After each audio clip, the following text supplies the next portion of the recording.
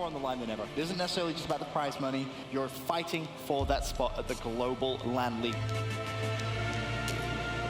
You wish everyone could be involved, but realistically, only the 16 best in the world can be. Congrats to all these guys earning that invite. These, for me, are the right teams in the league.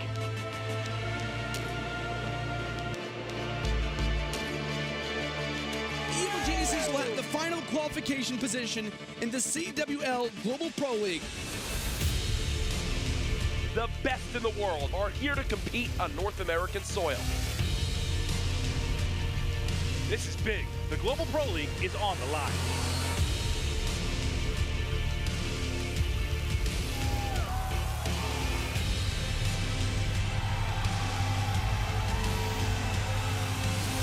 The LAN League is pretty much everything. That's going to be the season for everyone.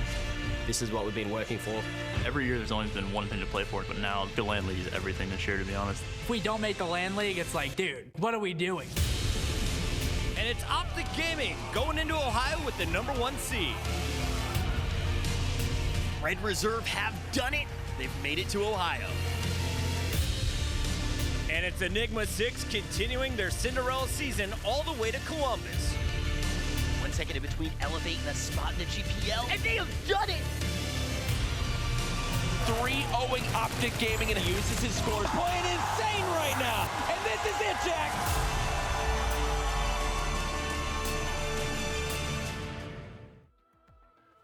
Ladies and gentlemen, welcome back to the Call of Duty World League presented by the PlayStation 4. We are, of course, live for the final week of the regular season of Stage 1 of the GPL. Day 2 about to kick off. I am, of course, Benson, being your host throughout this weekend, and joining me to start the day is my expert panel. We got Chance, of course, TP, and our special guest this week. It is the wonderful Apathy, 2 world champs, and well, Chance, you're doing a good job, though. I do okay at what I do. You do a really good job. Don't undersell it. But of course, we're here, of course, for the Global Pro League, first ever LAN League in Call of Duty esports history. We should talk a little bit about what is on the line, the pricing. There's so much: $200,000 regular season pricing, $500,000 playoff pricing, and pricing available for each regular season finisher. We'll take a look at how that playoff price will actually breaks down. First place is playing for $200,000, so a serious amount of money on the line come playoffs. And don't forget that there's 2 of them as well. We're going to have Stage 2 coming up, of course, after Stage 1. But moving forward, here's a look at our group format. Top 2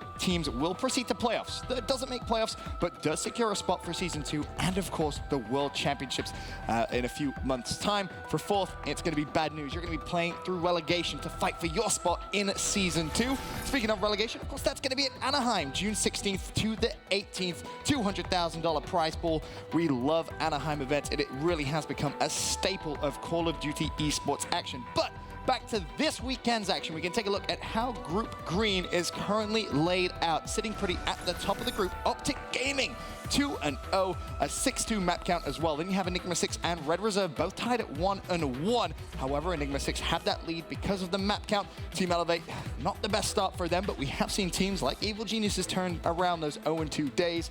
Team, was this what you expected coming in? Oh, most definitely, especially leading into this first match of the day. E6 and Red Reserve are going to try and break that tie to get the advantage early in this one. The head-to-head matchups are so important in a double round robin group format like this, so every map's going to count. But looking at this entire group as a whole, you really expect Optic to run away with things. They have a solid map count, taking a complete advantage of these series. Well, here's a look at our schedule. You mentioned Enigma 6 Red Reserve. That is, of course, the first game of the day. Following that, Optic Gaming versus Elevate. Elevate back-to-back. They go up against Enigma 6 at 5 p.m. And to close out the evening at 6:30 p.m., Red Reserve versus Optic Gaming. So, of course, the day is set, but that first matchup, Red Reserve versus Enigma 6, about to get underway. Let's not waste any time. Let's send it down to our fabulous casters for the series. It's Jack and also Chris. Thank you so much, Benson. Yes, I am also here with Jack. Yes. And we are ready to party. It's day 2, and we're starting things off here with the closest match here on day 2. This is really going to determine who takes the official #2 spot on the weekend.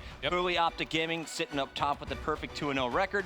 One of these 2 teams is now going to go up 2-1. And honestly, coming into this series, I don't know where to call this. This could go either way. We're not going to be starting with Retaliation, Search, and Destroy. We will be starting with Hardpoint, as you know. But either way, these 2 teams coming into the series currently sitting at 1-1. Scorch Hardpoint to kick things off. Red Reserve versus Enigma 6. Both of these teams looking to take sole possession of that second place spot.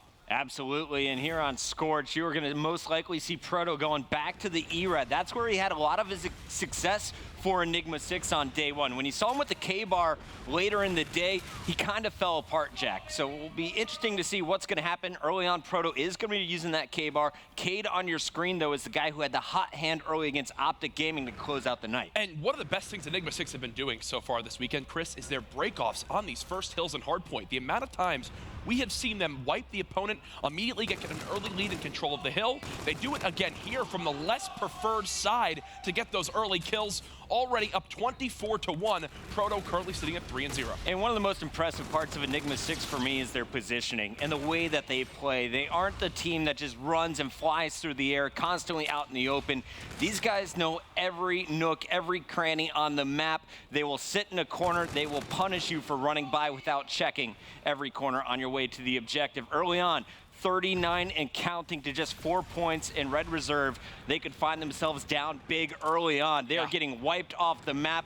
No one in position to challenge. They have to wait for the entire team before they try and make a break. I think it's pretty simple in general. I think Enigma 6 are far and away the better hardpoint team. Red Reserve, I would say, possibly the weakest hardpoint team here this weekend. Yeah. Could make an argument maybe for Elevate, but they've never been a good hardpoint team since they've formed. Thankfully, it looks like they're finally getting some kills to try to push on in, but already Enigma 6 have a full 1 minute lead, and it's not that they're really doing anything special, Chris. They're just getting the kills where they need to. General did have a team kill, though, and that is going to open things up for Red Reserve. So Shawnee, Urban, and Nile all in the kill feed. Joe won't be able to pick up a kill, but his teammates are in position to hold down the scrap time. As I say that, you see the challenge. It's traded out. Nile's going to be the first for Red Reserve to transition across the map, and already you have 2 players from Enigma 6 set up to defend. And you mentioned players hiding in these corners. Emruiz and Proto both sitting in little campy spots, catching their opponent off guard. You don't expect Enigma 6 to be that far pushed out of the hill. Look, nobody is near Cade right now in this hard point. This could wind up backfiring for Enigma 6 because look at how far they're now spawning out. No trade potential. I'm not sure this was the best decision. Yeah, you had Emruiz and Proto trying to push out the spawns for Red Reserve, but it doesn't matter. Cade picks up 2, almost finds the 3rd. Urban's finally going to shut him down, but Cade single-handedly kept his team in this hard point. You look now, those yellow arrows, they're able to transition back. They have 3 in position to contest here, and at the end of the day, it's General winning the gunfights. He's going to be able to pick up 2 more, and they will have control here. They have not let Red Reserve score 1 point on this hill. Yeah, it's been a great job at least keeping a hold of this hard point, even when they were all really wiped off right at the start of that hill. And you mentioned Proto.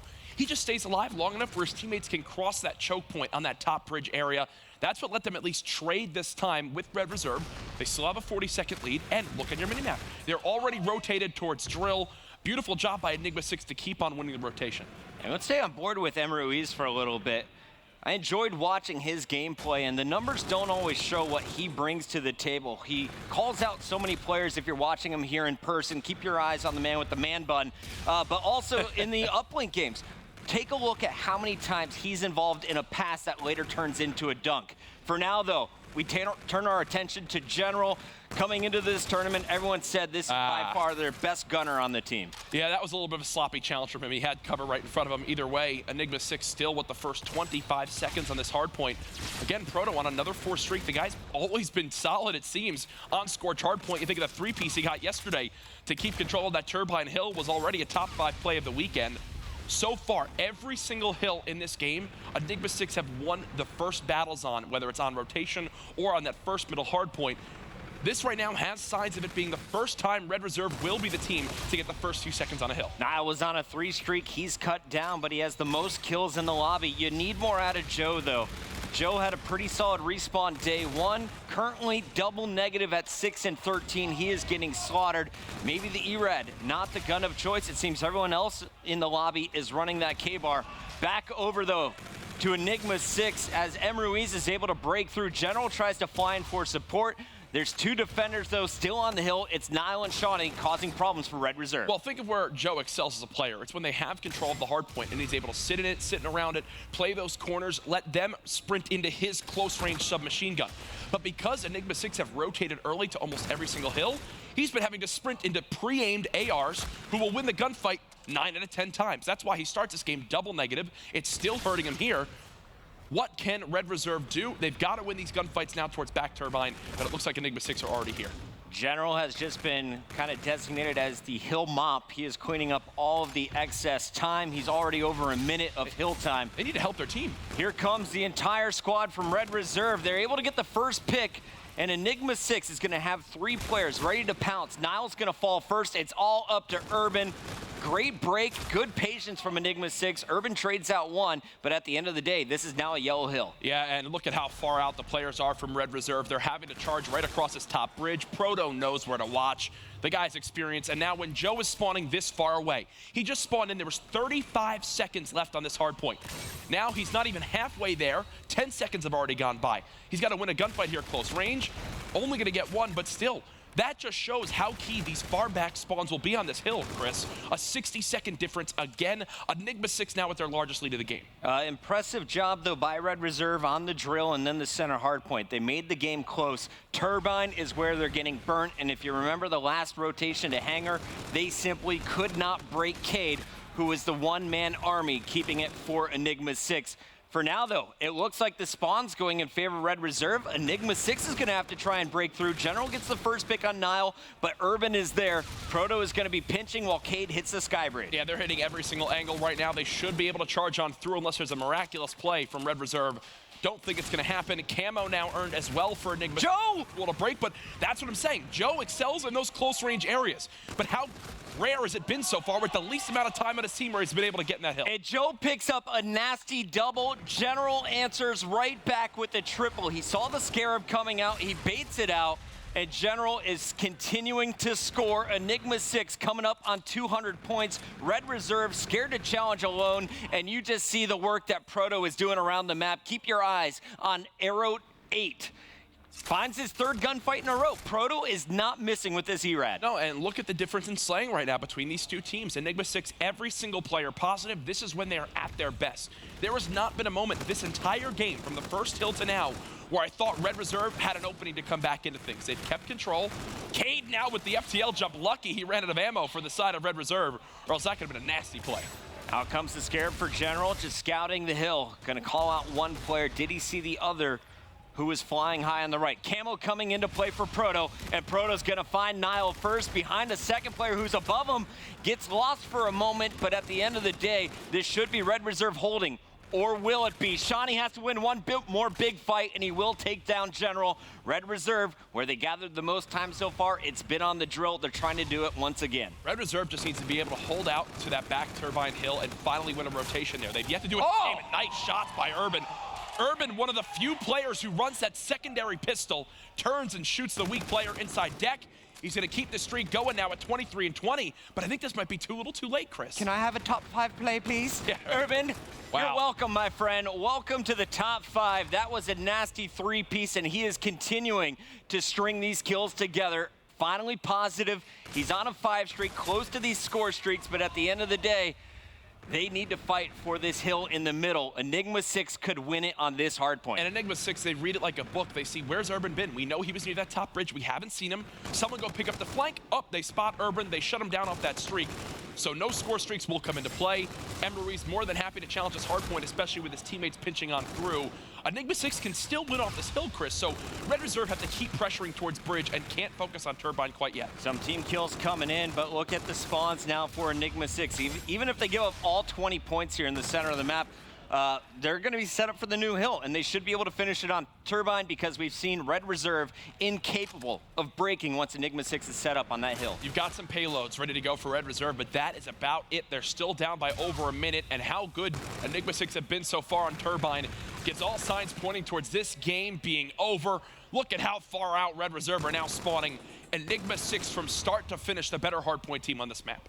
And you know what? If I'm Red Reserve, I know they haven't been practicing this way, but I start to think about switching up the payloads. Give Urban the camo. He's going to be the player getting it most frequently for you throughout the respawn game modes. Niall wasn't super effective with it on day 1. Red Reserve is going to break turbine. This one's not over, but Enigma 6 just needs 3 more points here. And this goes to show how important a large lead can be. When you get your team, your opponents to that large of a deficit, Enigma 6 can keep focusing on this, spawning near the new hill, and they're just going to try to close this one out right here. They're going to do it. 249 to 179. One Not player yet. still not going to happen. Nice job, Nile. Keeps the game alive, taking out Proto. One more challenger defended. But now you have so much pressure on Red Reserve. And as I say that, all of Enigma 6, they're going to rotate 4 back. Yeah. And Jack, player number 6, is not going to challenge, so it's all going to come down here in the hangar. Red Reserve is set up first, but it's a 2-on-2. Make it a 1v1. It's got to come down to Joe, who pops the camo here. Yeah, and look, he's going to try to charge out of the hard point to spot someone. 1 second is all Enigma 6 needs, so they cannot give up any of this hill pressure. 202 to 249, still possible with Enigma 6 now spawning far out. And Apathy's scratching his head here. Earlier, we thought this game was over. Right now, he's wondering, could this happen? Well, everybody's thinking the same thing. You got to think, Enigma 6 burned so many payloads earlier. They need to keep at least 2 players in the hard point, though, at all times. If there's a 1v1 gunfight lost, that could be it. Enigma 6 waiting for one final push. They're silver lining. Red Reserve can't win off this hill. They're trying to close it out now. More streaks earned. Emberweeze with 2. Urban! And Urban's still there. The pistol! Again! Gets the gunfight win! There's still a chance. And Chris, they've got streaks for this new hill. This is still possible for Red Reserve, but they got to get there quick. Everyone has to rotate. They're not Give there. up the final 5 seconds. Streaks are going to come down, but after the game is over, 250, 235.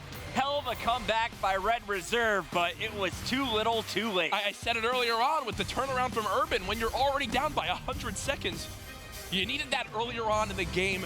Red Reserve finally won a rotation, and they hold it for a near 60.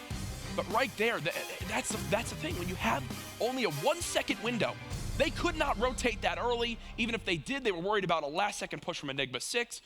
They left themselves in a tough spot. Enigma 6 surprisingly narrowly win that map. Pretty great stuff there from all 8 players. You had a hot start once again by Enigma 6, but Red Reserve showing you that they're no slouches when it comes to respawn. They had a pretty awful hardpoint series against Optic Gaming. Against Elevate, it was much closer. In fact, I believe they won both of their hardpoints. Yeah. In this one, they came back late. So game 4, that one's up in the air. When it comes down to search and destroy, though, that's where I'm feeling maybe we give the edge here to Enigma 6. They played Optic really close yesterday. Yeah, but you also think of the strengths we've seen from Red Reserve in Search and Destroy. We've talked about so far that this team this weekend expect to see some game 5s, especially if they can take that uplink in game 3. They don't need to win their hard points if they can win S&D and uplink in each series. Well, everybody get on Twitter. Let us know at MLG. Who do you think is going to take the Search and Destroy? Before we get to that game, though, we have Captain Merc here with a quick preview. Thank you, Chris. What an incredible game number 1. But heading into game number 2, Crusher, Search and Destroy, we're going to look at some common strategies on this site. So now let's pretend that Enigma 6 is on offense. They plant that bomb B. You know, Red Reserve, they're defending A. So typically what they're going to do, they're going to stack a site. It's something that we've seen week after week. Now there's 2 players who are very important. One, Urban. He's going to be watching this alley. In general, he's going to be watching this alley. So what these 2 players are going to see with this vision is Urban's going to know as soon as they plant the bomb, they can have full control and are able to retake from their side. So we're going to focus in. This is what Enigma 6 are also looking at because that's where the retake's going to come in. Now the other player on the other side, General, he's looking at the flank. Now if General doesn't see any players rotating in, they know that all of Red Reserve, when they come to retake that bomb site, are going to come from their side. So these are just 2 basic setups on Crusher, Search and Destroy. Before we head back into game number 2, back to Chris and Jack. Thank you so much, Merc. There is a quick look at what's going down here on Crusher. As you mentioned, both of these teams very good at search, or at least a lot of people saying this is their strongest game mode. Statistically, definitely Red Reserve's greatest game mode, and they would definitely love to walk away with a victory here. Well, knowing it's Crusher, though, who do you give the advantage to, Jay? Oh, gosh, this one for me is a little bit tough. Some of the Europeans, especially on this map, can throw a fork into the normal setups that we see from the North Americans, and a lot of it comes down to that B-site wall run. Merc was talking about it a little bit, where most teams expect 1 player to hit it. We saw last week where teams were sending 3 players on that one, and we're just flanking the opponents, catching them off guard. All it's going to come down to, for me, who is the better team at retaking the site after the bomb is planted? Best teams on this map can retake without having any control, no matter what site it's planted at. Before we get to game number 2, let's hear what the players had to say about each other coming into this match.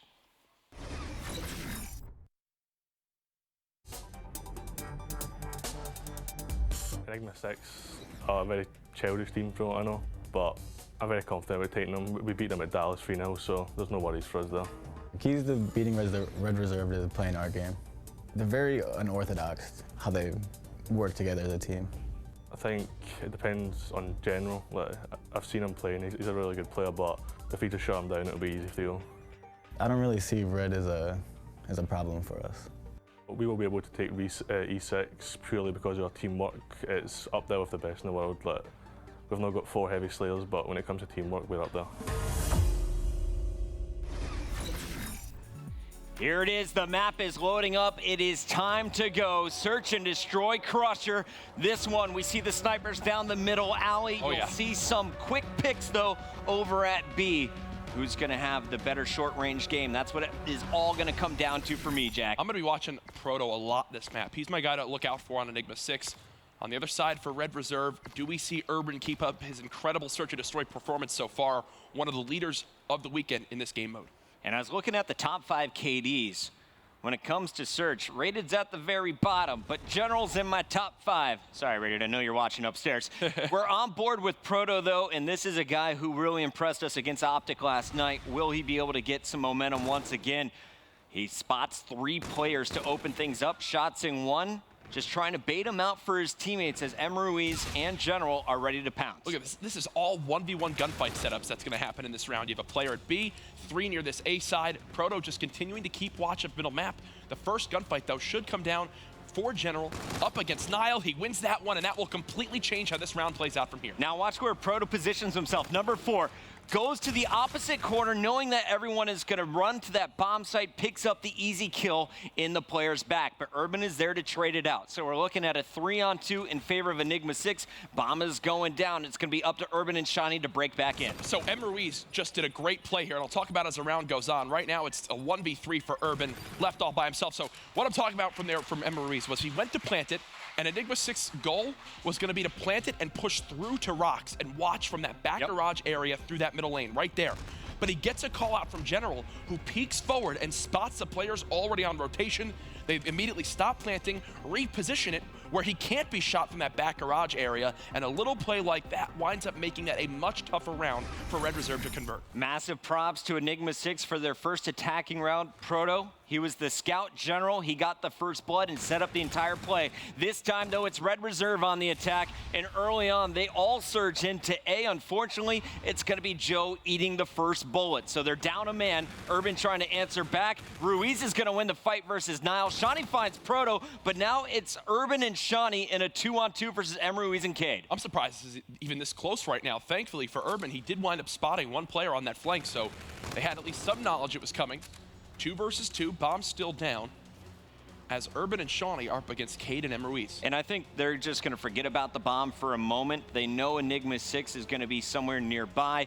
They're going to look for an intro pick, and it looks like Shani is just going to hold the long flank. He's going to get tag teamed, though. Enigma 6 using better teamwork. They're in position to trade, and this time Urban can't win a ridiculous 2v1 gunfight. You mentioned it right there, Chris. They're in a position to trade. Red Reserve simply were not. They thought Enigma 6 were not going to check that outside corner near the A warehouse. Instead, they do. It leaves Urban all by himself. Enigma 6 run together on the map, and again, convert a 2v2 round that could have gone either way if Red Reserve were there for a trade. We talked about it with Red Reserve playing Elevate yesterday on Retaliation. They just seem to love individual battles. Everyone kind of ran their own direction on the map. I think the team that shows better teamwork definitely going to walk away with the win here on Crusher, and so far, that belongs to Enigma 6. They're up 2-0, back on the attack. Last time they feinted A, they used Proto as a distraction in the middle, and General got first pick at the bottom of the minimap. We could swap to Proto really quickly, because I believe, yes, so Proto saw last time how confident the player from Red Reserve was flying a middle map, just like this. So this time around, he's trying to be confident in his sniper to catch the peeking player jumping near this L-wall area. Here he comes again. So ready for this, but Urban doing a nice job just dancing around this weapon. And General did just push back Nile on the minimap. Urban is going to challenge once again. This time he's got Joe distracting. Joe comes out. Urban tries to hit the high wall run, and instead it's Pro picking them both up, looking for a third. He's got teammates with him, and it should be Cade able to clean this one up, even if Proto falls. General on the long flank. This is all Enigma 6 here. What I tell you, man, Proto is the player to watch on this map for the side of Enigma 6. his middle map control so far, he has dominated Red Reserve in that lane. If I'm Shawnee, I'm just trying to find a way to jump off the map. Unfortunately, I don't think he's got that potential back here. General cleans him on up. 3-0 now for Enigma 6. They look in full control of this game. Red Reserve just has no answer for the slow play from Enigma 6. Even when they try and coordinate a challenge, they are simply outgunned. Proto locking down the middle, a one-man army. Yeah, and it's just so perfect to see from Enigma 6 that they trust Proto to bring out that sniper. The fact that he even hides in that corner, plays his life for a second, then peeks once his health is back, sees him using that cover where only his head can be seen, and still rips the shot. Such a talented player. Urban here with the single shot EMC. The semi-automatic pistol, which was so devastating in that first hard point. He's got it in his back pocket, and he's gonna have to put it to use. He's already lost 2 teammates, so he's gonna be surrounded by enemies. Joe's gonna find a kill, but this round is over before we can even get into the conversation, Jack. And there was a flank already in from Enigma 6. They spot nobody at A. They read it like a book by setting multiple players B, and there the Scarab actually cleans up the final kill. 4-0 so far in Red Reserve's best game mode. This is not a good sign of things to come in this series, Chris. You need a solution, and you need it fast. What is going to be your answer on defense? Because so far, Proto has picked you apart. General is winning the 1v1 fight versus Nile over at B, and it looks like this time around, Red Reserve is just going to send 4 players to B and go on a long flank here. Proto, after not seeing anything, he's going to be checking every corner. Enigma 6, they're going to wait to plant this one, but so far, they're safe. The way Enigma 6 played this, they really didn't spot anybody inside A, didn't spot anybody coming from middle, and didn't see anything at B. So they're kind of going to this blind. They just go for a plant, and Urban does get first blood. Again, 5 kills. The rest of his team combined only with 2. Yeah, and Joe did help on that last kill. Want to give him credit. When you see the duos running around the map, it is player 5 and 6, Joe and Urban.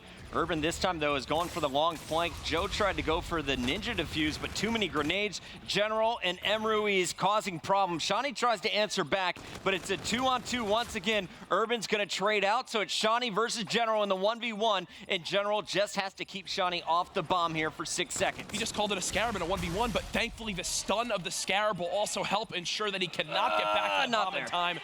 So the Scarab slows him down, and honestly, in 90% of situations, that's the complete wrong play. We saw it last week, or 2 weeks ago with Enable on throwback where Enable just hopped the bomb and defused it. You saw there the Scarab right on top of him doesn't get the kill. If the player was on the bomb, I don't think he gets there in time to stop it. 6-0? Is it going down? Is it going to happen? Even with first blood, I mean, Urban can't be your whole team. Simple as that. He's far and away right now the best player in Red Reserve this weekend, I think. Oh, absolutely. He's been their most consistent respawn player. He's put up double-digit numbers in search and destroys. Will he be able to get first blood? That's something that has plagued them all game long. He's going to FTL jump. In general, with a sliver of health, still survives. Has support now. Cade is there to help him out. Everyone stays up, and Proto's going to find Shawnee for first blood. This game should be over. No plant in either from Red Reserve. Now with Emruiz having that Centurion, he can use that as a tool to stop them from planting. Joe by himself in the 1-on-3. Will at least get one. Still an opportunity to clutch. Proto, look at that, holding the angle. So scary if you're Joe. Joe trying to work his way in, has 2 players to get past. That bomb is down as well. And look what they do. Look what Enigma 6 do. They just start to move. Stay active on the map. Hold hands. Stay together. And always watch. They're never running through a doorway stacked, right? They're always making sure that if they go through a doorway, one goes first, the second is further behind. The Centurion and the bomb, as I mentioned, not going to let Joe plant. They give all the information they could ever need. They know he's down at B. This round is done. GG. Enigma 6, 6-0. That was a stomp. That was a stomp. TP is losing his stuff on the desk right now. He and Apathy are holding their stomachs, rolling. Where did you think it came from, Joe? Where did you think the first shot came from? He runs right back into it and then knows the game is over, so he just shoots the Centurion. Get a few points before it's all said and done. That is the worst we have seen from Red Reserve so far in Search. They were simply outclassed. But the question is, how much credit do you give Enigma 6? Is that the most impressive Search game we've seen so far? They look very good. I'll say it that way. They trusted each other to make the correct plays, and Think of every single time they had a number advantage. They were always there for a trade. Even in a 3v4, when they had a number disadvantage, the one round where they had to retake A, they do it on the same time at the same page and actually win a 2v1 to wind up securing that round. Enigma 6 look very polished. Think about that. If they don't give up their 100-second lead in hardpoint, this is a very dominant performance so far with Enigma 6 up 2-0. That is a huge momentum changer for this series as well. Enigma 6 playing with all of the confidence in the world. We'll see if they can close out this series with a clean sweep when we return.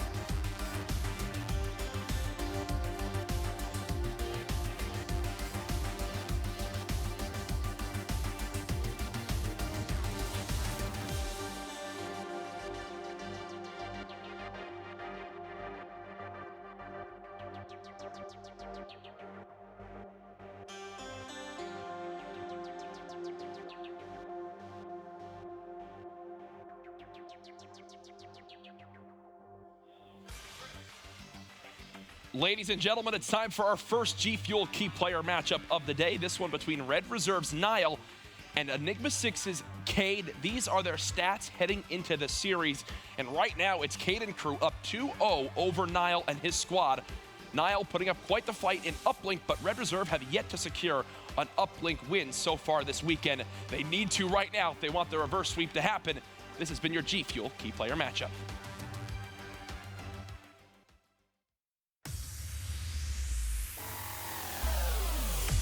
Day one is in the books, and our X Factor for the day has to be Scump from Optic Gaming.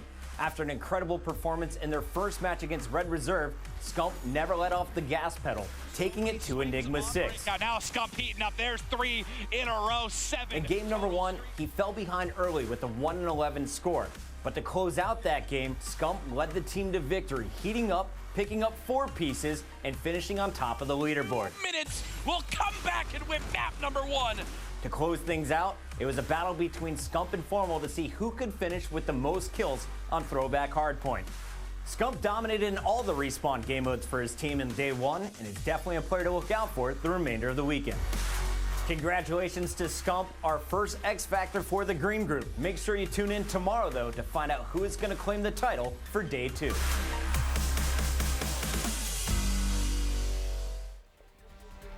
Scump was the man on day 1. Formal and Scump right there at number 1 and 2 when you look at all of the KDs for the weekend so far.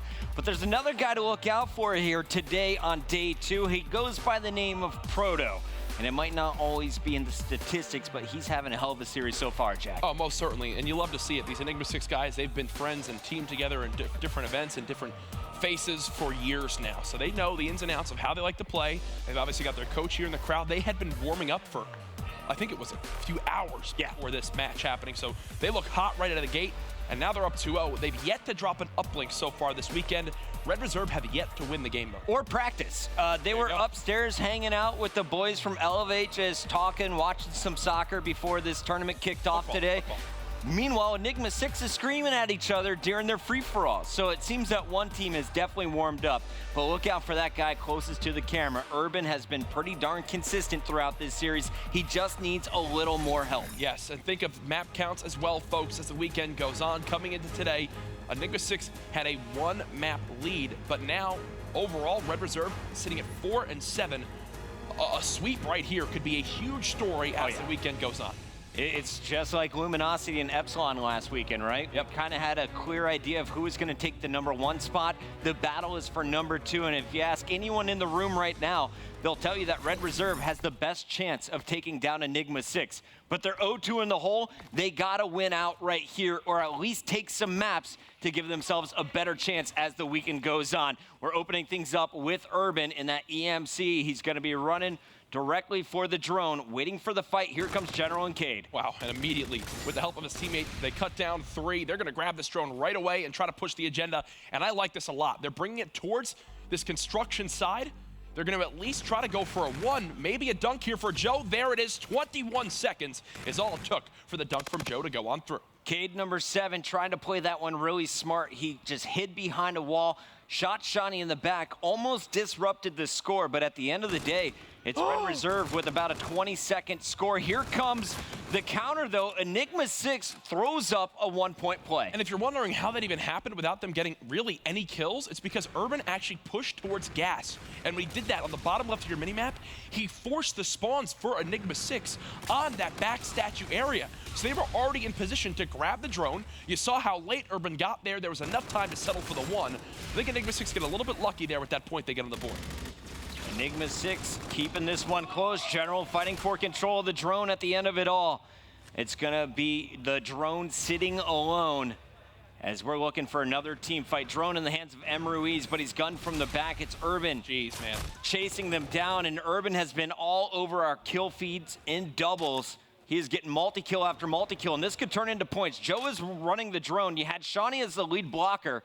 M. Ruiz is going to slow them down a bit, but at the end of it all, it's Shawnee with the 1-point play. Yeah, nice job by Shawnee to not get greedy. Recognizes that there's really no chance of him to get a dunk in that situation. Enigma 6 were already there. Niall called it out to him, so he gets the 1 on through. This has really been Enigma 6's best chance at a solid team push so far this map. And with everyone dying around M. Ruiz, he's just going to try to go for a last-second ditch throw, but there's the interception. One of Red Reserve's strengths in uplink yesterday were their ability to intercept that drone before it goes in. Yeah, going up against Optic on Frost, I remember it was 4 straight attempts from Optic Gaming that were shut down by either a great defensive kill or an interception. They're always around that uplink area, and they're always in position to stop the points going through. Still 2:45 to go here in our first half. Joe on your screen going to lose the battle versus M. Ruiz, who turns just a little bit quicker. General and rest of Enigma 6, though, are pushing up now. That's 2 big down kills, and now we're going to see that drone pushing forward.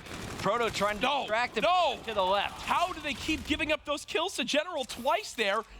The other team gets the first shot, like 3 or 4 bullets, and General just turns and snaps on him. One thing I do want to point out, Chris, Red Reserve got absolutely decimated in the slaying in the first half, especially of that hard point. Here, though, they're outslaying Enigma 6 quite handily, and it's a big reason why you've seen Enigma 6 barely have any opportunity to score so far in this game. Here's another example of it here. Joe just in a great position. Thankfully, General, though, cleaning up the rest of Red Reserve for his team to at least move forward. But either way, if General and crew could start to heat up, that's their chance back in this game. And has Enigma 6 won both of their uplinks so far? Yeah. Yeah, so they're perfect on this game mode. Trying to make it 3 in a row as that's a 2-pointer from Cade. He gets in for the dunk. And our score is all tied up with 1:45 still to go. M. Ruiz looking for challengers. Finds Shawnee. There's going to be Urban poking any moment. And Ruiz gets caught reloading, just playing a little bit too fast there. This is actually one of the more strange uplink games I've seen so far in Infinite Warfare, with how well Red Reserve are outslaying. Already positive, I think, 12 as a team. To have the game be tied right now, there's a botched 1-point play. To have the game be tied is absolutely insane for how much pressure they put on the base of Enigma 6. Enigma 6, a very scrappy uplink team we saw. Yesterday, it helped them win both their games. They're doing it again here to at least keep things close. And that was a big reset. After that drone fell to the ground, a player from E6 tosses it out of the map. It goes back to the center, and now they have a chance to put some points on the board themselves. You see just 2 defenders up for Red Reserve right now, and the attackers will be stuffed. So no movement on the drone, but we still have a minute to go, and if General continues to slay, we could still see a last-minute dunk. Oh, most certainly. And they're just fighting for that control now of that statue side with those 2 kills of Enigma 6. If there's anything we know about this team, it's time to go. They're going to push right on through, try to at least get this 1-point play. Remember, they focus so heavily on the objective. Somehow, Cade hasn't been killed yet. He's just dancing forward with the drone. Proto and General with the 2-piece. That's a dunk, 5-3. I cannot wait. I can't wait to hear Apathy and TP break this down. The fact that Enigma 6 might go into this half with the lead is absolutely baffling. I don't know how Cade survived so long with that drone. You just got to shoot at the man. Here comes Cade once again. General is going to get into position as M. Ruiz tosses the ball out to him. You're going to see General trying to flank on this left side. Meanwhile, it's going to be Proto and Cade trying to push up the right. Urban, though, shutting it all down with Shawnee. He's going to find the last kill, and we're going into the half. 5-3. That toss is not going to go off. And Red Reserve, they played great early on, but the second half of our first round, it was all E6. Enigma 6 just 5 minutes away from the swift 3-0 victory here to start out day 2 of the green group. With how scrappy that first side was, they're being outslayed by 11 kills right now. If they can just do a little bit better with map positioning and control, they're going to run away with this game. Urban is up. He's able to find Cade. Nile also in the feed, so it's 2-2. General answering back with the double. And I think we're just going to see both teams kind of group up, get together. Look out for player number 4, though. Shawnee is on a long flank. He's locking down this top tickets area. And talk to me a little bit about the strategy that Red Reserve is trying to employ here. Oh, well, their goal right now is to force the spawns towards that back alley, which is the top left of your minimap. They've got players in pretty good positions, but right now, Niles by himself with this drone, and there's 2 players collapsing from E6. He might be able to convert this one. No, it's going to fall just short. Nice job by Shawnee, though, to go ahead and grab that drone and dunk it on through. Again, they just put themselves in a good position, and Enigma 6 aren't ready for it. Shawnee set it all up. He pushed out the spawns, got in position, and gets the rebound. So our score is tied here in our first minute of the second half. M. Ruiz trying to retake the lead. He's been practicing his tosses. Every single time I get here in the morning, it's M. Ruiz either in a free-for-all or warming up on uplink with 8 drones on the floor. Hey, you might as well do it. A great little thing that was added on Infinite Warfare. You can basically put it on practice mode, call the uplink drone back to yourself to practice those 1-point plays. One thing I do want to touch on is when payloads come into play, I think that's exactly how this map's going to be decided. With camo, with overdrive. This is a great push right now for Red Reserve. This will be a 2-point play. There it is, 7-5, 4 unanswered points so far on side 2. We're taking a look at who is running what for this game. Overdrive back in the hands of Nile. Few games I saw him with camo. It seems that Joe has been their camo player for most of the respawn so far here on day number 2. Red Reserve up by 2, and Nile continues to slay. They're looking for control. They want to rally in another one, and there's just one player to beat at the drone. Inside, it's Proto falling to Shawnee. Nile stacked up with some help here from Urban. This could be another series for Red Reserve. If I'm Nile, I'm grabbing this drone, running it back, take it with overdrive right now. Go, use it. Pop it, try to get the score on through. Instead, I don't like that he ran it towards bottom street. There you go. Tries to go for the 1. Intercepted, though. Nice job by the side of Enigma 6 to keep this a 1-possession game. And he throws it forward to Cade, who is not going to pick it up. Cade is going to be just trying to push through. Meanwhile, General, very close to that camo, Jack. He's about 1 kill away. When you have camo and you have the drone, it's nearly a guaranteed dunk. And General might not even need to pop it here. Oh my gosh, he just goes for the 1. He had so much time. That was an easy dunk either way. You had no idea where that defender's going to be, though. I think it's a smart idea. He now has that camo guaranteed for their next push. Watch out for that, especially now with Nile, too, having overdrive payloads, the final focus of these last 2 minutes. 1 point difference between these teams. General with the 2-piece. That's 3 dead. The second he turns this corner, he can pop this camo and go for the score. Time to party. No, they don't know someone's right behind them. General's going to pop the camo late. Should be able to dunk it on in. There it is. 8-7. Enigma 6 take the lead. And we saw Red Reserve kind of stuffed last night when players were jumping up, stopping them from scoring. This time around, no one gets in the face of the camo player, and that one goes through. Enigma 6 retakes the lead, and they've got another push set up. General is just slaying right now for Enigma 6. Finally, he gets cut down, but the damage is already done. They're just struggling to take control of their base. Streaks being rained on through. Nile trying to challenge, but I don't think it'll be enough. Yes, it will. He stops a drone right on the edge of that portal. And I believe he burned the payload as well. So fantastic stuff coming in here from Red Reserve. A much needed defensive play. Shawnee's gonna grab the drone, toss it all the way back. Joe's gonna try and wrap this around, but Enigma 6, they know what's up. The question is, can they stop Urban? Player number 2 on the mini-map has just cleared the way. He finds 2, make it 3. Joe's coming up with the drone. Urban needs to stay alive here as Nile throws on this overdrive. This is a dunk. What a play, and it was all Urban setting it up. What did I say, man? All payloads. You got the camo earlier from the side of General to get the dunk. Now the overdrive right back. Enigma 6-0 getting some kills, some middle map pressure.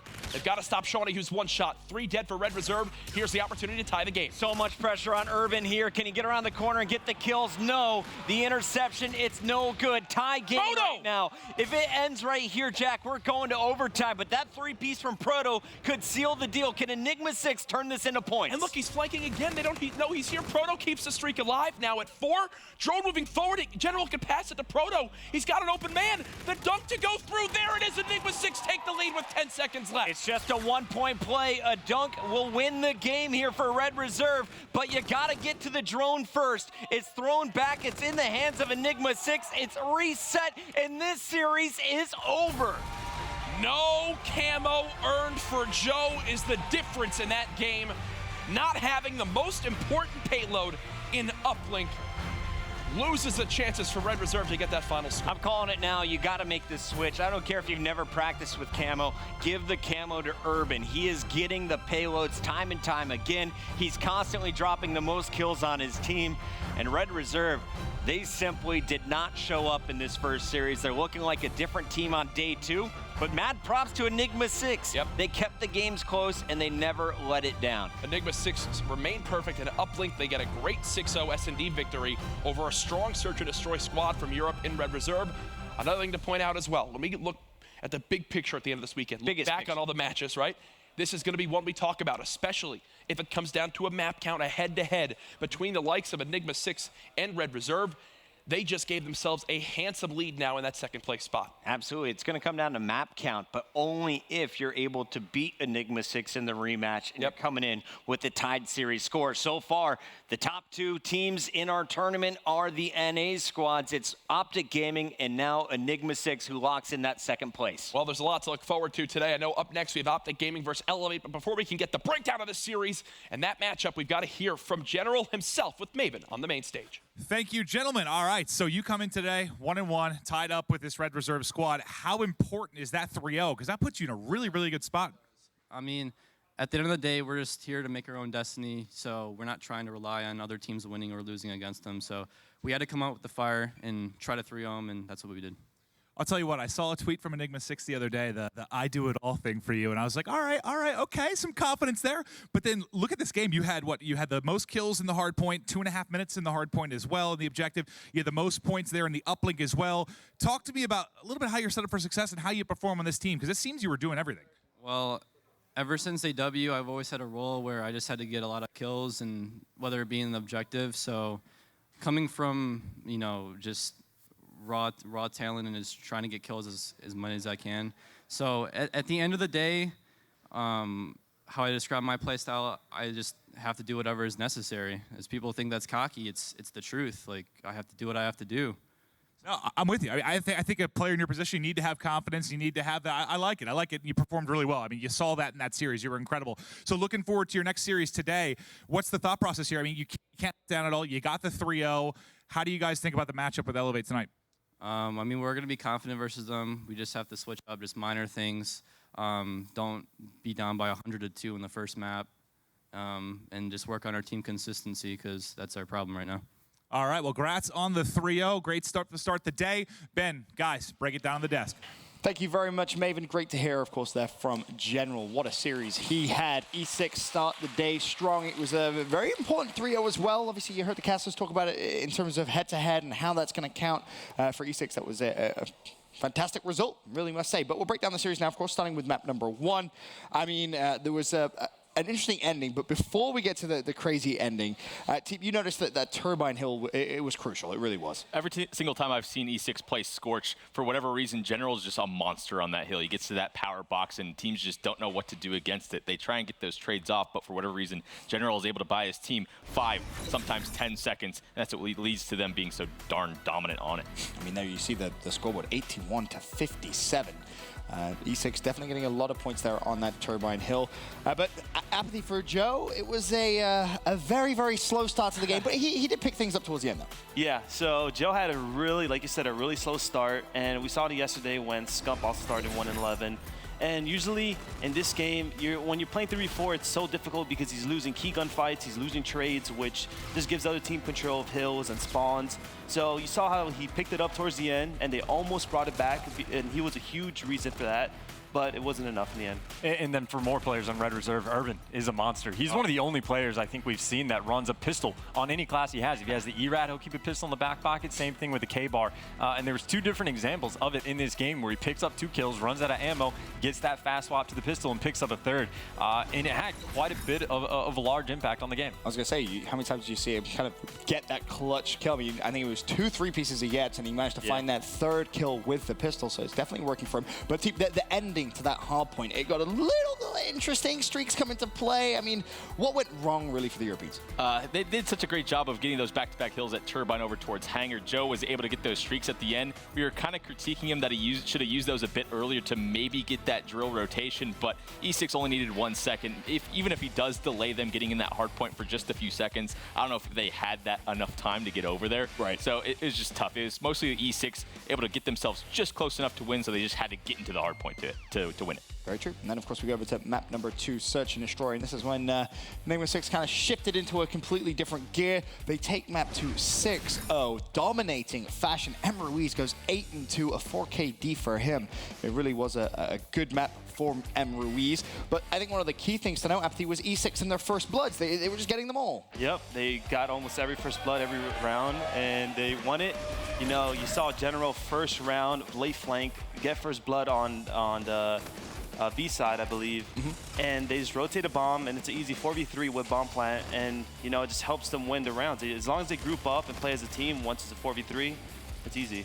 And good recognition as well from E6, kind of mixing up their strats as they go, because you pointed out they were playing for picks that first offensive round. General gets that. Well, the next round, Proto, who originally was mid-map, recognized what the other team was doing with their mid-map strategy. Next round, he pulls out the sniper, which, of course, if you remember, he's able to pick up 2 kills during that engagement. Exactly. Of course, here a replay of the 1v2 that Joe was in. He was originally a 1v3, but he did make it a 1v2, and it was an interesting one, right? Because obviously the Centurion's down. I mean, how'd you play this to play? Apathy, I see you're smiling as well. So the original play there, he's trying to bait out the other players, and then all of a sudden he decides to go and shoot the Centurion. That's when we were like, buddy, what you doing? Right. So the play there, in my opinion, is just to wait it out. You can't go for the plant. They know where you are, so just wait it out. Pretend you're planning and just aim up the alley and pray they double stack in that alley. But overall, it's a bit of a funny play there at the end. Initially made the right play and then kind of screwed it up on his own. Yeah, a little bit, kind of. Didn't really leave himself much time, that's for sure, or much of a chance of clutching that 1v2. But moving forward to map number 3, again, E6, they just look fantastic on uplink, Apathy. It seems to definitely be their best game mode, it seems. Yeah, just like yesterday, I mean, they played uplink so well.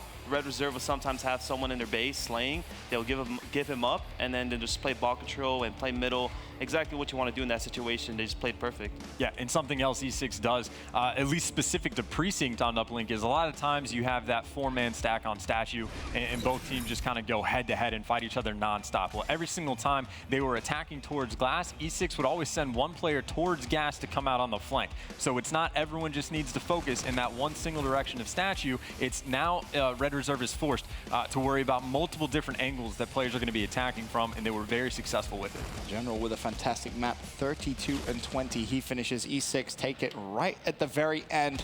And of course, they do get that 3-0 result, which could be potentially massive when you think about that head-to-head of map counts. But I believe I can actually send it down to the wonderful Merc on the Telestrator to break down a key moment of map number 3. Thank you, Ben, so much. We're going to take a look at that last 30 seconds. Before I get into the Telestrator, we're going to actually watch, the last 30 seconds of that game. So if we can go ahead and roll that clip, I'm going to take you through really what Enigma 6 did to sort of get into that position and win the game. So we're going to take a look, and here we go. And as you can see, Cade, he's bringing that drone, and he's able to get that one. Now, this is what's important. Look at that kill feed. Proto, not only does he pick up 3 kills, but he stays alive. That allows his team to get drone control again. And now he knows the spawn. So first, he's going to allow his team to lock up that drone.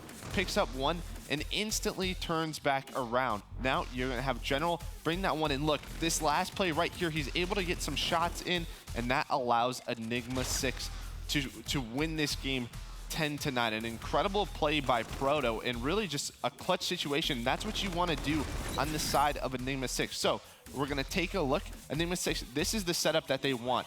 Now, for Red Reserve, this is also what they want, because what they're going to do is they're going to sort of bring this drone this way. Now, all of Red Reserve are here. This is how you want to play a defensive setup. Red Reserve have been so clutch in this position right here, because this is where they're playing interceptions. However, Proto, he's able to pick up 3 kills, and what this allows them to do is bring this drone in there for a 1. Urban, he's the last one left. He gets taken out, and just a great job by Enigma 6 to clutch up in those last 30 seconds. A great uplink play all around by Enigma 6, and a great 3-0 for them. Back to the desk. Thank you very much, Merc. As you saw that breakdown of the final play gives E6 the victory, and a 3-0 victory as well. They're going to be feeling good going into the rest of the day. But of course, there is still plenty, and I mean plenty, of Call of Duty esports to be played here at day 2 of week 4 in the Call of Duty Global Pro League presented by the PlayStation 4. It's a great start for the day for E6, but coming up next, Optic Gaming go head-to-head with Elevate for the first time this weekend. We'll be right back after this.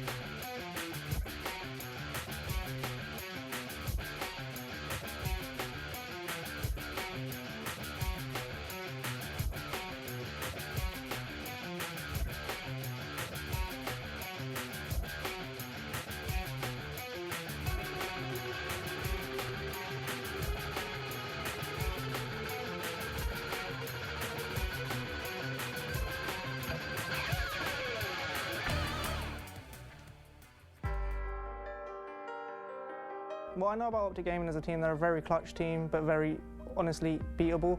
I know my team's got the talent to beat them. We just need to clutch up in certain situations.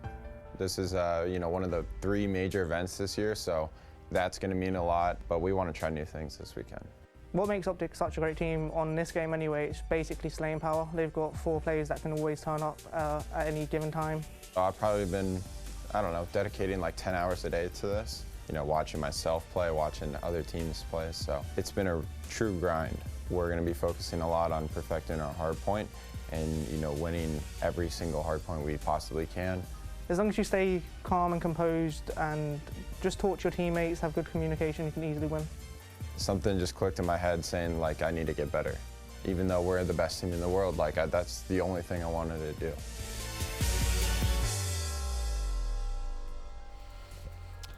Welcome back, ladies and gentlemen, to the Call of Duty World League presented by PlayStation 4. Day 2 underway. It's been a good one. E6, of course, starting off strong, a 3-0 result for them.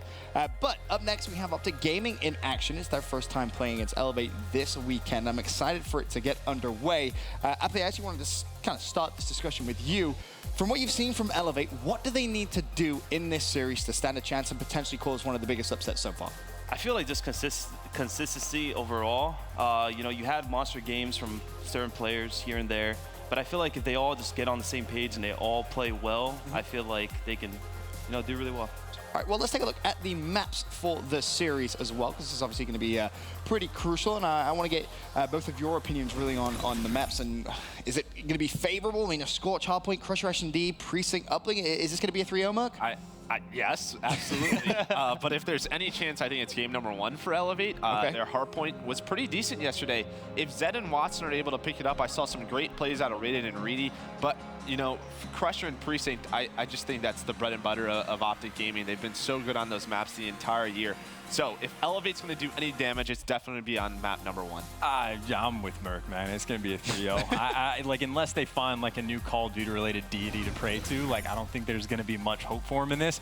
That being said, Optic Gaming did come out as a very slow start yesterday.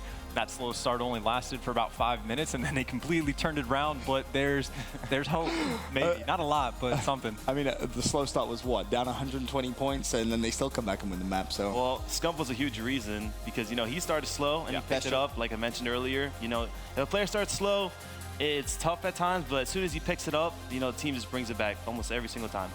And that's sort of been the issue throughout the Global Pro League is some of these European teams, they come out and have great games versus these top North American teams, but they're only playing a half, quarters of that game. And as soon as they allow those North American teams to get back into the game, you have a player like Scump, goes on a 10 streak, changes the entire game, and they're able to come back. So if Elevate, they have to play the entire game to their fullest potential. It definitely can spiral out of control very, very quickly if you don't keep it under wraps. But I believe the game is actually about to start, so we can send it down to our fantastic casters for this series. It's Maven and Courage. Thank you, gentlemen. Wonderful stuff as always. All right, so in this series, we have our 2 top respawn KDs coming into today. Rated was actually sitting at number 1, which surprised me, but he had some monster games. He had like a 40 and 20 performance yesterday, and then I believe Formal number 2, so that head-to-head could be interesting. Didn't Rated also have the lowest S&D KD too, so it's like, you got the best of both worlds from him. They need that high respawn KD going up against the slaying potential from Optic Gaming. Either way, Optic far and away the lead in this group right now at 2-0. 6-2 map count up to this point. Elevate and crew, they tweeted it. I just saw Reedy say it's a new day. They've got to turn things up right now. And when you talk about map count as the weekend goes on, they've got to take some here off Optic Gaming. Yeah, it's interesting. I mean, somebody's got to play spoiler at this point because Optic seems in firm control with the E6 3-0 we just saw Verd Reserve. I mean, that... If you thought it was going to be a battle between those two teams. Call them Verd Reserve? I don't think... Red Reserve? Verd Reserve? I think... I don't know, Jack. It's the first cast of the... I'm going to drink some water. Either way, I'll let the crowd know here. We got a packed house. It's the sold-out MLG Arena in Columbus, Ohio. They're watching on the big screen right now. I gave them a little pep talk earlier today. We'll see if they get loud. We're having our competition, which we can get the loudest. It's game 1 between Optic Gaming and Elevate here on Scorch Hardpoint. All right, and kicking thing off with Formal on the break. Scorch Hardpoint is going to be map 1. Everybody be opting to hit bridge. We can swap off him. Let's get back to mid-map towards Crim6 and crew. We'll swap over to Rated right now from Elevate, see what he can do. Yeah, Rated just trying to stay alive as he's already weak. Optic just surging right on through. Now Formal just using that top hut for cover as Optic Gaming do win directly off the break, and Rady just killed his teammate Watson with a cluster grenade. Yeah, and you should get a solid 30, 40 points when you're spawning on this side for Optic Gaming. The question is going to be, how does the break go when you try to get into Turbine?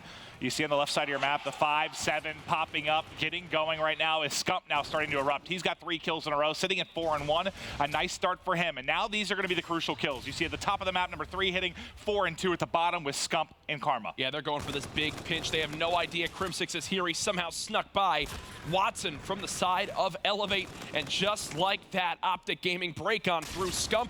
His 4th streak now gone, but the 5-1 start much better than what we saw at times yesterday. Well, you have more spawn influence on the bottom side of the map. So if you're Optic, you're going to spawn close there at the observation deck, and you're able to flood yet again. Elevate had 1 player left up, but they need to wait on their teammates to rotate the whole way over from Hangar. And now we're going to have another 4v4 engagement. First one goes the way of Zed. Able to take him out. Watson gets another. Formal trying to answer back, but it's now 1 player remaining for Optic. Nice, clean sleep from Elevate, but they need it. They've got like no points. Actually crazy to think that there's still 35 seconds remaining on this hard point. I feel like already so much stuff has happened, but still a big chunk of time for Elevate to now get to cut away at that Optic Gaming lead.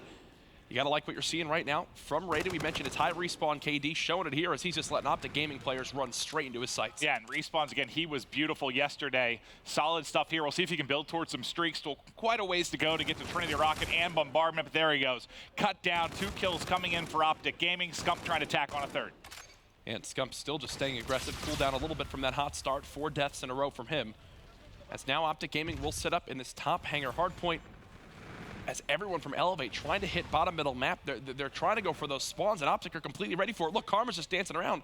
He's got nothing to worry about. He hasn't had to get involved at all. Just hitting the wall right up top, making sure he can surprise a player, maybe coming in from the bottom doorway. Now checking over Skybridge, but look how far you're pushed out. Formal's like the whole way at the backside of rocks, and now he's got to rotate back though and help. His teammates still spawning up in the hard point, but 2 have busted through for Elevate. I like this. Wrap around the front, cut off the reinforcements that are going to be coming through. Yeah, this is a great play from Formal, watching over that wall run, making sure that's clear for his teammates. It gives them a timing window to charge right on through. Even though there is a team kill for Optic Gaming, Elevate will break on in, and now they can go ahead and get their first lead of this game. Yeah, they've done, you get a close spawn though, at least for Optic. With 15 seconds left, they'll have 1 more crack at this to try and pick up the scrap time, but so far, Elevate able to hold on, and they've done just enough. The first half of the Turbine Hill went to Optic, Elevate broke through. Here, around 20 seconds or so, they're able to break through. So, doing enough, keeping this close. We are going to have a tie game as we rotate out the drill. Yeah, Optic definitely slowed down from the beginning. A lot of that came in from the kill difference from what we saw at that first hard point to now at this point in the game. You saw Karma thought he had the kill. Thankfully, Zed's there to help him out. So it will be just a 3-man push for Elevate for the moment, and I love this from Karma, getting right in their face with the ERAD. It doesn't work out there as Zed just uses that cover to his advantage. But either way, OG remain in control of the hill. Yeah, we saw Karma yesterday. I think you and I were casting. I know he's an aggressive player, but he was playing even more aggressive than we see him sometimes. Even in Search, man, it felt like he was just holding forward yesterday, being the guy with Scump to hit those initial engagements.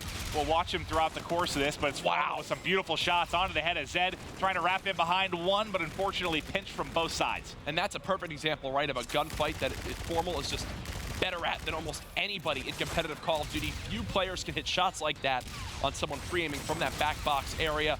Still, though, Elevate putting up a great fight, continually spawning from that rock side. It does look like Optic will get a little bit of scrap time, as it's, again, a formal battle right now at 12-6. He's leading his team in kills, he's leading his team in objective time, and he's back in the hard point. Yeah, this is basically right where he left off yesterday, and it's reminiscent of what we saw from General in the first series. Remember, he had, 2.5 minutes or so in the hard point, picked up a ton of kills as well. A lot of times you're sort of that last line of defense when you're playing in the hard point like that, relying on your teammates to slay around. Both players have been doing a good job clutching up throughout the course of the weekend. And still, this pressure in this middle hard point, Elevate doing a good job of at least keeping 2 players near it, always ready to trade and lock down the hill. Following Reedy now off his spawn and towards his backside of the map. Watson still dancing around the objective. Elevate now take the lead. This one back and forth. It's what you wanted here for Optic Gaming. Elevate can Elevate play spoiler in this series. Earlier this weekend, though, yesterday they were able to take a game 1, then things sort of crumbled from there. Can they keep it going here? It's a dance party at Bridge. Wrapping around the back is going to be Watson trying to tag one up. Finally able to finish a kill. Elevate will be able to get a bit of time, but now it's going to be the rotation out. Let's hop over to Formal. He's set up top, finds the kill. They're going to be set up nicely here in Turbine, and look at where the spawn's coming in for Elevate. Yeah, this is where it can get scary for the side of Elevate. Optic in full possession of this hard point. They pushed out every single lane. Crimsix is nearly halfway across the drill side. as they have not even gotten close towards this hill yet. Already 20 seconds earned for Optic Gaming. And let's see where Crim spawns. Oh, God. So that death does hurt you. A lot of times, if you die that far off, you're trying to push out lanes, you still have a chance to spawn in close. But the perfect job by Elevate, they get that one pick and they go. They make sure they're hitting from the top, hitting from the bottom. They have to spawn the whole way out. Yeah, there was no open spawn on that side of the map, which is why it all works out for the side of Elevate. Honestly, this is the best case scenario if I'm an Elevate fan right now with how they've been able to break this hill. They just win the gunfights they need to, and they're staying even with Optic Gaming and Slang, which is why they've given themselves a chance in this map. Well, both teams doing a brilliant job on the retake. First, it was Elevate. Now Optic busts through and will get the final 15 seconds. And now it's the swarm of Optic pushing across the map, trying to get set up in hangar. Formal has FTL to work with. Raided's going to find the first kill. Formal tagged up and likely going to drop here momentarily, but a good job staying alive for a moment. But as that happens, Optic Gaming's going to have another crack at this. But look at they need to slow down. They need to slow down for a second, wait for their teammates to push across towards this back spawn side. Crimsix already forcing the agenda. Scump wins the one-on-one gunfight against Zed as well. And now it will be time for the green wall to surge on through. Well, there's one player here. It's going to be Raided. This one-on-one fight with Scump will be huge. Scump doesn't miss a bullet, and there you go. 35 seconds remaining here, and they're trying to rack up the time, but just like that, you feel like you clear Elevate out, they're swarming back in immediately. Scump has gone 7 and 16 from that first drill hard point. He's just had a slow map so far in this one. 154 to 150. Right as you say that, he gets 2 kills. And he does get the 2-piece there with the ERAT, but this is the hill where you expect him to excel with that weapon. Okay, can Elevate keep it going? Watson on the kill feed with the fuse. Zed trying to get on the action as well, trying to pick up players as they're going to rotate out to the next hard point. That was a good play. He gets away with his life. Let's see it set up. Let's go to Reedy if we can, because Reedy will be the first point of attack for the players pushing on through. He already did find one on Formal. You see on the minimap, Scump is just to his right here in drill control. Everybody drops around him. Reedy's going to have to go huge. He's already cleaned up 1 kill. Fantastic job staying alive. The flood's going to come in. Pre-fires the door, has to reload, finally get dropped. Scump goes big here at drill. Honestly, that's great though from him just to stay alive. They're going to pop the Centurion down as well. Elevate want a bunch of time right now on this drill hard point. They've got the side they want to lock down. They've got the payload now in the hill. No streaks, no payloads for Optic Gaming. This has all the sights of it being a full time for the side of Elevate. And a big part of this too, you know, we talked about Raided in the slaying department, but Watson's been massive. 23 and 17, a minute to go on the hard point as well. We'll watch Zed for the moment here. As you see on X-Ray, the Optic Flood going to be coming in shortly, but it's Raided picking up everybody from the back. He's got camo to boot. They're going to get the final 10 seconds here, and they're going to be looking at a 20-point edge right now in game 1 over Optic Gaming. And now look at the slang from the side of Elevate. You've got Raided at +3, Reedy also joining him in that same stat line, and Watson at +6. They've started to take over on these kills in rotation. Even now towards middle map, it's basically all red with Karma just barely getting involved for Optic Gaming. And you've heard confidence from Reedy, from Raided about matching up against Optic. I know Watson said, he's like, hey, at Vegas, we were up 2 over them. We should have beat them, but we fell just a little bit short. They think they can play with them, and right now they absolutely are. But now Optic starting to roar back. Karma currently on a 3 streak. It's Reedy trying to bust through. 4 streak now for Karma. He's 150 off the Trinity rocket. Big. Oh, if he would have got the kill, that would have been massive, but he gets big. 25 for the assist. That's big, and there's the spawn out from Elevate too. Crimsix actually gets a split spawn there, so he's able to cut down a couple. And Zed with the team kill, so that actually couldn't have been more perfect for Optic Gaming. They're still forcing the spawns out because Crim gets that split spawn. Elevator not ready for it. It's full streaks now for Karma as he's begun to take over this map. He's just hip firing over the top. The streak ends at 7, but he's got all the toys to work with now as it comes down the stretch. And you got to think, as we get over, even if Elevate has done a really good job of breaking into Turbine, right? We've seen them do it 2 or 3 times. You have the streaks to now work with if you need to. So you'll be able to bust in easily with Optic. And look at double Scarab push with the Centurion. Optic want to end the game right here. They put a lot of resources into this hill. They've got camo as well.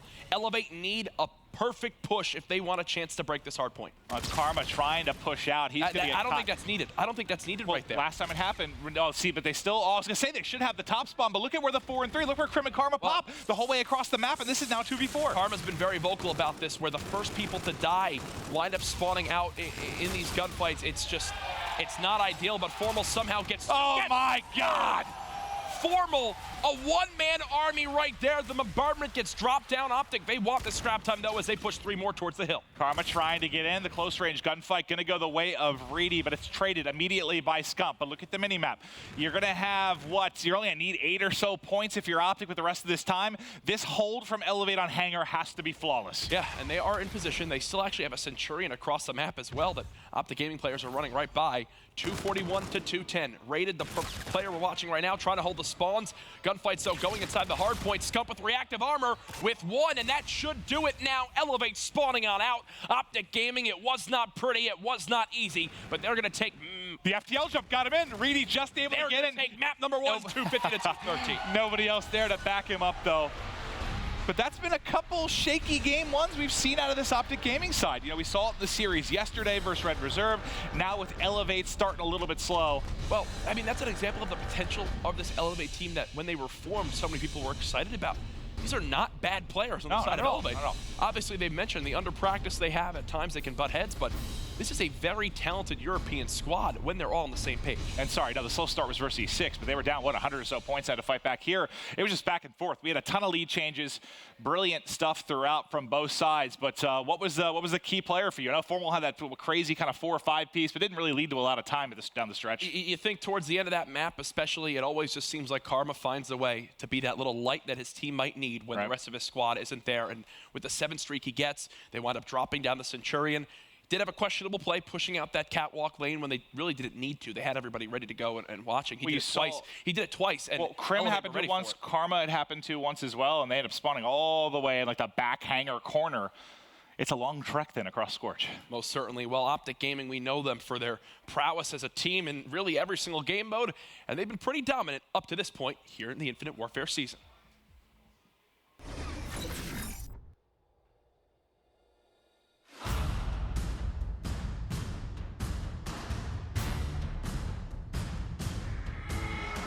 Optic Gaming's roster is one of the longest standing, winningest, and most talented teams in the history of competitive Call of Duty. Just shy of 2 years ago, Scump, Crim6, and Formal made the roster move that would define this team when they added the 2-time world champion Karma as their fourth. At times, they've looked untouchable, but at the start of Infinite Warfare, that was far from the case. Optic began this year with a cloud over their head, reminding them of their 7th place performance at the CWL Championship in 2016. Their fall from grace continued, as they were eliminated from the CWL Vegas Open by rivals FaZe Clan to finish 6th. Fans began to question the drive and dedication of this squad, and for the first time in this team's history, the community began to speculate if a roster change was needed. On the verge of another poor finish at the CWL Atlanta Open, a Game 5 Round 11 1v1 clutch by Karma against Panda gave this team the kick they needed. Let's go, baby!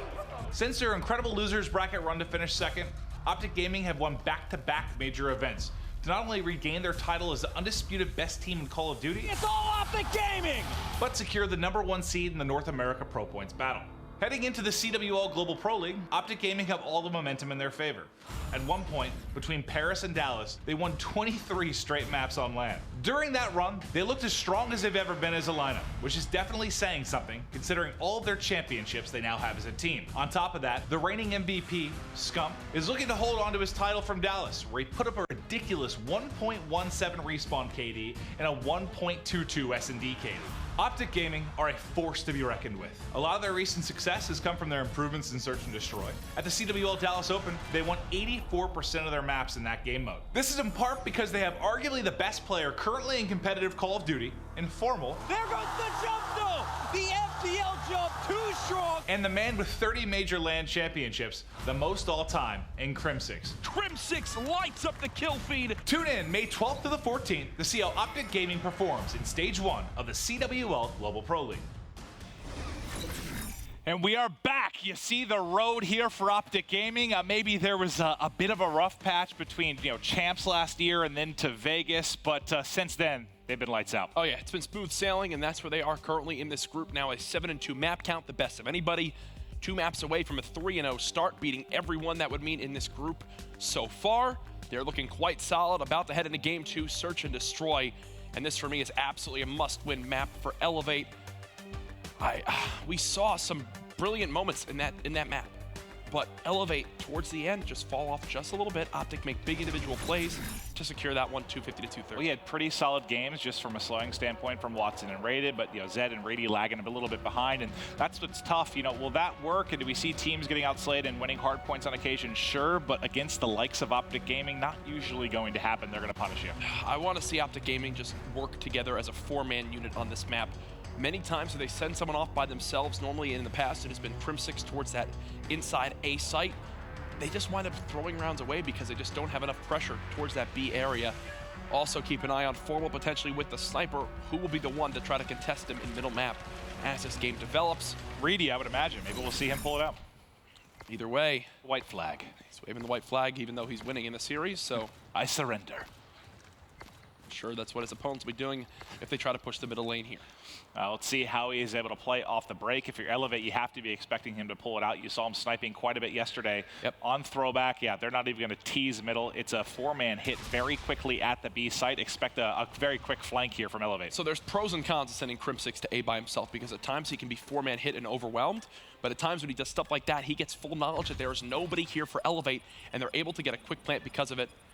Crim just trying to stay alive, but there's 4 red arrows now chasing him down. Yeah, I don't know if he even saw the one. I thought he got eyes on one player, but he does a good job staying alive. Now he's going to have a good opportunity to collapse. Crim should see a player right to his right, able to win. How is he able to get that? I have no idea. There should be 3 players here spotting for him. The next one comes in for Optic. The first round goes their way. Crim6 should never be able to get a kill when they know he's about to jump out of that top bridge window. They saw him go towards that area of the map. Karma does a nice job cleaning up Reedy here. As Optic, they just use their information they get early on in the round. Formal spots nobody in that mid lane. Crim6 spots nobody inside the warehouse, and they just expect the 4-man push through B. It's exactly what Elevate do, and because of that, they get a quick plant. Yeah, and the 4-man push through B, I thought they were going to at least send some through to kind of tease in the flank, but they all 4 wrap back and tried to perform the retake that way. Unfortunately, Optic Gaming a little bit too strong. Who started out really well? So Karma did pick up a couple of kills there. You saw him with the last one on the kill feed. Now let's see if Watson can strike first. Did he get a glimmer maybe there? It's tough to tell sometimes with the X-ray if he saw him there on bridge. No, they know where a couple players are. Reedy does kill Crim6, and this has all the signs of it being an Elevate round win, especially since they're able to get out with their life. They planted the bomb in a spot, Maven, where they can see it from this backside of the warehouse, so they're in a perfect setup right now to defend this objective. Well, Rated most likely going to be the first to deal with an entry, trying to keep an eye on the mid lane and also here through Such a slow play from Optic. Yeah, they're all going to hit from the bridge up top. Rated's going to have to react now momentarily. He just saw a shoulder for a moment. He should be pushed here, but it's Formal finding a kill, turning this into a 3v3. 15 seconds left. Formal is tagged up. Somebody's going to have to get on the bomb here shortly. Almost another kill with a pistol. But Karma able to trade it out. It's now going to be Scump in a 1v2. Not enough time to work with here. And like you said early, it took too much time for that to develop, right? Took a little bit too long. I believe Formal got an unfortunate hit marker as well on the player inside you for that second shot. They did what they could, but yeah, I mean, when you're waiting until there's only 25 seconds left on the clock, you leave yourself in situations like that. It's a 2v2, and their hand is forced to just have someone hop on the bomb, and that's not ideal. If they have an extra 10 seconds, they can play that entirely differently. All right, so tied up now, 1-1, heading into round 3. Let's go with Karma. He's got the most kills right now with Rated on the other side. Rated, who struggled mightily in Search and Destroy yesterday, picking it up right now in the game 2. And they're mixing things up as they're headed towards the B site. So this is a little bit different from Optic Gaming. There they send Crim6 into A. The second he spots someone, he immediately rotates with his team to give them a number advantage towards this B side. Instead of lingering, right? I like that change. And they're taking control of Rock side. So yes, Karma should plan on this right side of the bomb so they can watch it right through that middle lane. This was a smart play call from Optic Gaming. Good shot calling. Krem gonna find the first blood. It's now on Rated and crew to try and counterattack here. Trailing by a man, 2 people soaring in at him. It's turned into a 2v1 quickly, make it a 1v1. Karma and Watson. Karma over the top, finishes the kill and clutches the round. That right there is a beautifully played round from Optic Gaming. They get the quick plant. They don't wind up keeping anyone too far back so they can keep these trades going. Karma gets a call out that he's one shot and cleans him on up. Yeah, all you got to do there, just effectively trade when you're set up in that post plant is exactly what they did. It got scary for a moment once it was down to the 1v1, but like you saw, the Elevate player extremely tagged. Easy kill there for the 2-time champ, Karma. All right, now let's see how the attack develops for Elevate, their second time around on offense. And they are sending a lot to the B sites. You see that number 4 on the bottom of the map. That's going to be Karma that's waiting. He's going to be spotting this. Need to call out to his teammates to rotate. Can they catch him? They see him in the back. It looks like they want to push him out. Karma should be dead in just a moment. He somehow still stayed alive, allowed a little bit of time for his team to rotate over, but good job picking him off. They saw a shadow the whole time, so even though they couldn't spot him directly, they could just see his shadow bouncing back and forth. This is a ticking time bomb now as look at Reedy on that minimap, flanking right on through. Could be the thing that swings this round, or Rated will just do all the work for his squad. It's a 1 versus 2. There it is. Good cleanup from Elevate as they bounce back. Yeah, Krem gets stuck in a tough 1v3. I believe finds 1 kill before he drops. But yeah, Reedy on that flank. That was going to be over eventually. And here you can see it. Finally, it does come through. Catches Krem off guard, and he's able to win it.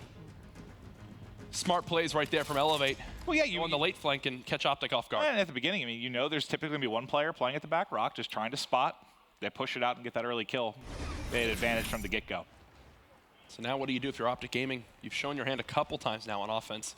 And now I think, Elevate, this is the worry at times. And Crims is changing things up.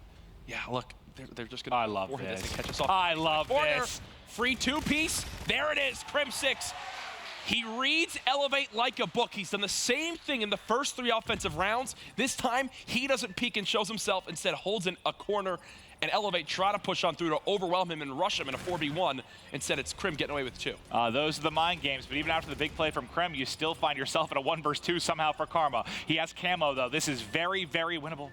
And he's gotten in behind one, chasing the kill. The timing couldn't work out for him. Just saw his leg on the edge. There's the first kill. He has camo to pop if needs. He's going to go ahead and pop. Just play behind the rock, trying to find it. There's a little bit left. There it is at the edge. And there's the clutch for Karma. Is there anybody in competitive Call of Duty that you want in a 1v2 like that? Other than Karma, I don't think so, especially when he's got camo to use right there. Zed was ready for the trade, but when your opponent is fully invisible, it's a little bit tougher to make happen. Yeah, and he has no idea, right, that he's popping camo. If he had known, maybe he retreats on the wall run, lives to see another day once that runs out, but tough for him, certainly. Had he pushed to try and trade out immediately, he was going to get caught by the camo. There weren't a lot of options for Zed there. Thankfully for Elevate, Raided's having a great game, turning around from his rough day 1 of Search and Destroy to already have camo himself. Karma now going to try to work towards his second one of the game. And they're playing very aggressive up on the A side, pushed them back, and now the wrap's going to happen. So how will the defense respond? They're going to wrap all the way around the backside. Well, I like this a lot. This is, a little back and forth here. I like this a lot from the side of Elevate. All mind games. This is what I like about Crusher, Search, and Destroy. There's so many routes that you can take that your opponents cannot see. This is the second time this game now where they've gotten this free plant inside of A, and they'll be able to run right away and play towards this backside again. Do Optic Gaming pick up the pace this time, though, so the clock doesn't wind up being their enemy as well. And if you're Reedy there, I mean, maybe play a little bit more sneaky, allow somebody to run by to find the kill, but it's Zed inside that's able to get one. Can Scump trade it out? Scump trying, Scump wins it.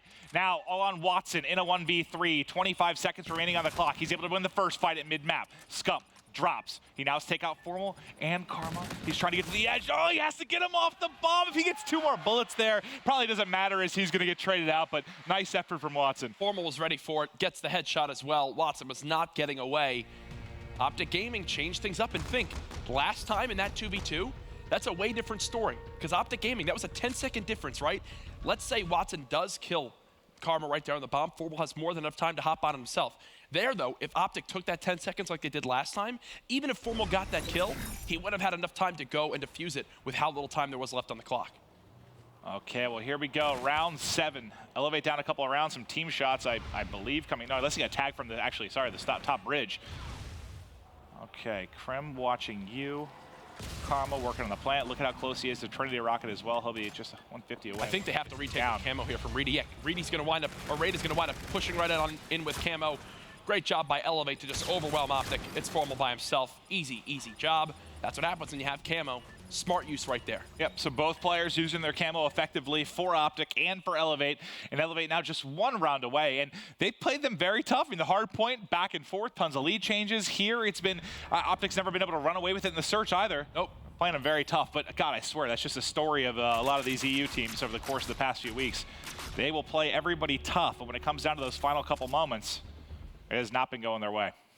And I think of what we saw back in that hard point, it was them hanging close, but then individual plays made the difference. The 3-piece from Formal, the 7 streak from Karma. Is that the same thing that plagues Elevate here? We'll have to find out. Reedy looking to switch things up for his team. And it all starts right now with this KBS longbow. Well, if he hits the outside edge, he's going to have a line of sight on one of them. Here he goes. See, this is a very popular push from Optic. When they send 4 towards B, they have the quick wall run hit from Karma as he soars right through at the E-Rad. Look, he's already got shots on the Reedy. First blood Optic Gaming. They bring the pressure right to the side of Elevate. And that's the last thing you want to have in your hands if you're Reedy there, right? Have a sniper as they're soaring at you. Karma does drop in the next gunfight to the K-bar of Zed. It's going to be 3 versus 3, just under a minute on the clock. Zed will be your bomb carrier, and they're wrapping towards the A site. Again, this does look like it should be a plant from the side of Elevate, but look what Formal now has. FTL jump, pops behind 1. Can't win the gunfight, though. Nice job by Watson to give his team the number advantage. Well, they've got 3v2. It's turned into a 2v2 by Crim6 now on Zed, able to turn it into a one-man show for Optic, but the same moment, Crim is going to fall. Nice round from Elevate. They tied it up 4-4. 4-4, man. They're keeping it close. You gotta like what you're seeing right now from Rated. Staying consistent in this map so far. They need him, especially as this gets into the later rounds. Camo used by Formal. FTL jump used by Formal in that round. And it doesn't wind up converting a kill. So Crim will be the only one with the payload right now, but look at Elevate. They've got several players getting very, very close. Zed, Reedy, Watson. And the first shot's got Crim a bullet away from finishing a kill there on the cross. And you got to love it, though, man. These positions he's been playing on A, he's been mixing it up basically every round. See, that right there is just a bad play from Rated. He's hitting that outside B wall run. Optic have done this every single offensive round. Crim6 to A, 3 to B. He just solo hits the wall run with no trade opportunity. Optic get a free kill. Watson does answer back, though, Jack, so it'll be a 3v3. Watson, who is spectacular in the opening game, now finds himself all by his lonesome. Can't get the kill on the wall run, backing up for now, and I like this a lot. Goodbye. He's gonna try to get off the map. Can he lay down? Yes, he will. Okay, so that's big. That's big because Karma is still alive on the map. Karma gets that kill. He's got camo for this round 10. A second camo, that is. And I can't remember the last time I saw 2 camos. I remember 0 at Dallas did it a couple of times, but it's pretty rare that you see multiple camos. That comes a lot of that, half of it. Hell, he's probably earned an entire camo just from diffuses and bomb plants. If I'm Optic this round, I'm trying to bait for Karma. Get him that kill to give him the camo. We know how useful of a tool it is. Set him up to be successful here. All right, the other side, we'll take a look at Reedy, who's just very, very close to that FDL jump. And they are playing very passive. I mean, it looks like they were expecting an early hit, an aggressive push on defense from Optic Gaming. That's not at all what they got. Now they're going to start to build forward. The lone man on the top side of the map is going to be Crim6, but they'll be able to rotate over here. They're trying to take out the Centurion. That'll go ahead and tell Optic Gaming all they need to know. It's an A play. Zed will earn reactive from this, which could be a saving grace for Elevate to force around 11. Crim does get the opening kill, though. Karma mid-map looking to entry. 1 kill will likely get him camo. He has a Scarab to work with as well. Hasn't found anyone yet. Tries to snap on the first. There's going to be the reactive armor, so they take him out. There'll be no camo here. 2 versus 2. Scump and Crim. It's now Scump by his lonesome. Watson going off. Can Scump trade the kill? There we go. 1v1. He's just going to take out Rated. 20 seconds on the clock. He has no idea. He has no idea. Rated playing this so well. You go ahead and see Rated. He's so confident that Scump's not even going to go near that bomb. And look, Scump's checking every corner he can. Not enough time. Ironically enough, if Scump did just hop it, he would have gotten it. But how would he know that? Round 11, we're going to it. I love it. Here we go. I love it. Great play by Rated. Where was he tucked in that little cubby there at mid-map? He was just holding out while Scump didn't know where he was. Never showed himself. So who has offense? Karma didn't earn camo, and it's because Zed winds up popping that reactive. Let's say that was the biggest kill of the round there for sure. I mean, if he doesn't have it there with that E-Rat at that range, he probably gets the kill against that K-bar. Another big kill though was actually Watson, who stayed alive inside U. Got 2. And he did get 2. So they're going to do the same thing Optic just did. Drop that Centurion down at A and then play for a 4-man stack at B. This is such a smart setup from Elevate. They're ready on this site. Karma might be the first one to show himself as he's already looking for this first kill, but no! Zed with the first blood, 2-piece on the Scump! And there will be no second camo for Karma in this game. All right, now, who's going to clutch up? You have man advantage right now for Elevate. They're trying to back him up. Here comes the Flood. GG. Who's going to win these gunfights? They're swarming. No, Formal and Crim come up with the gunfights. Now going to be 1v1. Formal versus Raid. The push comes in, and Formal wins the 1v1. How? What the hell just happened? How? How? I said GG. I was like, oh, there's no way they win this. Well, it's 3. You have them pinned in the back rock in like the back alley. 3 are flying at 2, but the 2 gunfights the opening gunfights go the way of Optic Gaming. Formal smirking. He knows they just got away with one right there. In round 11, Zed goes huge for his team, and they're not able to close it out. And what did I mention? Individual plays right there at the end, clutching up that 2 versus 4. Yeah, and that was on Formal and Crim, and Formal's had some late game heroics already this week. And you think about the end of the Frost uplink yesterday, the 5-piece kind of in the hard point there where he goes big in Turbine, and now a 1v1 to end the search. So that's what's so scary, as we were talking about earlier for Optic Gaming, not just Formal. Any of these guys are capable of pulling off 1v3 type scenarios, winning those 1v1 gunfights.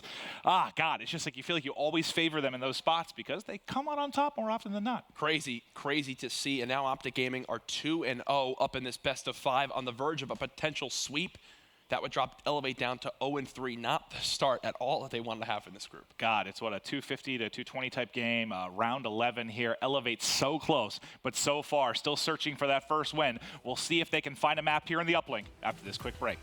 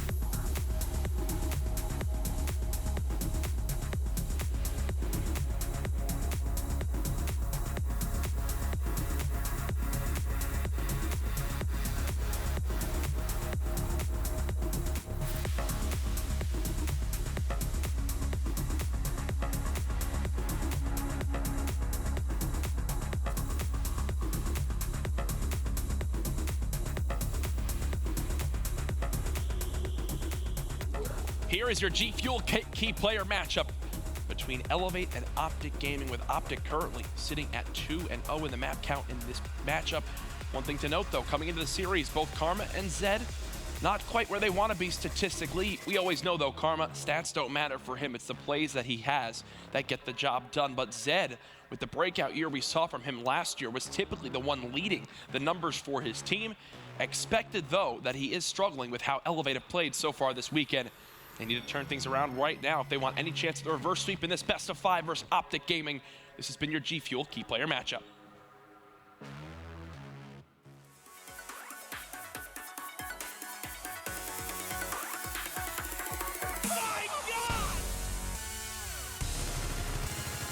North America, Europe, as well as APAC. Nobody can stop this man. 30 seconds left and Gunless gets through. He gets 3. Can he win it? Oh, it barely. Are you going to live through this one? I am.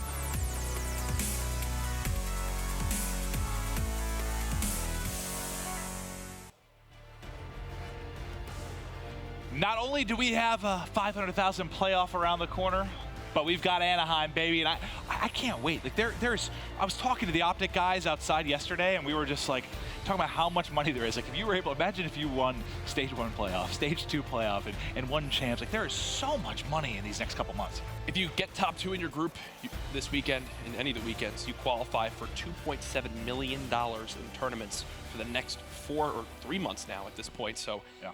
Last I checked, that's a lot of money for whoever is involved. 6-5, Optic Gaming narrowly win that with an insane 2v3. It's technically a 2v4, but they did get a very quick trade in that round 11. Yeah, and you know, Karma was brilliant throughout. You saw a really nice clutch and a camo play from him. But Krim, I mean, you were talking about the different defensive things he was doing towards A. You saw the sneaky play where he was able to pick up an easy 2-piece. Krim ends up with 11 big kills for his squad, and he was in that 2v3 with Formal, went huge as well. Ironically enough, the only round where Optic Gaming don't plant is round 11, and that was where Elevate sent 4 players to B and forced the objective. Zed's, that's not good. Zed's waving the white flag to start off this game 3. Uh-oh. Well, you know, and think about it. I think Karma had 5 plants, so yeah, he would have had all 6. Yep. But he dropped. That's how math works. Zed did what he could. I'm a mathematician, man. Okay, add that to the list of things that you are. I'm good at everything I do. Kick right off with a couple nice kills for Elevate to at least grab this drone and be able to dictate where it goes on the map. This should be a 1-point throw unless there's an interception from Optic Gaming. They go over the top, and there it is flushed through. So you see that throw all the time, just up high off the wall, over the top of the building, and nice job putting points on the board for Elevate quickly to open up this first half. And Watson, he's just going to wait here for Optic Gaming players to push on through. Smart stuff from him, no reason to panic. That cluster grenade will stop anyone from trying to trade this kill. As already Elevate, this is looking better than a lot of what we saw at times at the end of maps, but they've seemed to always start off strong and hang right away with Optic Gaming early in these maps. Oh, that's a frustrating one there. You get the beat down on the Scump, but Raiden puts a bullet in your head. Now Zed trying to get up in the air for a kind of a last-ditch effort 1-point throw, but he will be cut down. So Optic Gaming holds serve in their base. They give up 1 point to Elevate through that opening wave, and now they're going to attempt to counter back, but Watson doing a good job holding the edge so far. Watson's been brilliant, man. His shot looks great. Yeah, and he's just going to, again, play his life, not getting overly aggressive after a kill. Baits himself there, actually, for Rated to kill Formal. So I like what we're seeing from Elevate. Again, off this break, 3 dead. Watson on this 3 streak. Does challenge right away. Now he needs his teammates to trade. Don't think it's going to happen this time around, though. And if you think back to yesterday, where Optic, I believe for me, looked the most vulnerable, was in that throwback uplink that we casted versus E6, and they just, communication seemed to be off. They were constantly being shot in the back. I talked with the guys about it too, and yeah, they were as frustrated as we thought they were. Maybe they can fix some things here, but so far, this is like what we saw yesterday, is 0 offense. Yeah. A beam right there from Rated to stop Formal as he shoulder peeks that top station corner. Elevate do hold. So now 2 minutes into this game, Optic still remains scoreless as they'll fight for drone control and middle map pressure yet again. And you got to get, yeah, I think they were 2-11, Krem and Karma here to open this up. Not having the best start for the 2 guys that were carrying the load there in the search and destroy, but it's early in this one. Zed just narrowly gets cut down on the edge, but Rated is still there. Can Rated grab the drone and get through a toss? Nope. Formal cleans it up at home. So very narrowly, another 1-point opportunity for Elevate gets shut down. What I do like so far from what I've seen from a couple of the European teams of this map is that they're not afraid to push towards this construction side when trying to score. Yes, they might struggle in those long-range gunfights against the likes of Formal towards that back park area, so instead, bring this close range, get that ERAD pressure going. Crim6 with the team kill on the Scump should stop any pressure Optic can have unless he's able to get this final 2-piece. No, Watson to stop him as Rated will play through middle map. Rated back to mid, and this time it's Karma getting the better of them. I think Formal helping him out a bit there. They're trying to push through Cherry Blossom, but Formal here waiting. Him and Scump, the duo, get it done. Shut down any kind of push from Elevate. But you still have seen 0 offense out of Optic Gaming. Is this their opportunity? They got control of mid-street. Watson, though, clutches up with a kill in the back alley. Can he go big? Peeking out the back, Krem able to shut him down, but drone got reset during all of this. So, yes, you've got control of mid-street, but nobody picks up the drone, and still no offense from Optic. Yeah, and the drone was in an awkward spot already in that back gas area. They could never really grab it. Karma doing whatever he can to just buy his teammates time to grab that objective. Finally, Scump gets it, but it's after Karma's done all his work. The throw intercepted. I don't know if that would have gone in anyway, but either way, 4 minutes into this map, and it's still a 1-0 game. They finally get a throw away. doesn't come up with any points. Karma, though, still has drone. Zed going to try and shut him down here at mid-tarps, but he's gotten into Ticket. Karma trying to get through. Crimsix picking up a couple of kills, and now he will grab the drone. There's the one-point throw. Krim gets it off before he gets cut down. They've tied it up at 1-1 with 60 seconds remaining, and now the race to get back to lobby. And yeah, and Zed's going to match, I believe that is Scump from Optic Gaming, no, sorry, Karma right there.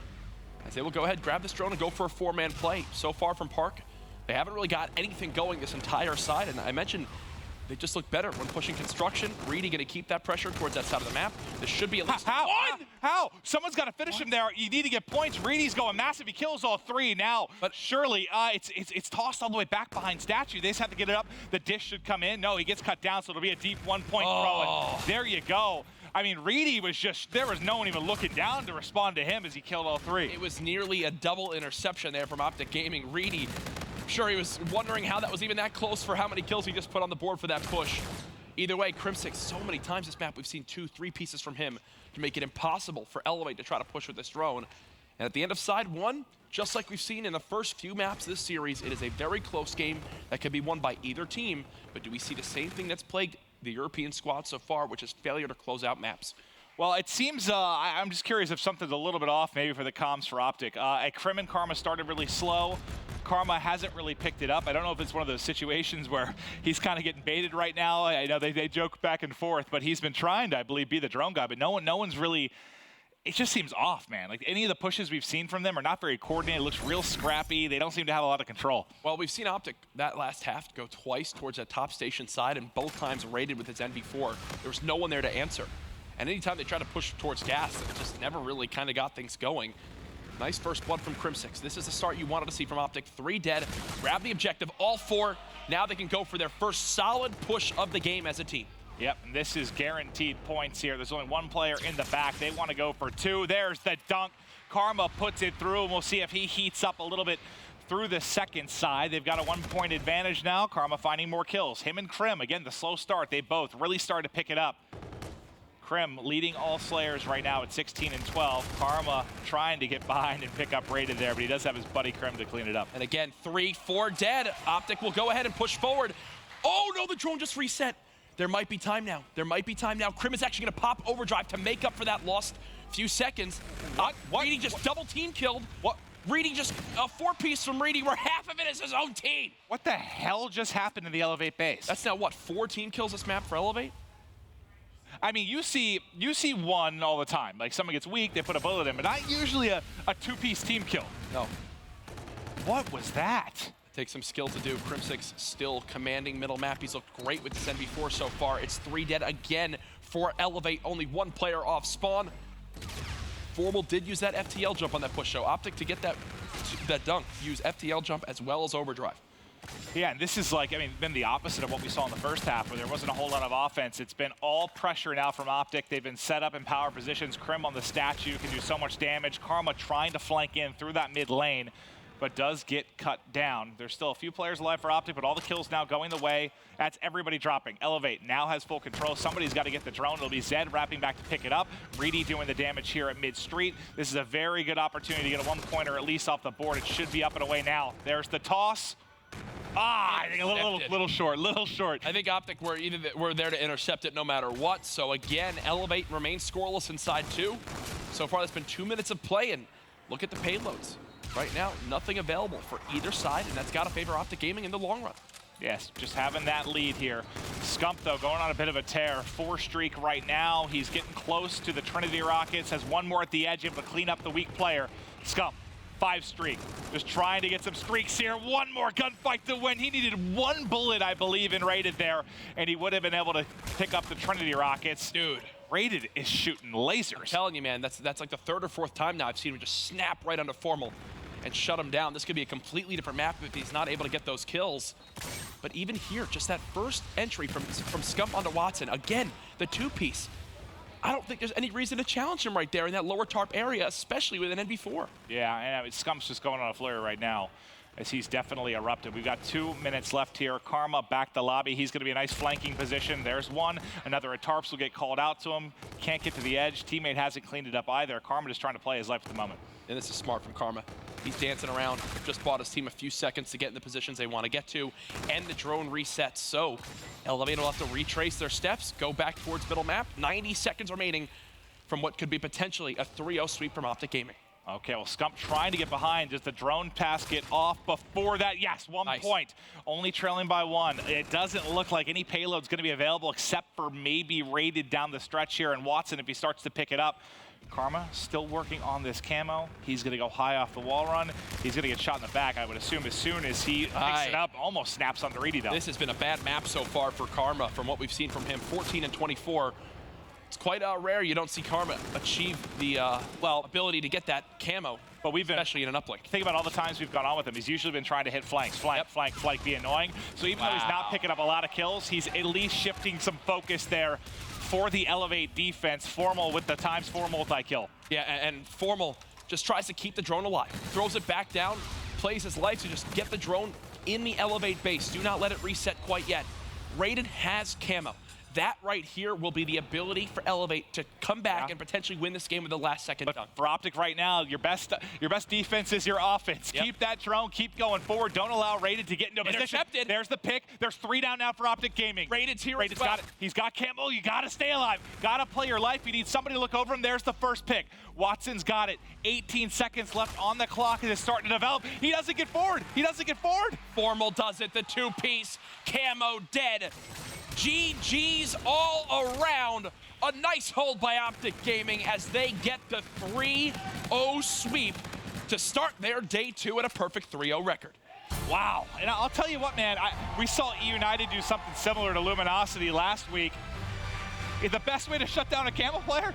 Don't let him get to that edge, that perimeter where he's going to make a play with camo. Raiden never had a chance to get anywhere. Yeah, I don't know if they knew Formal was in that close pocket corner near that top station area.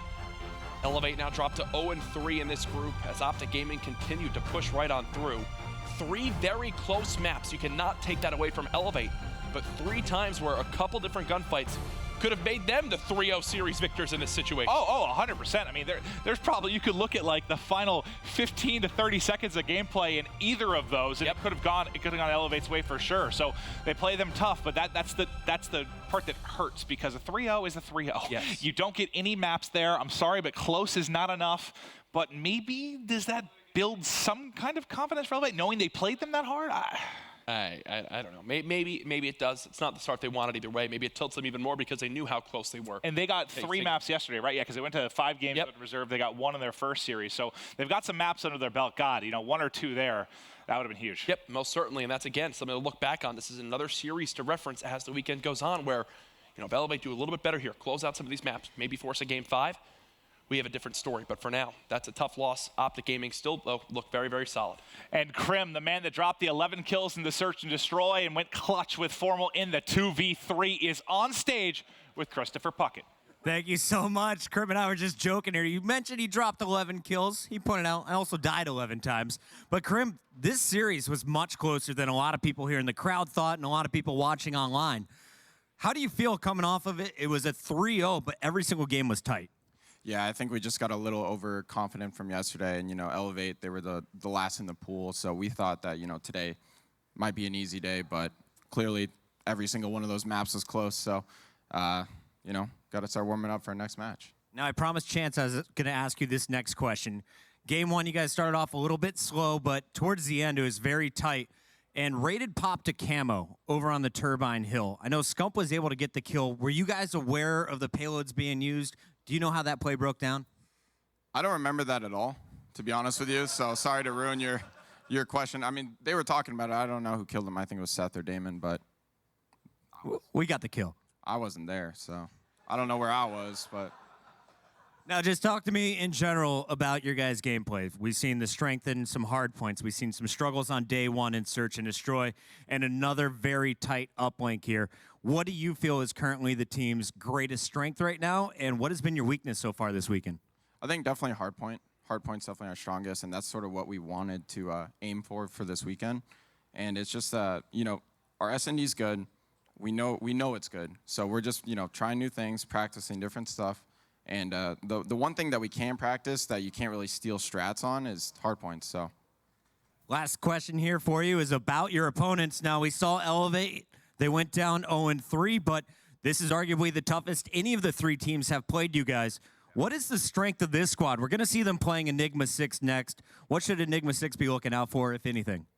I think it just comes down to matchups. We've never really been super good versus like unorthodox teams that, haven't played together a lot. And I mean, they said that. So it's just we play better against like structured teams and teams that, we think play right, but there's no right way to play IW, so.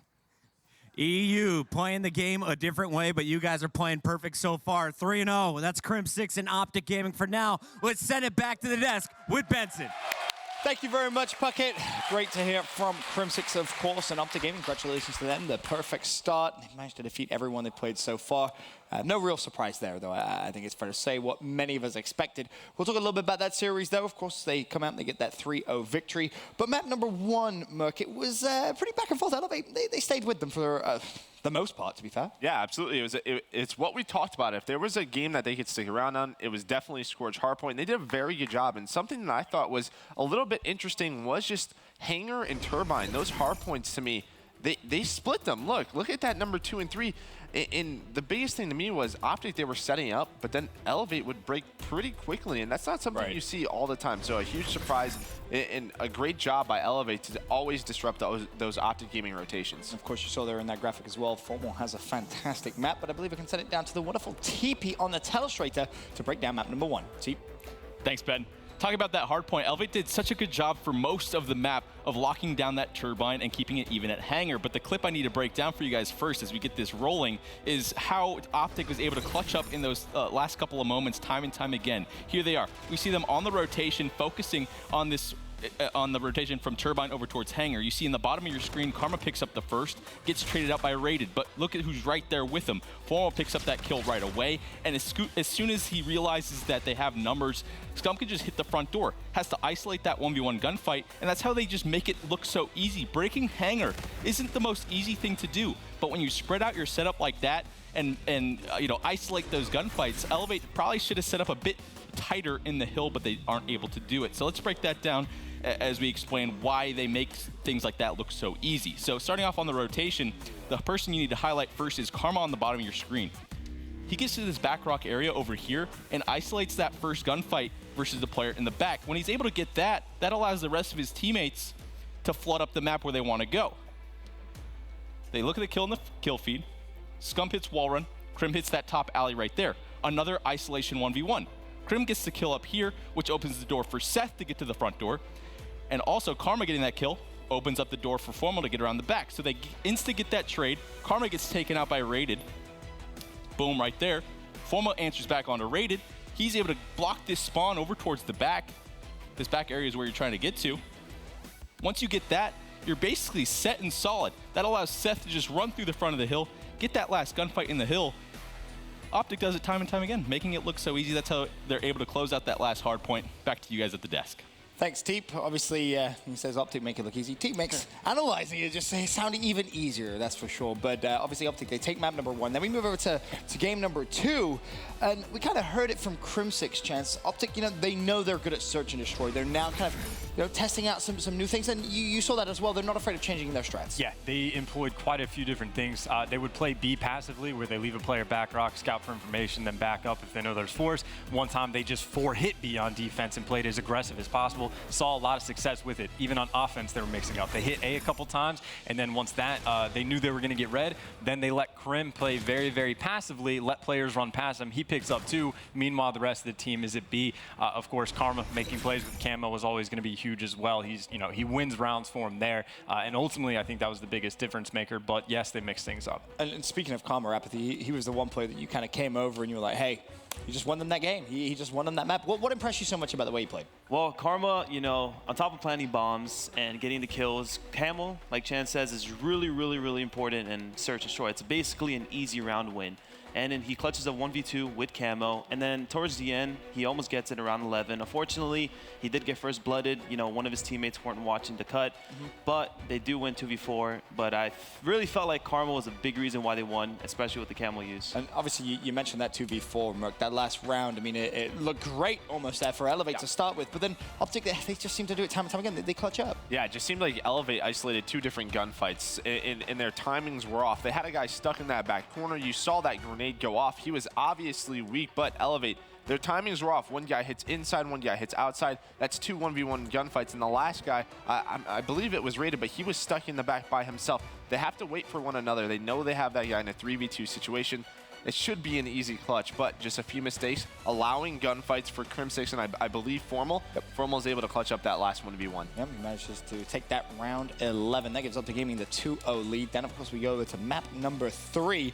And Chance, at the half, it was actually Elevate in control. They had a 2-1 lead. It was looking great for them. Yeah, for one, Europeans matching up against North Americans have been doing very, very well in Uplink so far in the Global Pro League. And interestingly enough, for Optic Gaming specifically, when they played Red Reserve, was it yesterday, they outslayed them by 15 kills and only won by 1 point. They then played E6, outslayed them by about 6 kills, and they lost by 5. So they're kind of relying on that hefty slaying power just to kind of keep themselves in these games. And it was sort of a similar situation, at least through the first half, where yes, Optic was doing okay in the slaying category, but they were still getting outplayed in Uplink. Yeah, and then just watching these last 30 seconds, you see Rated, he has camo, but Optic, they're able to get drone control. I mean, Rated was able to get a flame. This is a great interception by Zed, but they weren't able to capitalize on this camo, and this is one of the things that European teams, they just have to get better at, is that payload usage. They should be able to at least tie the game with 20 seconds left, but his teammates weren't able to pick up those kills, and again, Optic just clutch up when they need to. I feel like every time we kind of come to the desk, we're often talking about that payload usage and how sometimes it isn't being used properly. But either way, Optic Gaming, they get the 3-0 win, and they are sitting pretty now at the top of the table. But of course, we are now halfway through the day, and we still have so much more action as well. And honestly, this week, I think could maybe get a little interesting. You see, obviously, Enigma 6, that game against Optic Gaming, we were kind of doing the maths about it. If E6 was to come back and maybe 3-0 Optic Gaming to close out tomorrow, you never know, right? I mean, obviously, apathy for you. I mean, you're that #1 seed. You definitely don't want Optic Gaming coming in. Yeah, definitely want Optic Gaming first. I would rather play E6, 100%. And I feel like E6 has the potential to do it. You know, we can easily see a 3-0 if they come out hot. The games versus Optic were pretty close the first time, so it's going to be interesting to see what happens. Well, as I said, now officially halfway through the day, still with so much more action here at day 2 of the final week of the regular season in stage 1 of the Call of Duty Global Pro League presented by the PlayStation 4. Both E6 and Optic Gaming with solid starts as they battle it out for the #1 spot. But up next, Elevate searches for their first win of the weekend as they face off against Enigma 6. We'll be right back after this.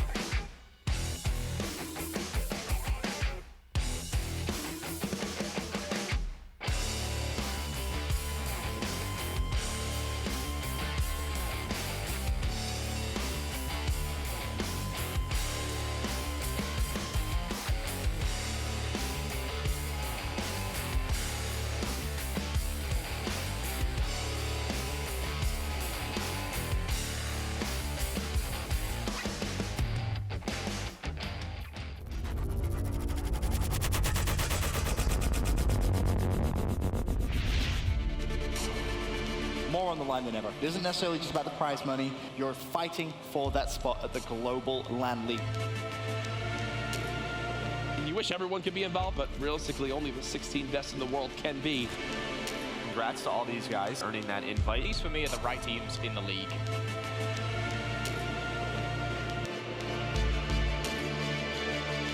Evil Geniuses will have the final qualification position in the CWL Global Pro League.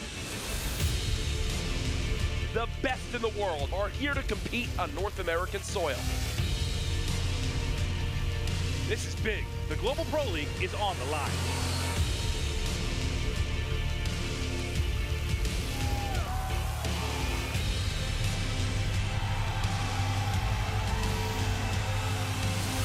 The LAN League is pretty much everything. That's going to be the season for everyone. This is what we've been working for. Every year there's always been one thing to play for, but now the LAN League is everything this year, to be honest. If we don't make the LAN League, it's like, dude, what are we doing? And it's Optic Gaming going into Ohio with the #1 seed. Red Reserve have done it. They've made it to Ohio. And it's Enigma 6 continuing their Cinderella season all the way to Columbus.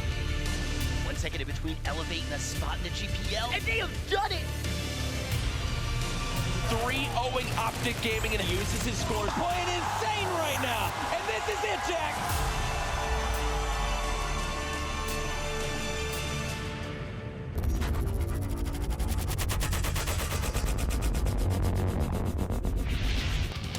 Ladies and gentlemen, welcome back to the continued coverage of the CWL Global Pro League Green Group. You see it right behind me. It means only one thing. It is prime time. Two teams going at it on the main stage. Only one can win. On one side, we have a squad currently 0-3 in the group, looking to turn things around, though, as the day goes on. On the other side of the stage, we've got ourselves a squad that is currently sitting nice and pretty in that second place spot, but they want to continue to ride this momentum to try to battle against Optic for that top spot later on tomorrow. Our matchup on the main stage, Elevate versus Enigma 6. Casters, take it away. Thank you so much, Courage. It's prime time, baby, and this is a must-win situation now for Elevate. They just fell hard against Optic Gaming. They're sitting at 0-3, and if they want any chance of moving on to play for $500,000 in the playoffs, you really got to win this one 3-1 or 3-0. You got to take away some positive from that series we just saw from them, though. A lot of those games were close against Optic. They need to take whatever momentum that they can. I think they just need a more well-rounded performance. Respawns, rated last night, dominant. Search and Destroy, though, kind of fell away. Doesn't seem like they're a complete team as of right now. Need to put it together on this one. Something we saw from this Elevate squad is their ability to come back late in games. Yep. I want to see them, though, stick with Enigma 6 all the way through the respawns, because if they're able to get off to a hot start, you see at times Enigma 6 kind of crumbles. They can just fall apart. So cause problems, do it early on, and you can't ask for a better map. If you watched yesterday, this is the map where Rated went off with the NV4. He was simply gunning everybody. Back then it was Uplink. We'll see if he can do it, though, in a hard point to kick things off. Elevate, their backs against the wall, and we're going to be opening up with our red squad. What can they do? Need to come out with a lot of momentum in this one. Rated played great in the link. However, on throwback hardpoint, not quite the same story. Shawnee gave him the business over on Red Reserve, but starting off on board with him, going to try and get this nice line of sight over towards this top train side. Going to have his work cut out with him, though, with General, the lead slayer on E6, starting off with 2 kills of his own and in the hardpoint. General's been so good today. He talked about it in his interview. He simply can do it all and will do it all to get his team the W. Proto is going to be moving into the hard point, as it's going to be Enigma 6 winning the first set of kills. Second team fight coming through, and here comes the double R's. We got Raiden and Reedy powering on the right side. Great kills from Reedy, breaking through, getting some hard point time back in their favor. Nice start, 4 streak for him, 5 seconds. Bit of a contest heal here on the first one as they focus on this rotation over towards Lemon. 4 and 3 on your main map, doing some work. getting that bait and switch it going. Huge kill onto Cade. Watson able to get this rotation one. Can he get the last one at back? Granny should be able to get it. Catches General off guard. Now they have spawns. Beautiful rotation from Elevate. They should get control of a lot of time here at Barn as well. I mean, those kills weren't super flashy, but boy, were they important from Watson. Single-handedly giving his team the position. Meanwhile, you had Reedy kind of soaking up that time in the middle of the map. But now you have 4 players up for Enigma 6. General just took out Rated, so you're really relying on Zed and Reedy. Reedy's going to pick up 2. Zed, last man alive, is going to try and cause problems. Buy time for Rated to power through this front door. Not going to happen. General shuts it all down with another double kill. Almost picks up the 3rd onto that player with that hip fire. Watson answering back as they rotate back that right side around Barn. Need to try and get those spawns back in their favor. 25 seconds left here, but E6 racking up all this hardpoint time. Cade sitting pretty in the hill. No kills for him, but he's racking up the time. First kill finally on the board for him as they focus on this rotation again. Ruiz finds one above him. Can he find the second? Oh, almost turns and burns onto Reedy as Elevate answers back. At the bottom half of the mini-map, you had Zed winning the battle versus General, but the hill, it's running out of time. We're going to rotate once again to the opposite side of the map, and Rated is going to pick up every last moment of scrap. But if you look at the mini-map, one of the problems we've seen with Elevate is they just seem to be too spread out. They're never in position to trade, and at this point in time, everyone's just coming off spawn, running as quickly as they can to the hard point, but by the time they get there, normally their teammates are gone. A wide flank from Rated coming in. Can't get the second kill, though. Some missed shots. His teammates are there to back him up, though. One more player in the hill contesting on the side of E6. Cade trying to buy as much time for his teammates as possible. General comes in with that NV4. A bit of a switch from the K-Bar as he's leading the slaying on his team with 9 kills. The bike path belongs to Enigma 6 for now. Zed just trying to contest. On the other side, all 4 players are stacked up. General going flying through the sky, challenging Rated, takes out Rated as well. Reedy and Rated gone, so it's up to Zed and Watson's going to be eliminated. Zed finally is going to fall, and every last second is going to go to Enigma 6. But here's where you can really start scoring some points, and they had a nice spawn here for Reedy. The question is, will he get help? Not in time. Rated doing his best to stay alive at bowling. The trades are too strong once again from E6, though. Unfortunate for Elevate as they got that split spawn in the last seconds of bike path. Now trying to do their best. General shuts it down again, though. 2-piece with that NV4. And such a heads-up play from General, switching up his assault rifle here, just playing the back of the map, turning into the sort of the anchor. He says he can do it all, switching his role basically on the fly, switching his weapons, picking up a lot of kills and spawns. The NV4 absolutely devastating. A little bit slower fire rate, but it does more damage. And General using this so effectively at range, the teammates calling it out. That's Ruiz and Cade constantly pushing out the spawns here of Elevate.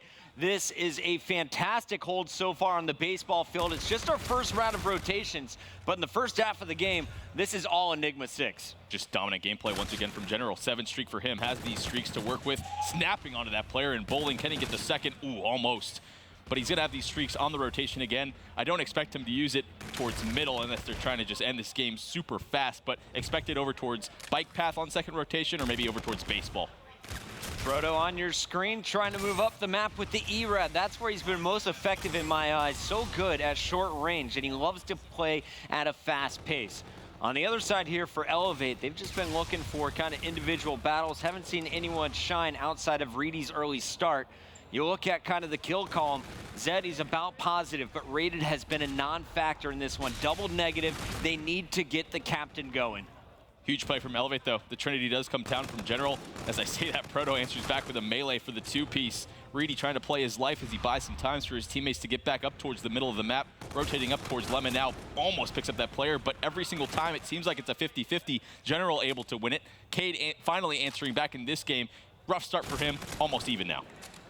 Cade with a big win in the window on a 3 streak here. Almost has about a minute of hill time as well. Looking across the center, though, it's Rated with the jump shots. Going to clean him up. Now Rated is going to be on the flank. Enigma 6 is set up for the barn first. Rated has to get some intro kills, and I like this. They're going to slow it down, wait for teammates. The grenades going back and forth. Rated with the first gunfight takes out Cade. First anchor gone. Now the team can flood through. Proto answering strong with that E-Rad in towards Barn, though. Unfortunate team kill. Can he win the last one? General always is clutching up for E6. Elevate did a decent job of setting up that break, but while they're setting it up, E6 is just milking so much time. Before a push even gets off from the side of Elevate, they rack up, what, 10, 15, 20 seconds? It's just getting out of hand. And you saw General dropping, what, 2.5 minutes of hill time on Scorch earlier in the day? It's just a testament to the amount of defense he's able to get and the scrap time he cleans up as the opposing team just runs away from the hill. This is another fantastic hold, a blowout so far from Enigma 6. When you look at Elevate, where are their big issues? What are they doing wrong, TP? I think they're just taking too much time to set up those breaks. We just saw a perfect example of it on Barn. They do the fundamentals correctly, but I think they're just taking too long to do it.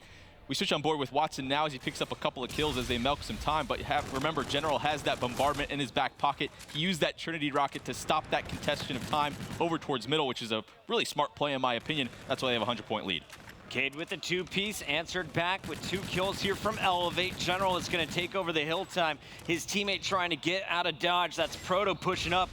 And Proto trying to serve it as a distraction as General is going to peek as well. Not going to work. 3 straight kills here for Elevate. Will they be able to convert this into points, though? That's the big question. No one's scoring for the team yet. Raided's going to go up high, trying to challenge. Wins the fight versus General, but he's half health when Cade takes him down. Elevate needs to be careful now in these last-second gunfights at the end of this hard point. Need to make sure these spawns aren't flipped. 2 players from E6 focusing on this rotation up towards top green.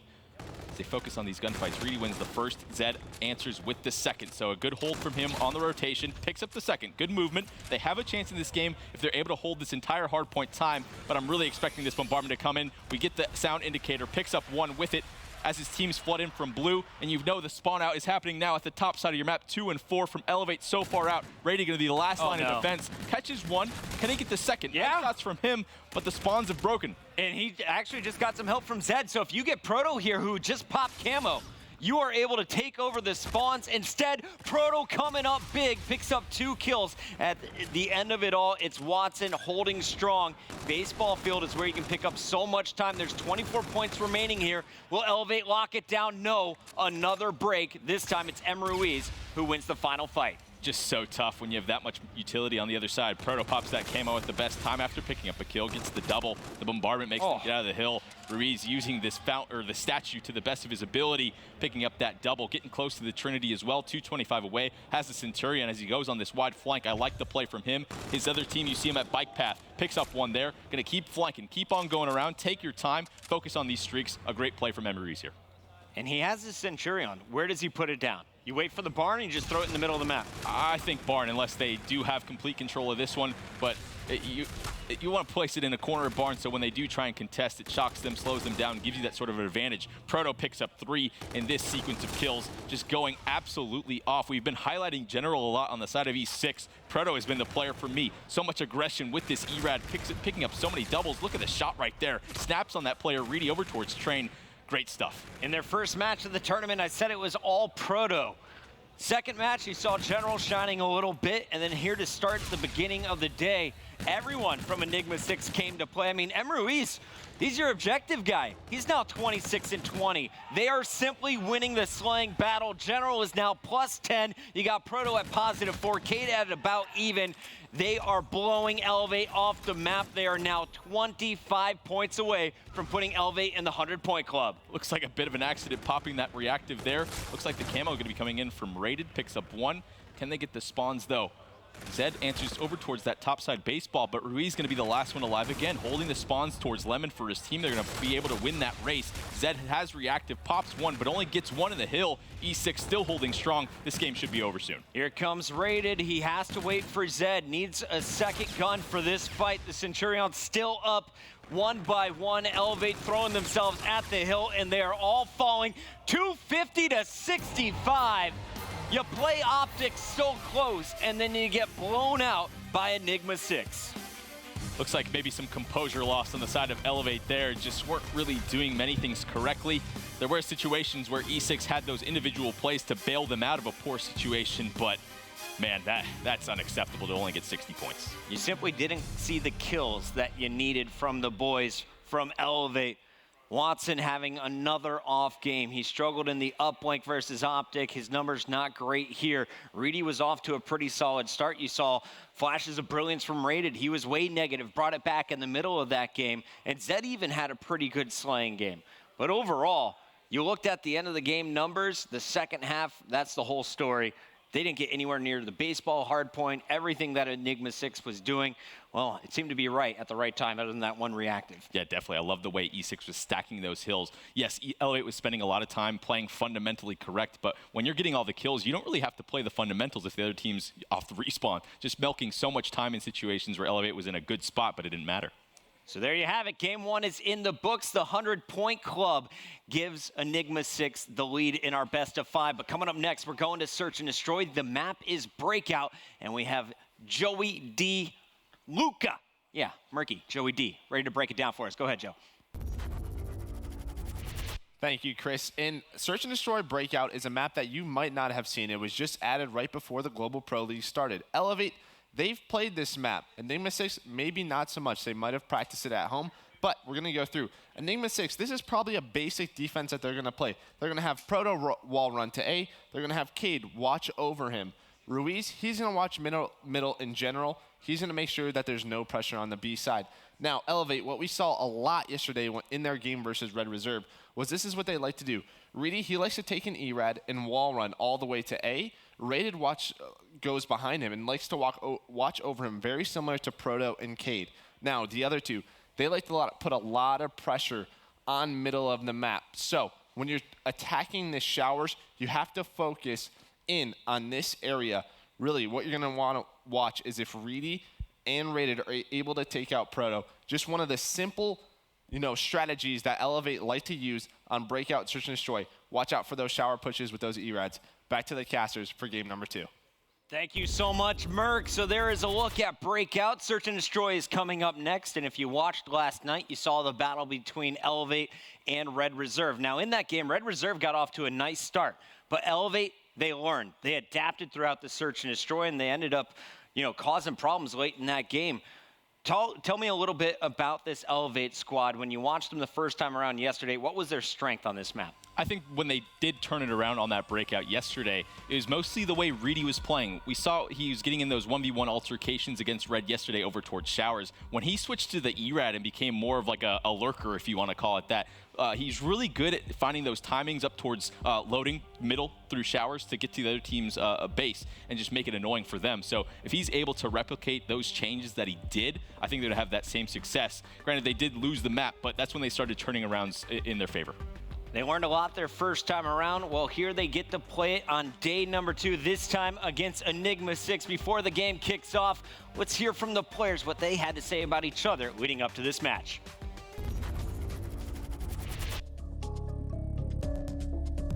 We played them at Vegas with my old team when I was in orbit, and they're just a really aggressive team, play together a lot. I feel like they just run around the map together and try out teams constantly. Elevate as a team is a very aggressive team. Watson, I do know, and he's the person on their team that'll bring hype to their team, and he's a really good AR player. I feel like if we shut him down, they'll just all crumble. I think just playing smart, playing together as a team, coordinating pushes together as a team, and just outplaying them on the map. I don't think they'll cause any problems for us, to be honest. I feel like we're all confident in our own gameplay, and we'll perform. If we win the first hard point, I think we'll 3-0 them. So I think the first map's very big against Enigma 6.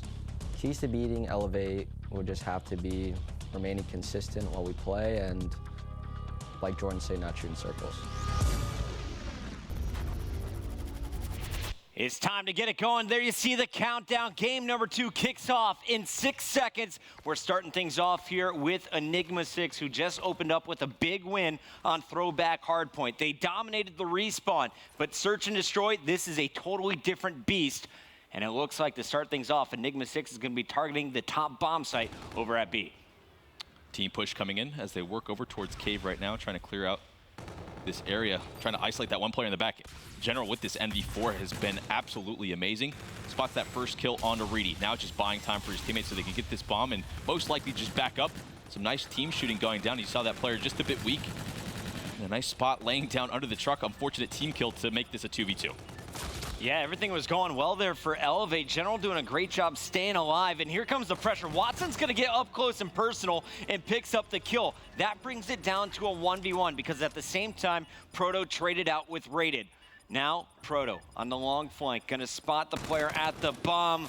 And just like that, first round going to Enigma 6, no defuse coming in time. So in that 2v2, I love the non-hesitation from Proto right there. He hits down over towards Spiral, and he probably realizes that his teammate's going to get taken out, so he knows he has to get there as fast as possible, help his teammate. Granted, General dies, but he's able to pick up that kill in the back, and that forces Watson to play such a 50-50 situation. You saw him just aiming towards his back because that's where Proto was last seen. Proto doesn't hesitate again, wraps all the way back towards up Spiral, finds him on the bomb, heads up play from Proto to lock that one down. JP sent us all the stats coming into week 4. The team that got first blood won the round 70% of the time. So far, that's holding true here in round 1. Enigma 6 gets the first picks. They're up 1-0. Who's going to get the first pick here in round 2? I'm looking at Proto. He's got the sniper rifle, and eventually he's going to be challenged. But after not seeing anything, he's going to start to maneuver around the map. The question is, where's the first challenge going to come from? It might be this wall run. Might have got a call out or something, but it does look like those players on Elevate going to be pushing through this B side. Could possibly catch that player off guard. There is one player, M. Ruiz, in this bottom middle hard point. Might be able to spot this player, but looks like total B control over towards Elevate. They should get this bomb down. Elevate is going to get this safely planted, so watch these yellow arrows. How do they react? Up the spiral comes the first challenger. Running in alone versus 3. Proto is massacred. Now you see Enigma 6 gathering up. They're challenging Reedy in the back. They're going to find the kill, makes it a 3-on-3. Bomb 30 seconds away from blowing up, so the pressure is definitely on. Enigma 6 needs to get over there, and they have to do it quick. Not much time to work with. Elevate playing this so far back. Rated picks up one at this truck. Should be able to find the last one onto Cade. So quality round from Elevate.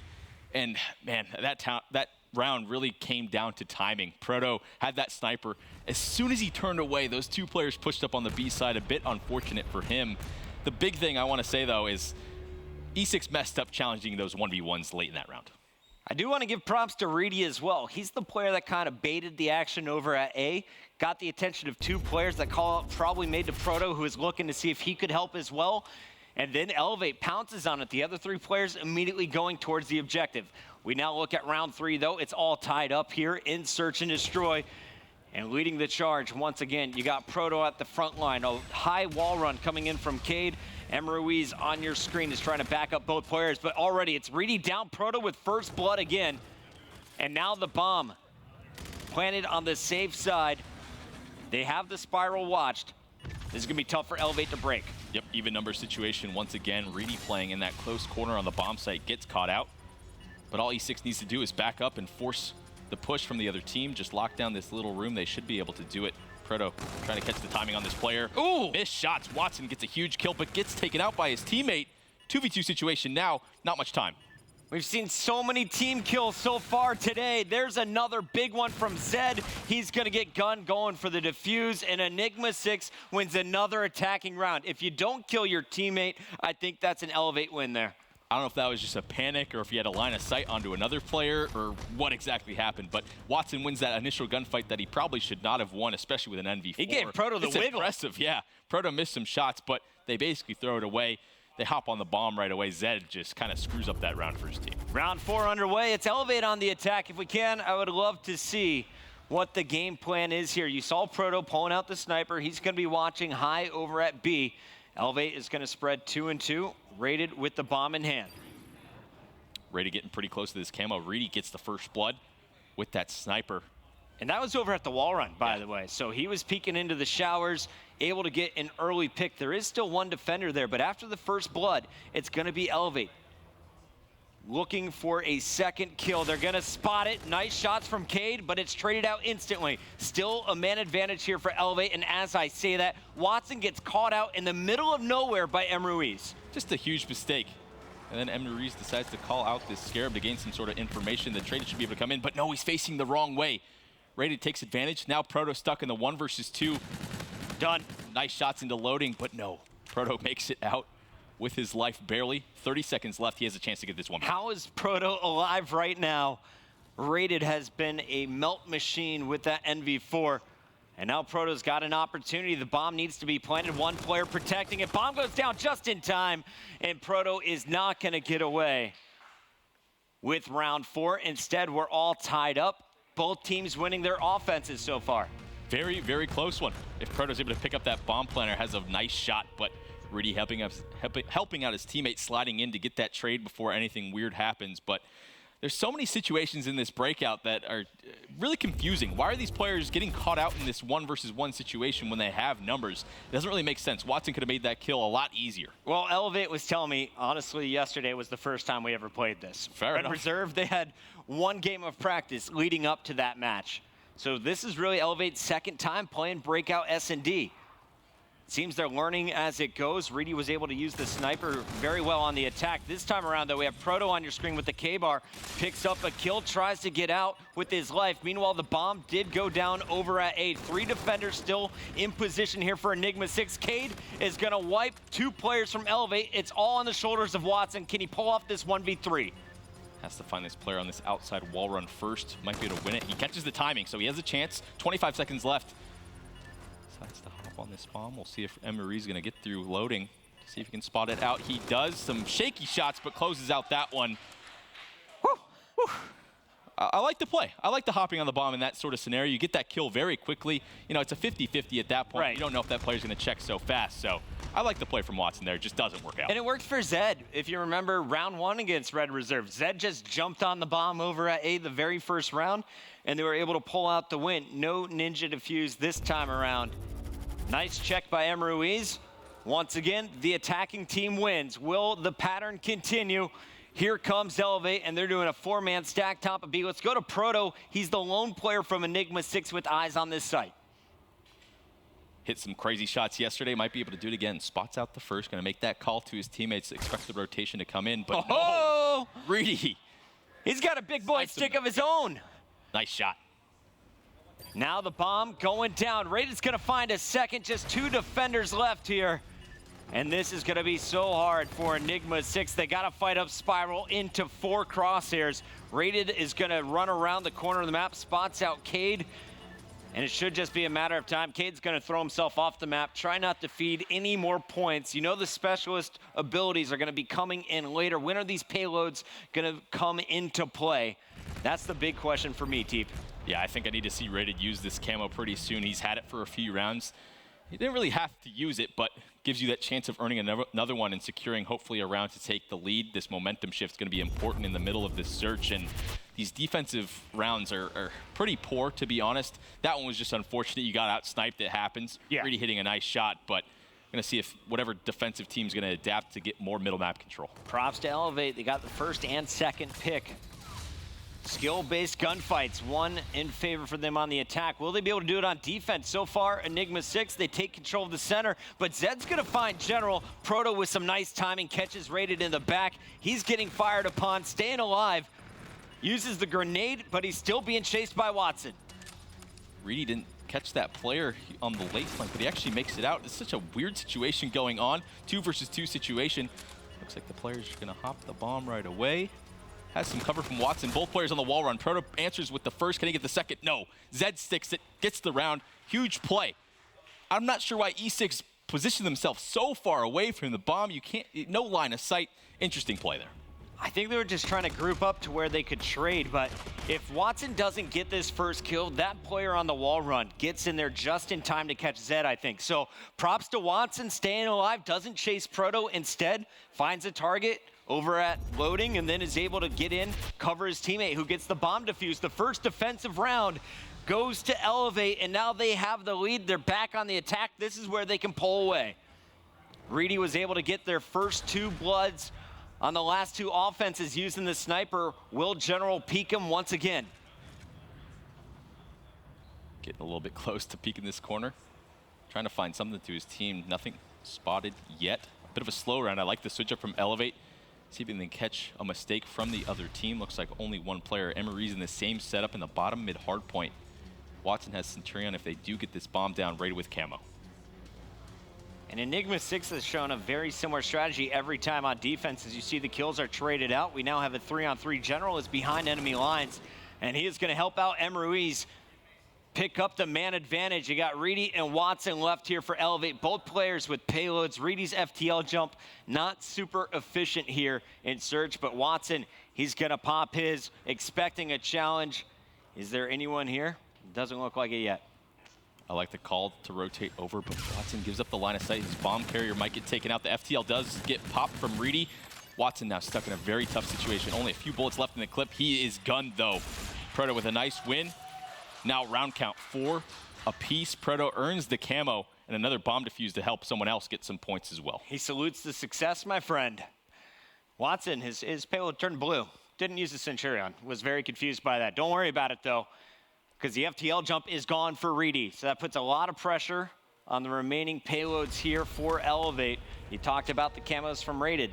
Could come in at any moment. When is that one going to go down? On the other side, Proto with the camo can be so dangerous, especially if he puts away the snipe in favor of an ERAD. A bit fortunate for General in that round as he hits that flank. Both the players from Elevate don't spot him. So that round could have gone dramatically different in the favor of Elevate. A bit fortunate that General snuck through. Proto on your screen to open things up here for Enigma 6. They just tied up the game at 4 apiece as they won their first defensive round. Now back on the attack. Here comes the camo rated, and it's gonna be Proto chasing him down. Kills were traded out, but man advantage. You didn't lose your payload. Things are looking good for Enigma 6. As I say that, Zed and Watson, the duo, work the outside wall run and then win the up close and personal fights. Yeah, I was a little bit afraid that Rated was gonna pop that camo without any team support, but I was wrong. He gets that first kill onto the bomb plant to make the round a little bit disrupted on the side of E6. The rest of the team flood in, answer him back out, clean it out, take the round, and now at match point. Enigma 6 talking over the strat. What do we do? How do we force the round 11? They're on defense, and it looks like a similar setup every single time. M. Ruiz, number 1. He's going to go sit in that center blue box. Down low. Elevate, they're aware of it. They're going to push it, and there is the first kill. M. Ruiz is gone. Watson's going to find General, and General will trade the kills, so it's a 2-on-3 here for Enigma 6. Proto stopping the bomb carrier with the help of Cade. Proto spots that player towards middle. He pops the camo, gets taken out, and no. Elevate shuts down the 2v2. A bit of a panic pop with that camo from Proto. Gets gunned, and a great win in that S&D from Elevate. You don't want to go down, though, without using your payload. If I'm Proto, I'm doing the same thing. But at the end of the day, quick trades coming in there, and it's Reedy who pulls out the ERAD in the final round to pick up your last kill. Great stuff here from Elevate. They do not fold. They hold strong in search and destroy. But up next, we have a very tough game of Uplink. So far, this Enigma 6 team has looked incredible in this game 3. Yeah, for real. But the EU teams are quite strong on the game type as well. I really don't know how this is going to go. Obviously, the respawn, the hardpoint, E6 just decimates Elevate in that first one. So you really expect it to go the same sort of way with the way General and especially Proto have been playing. So much pressure. But overall, Elevate shifts that momentum. A quality search and destroy game. It seems like they learned a lot from the first time playing it last night. Absolutely. Elevate continues to improve, but they got to win this match. This is do or die. Already 3 series losses. Will they be able to take momentum back in game 3? We'll find out when we return.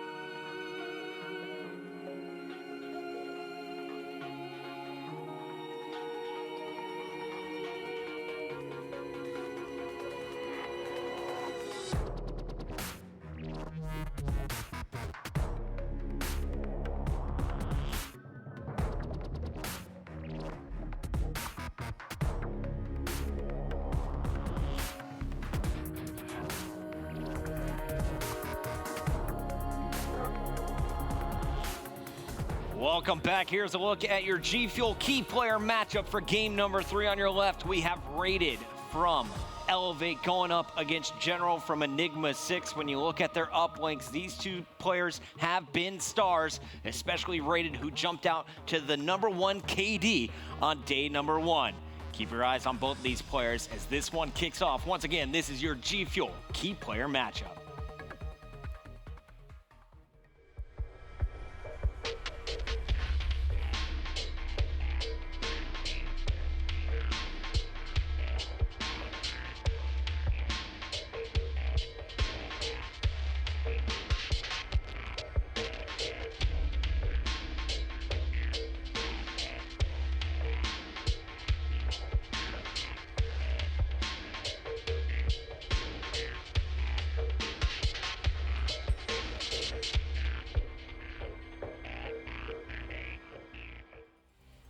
And we are back live. It's prime time from Columbus, Ohio, and this is a big game number 3. We're heading to uplink on Precinct. Elevate, winning Search and Destroy, ties up the series at 1 apiece.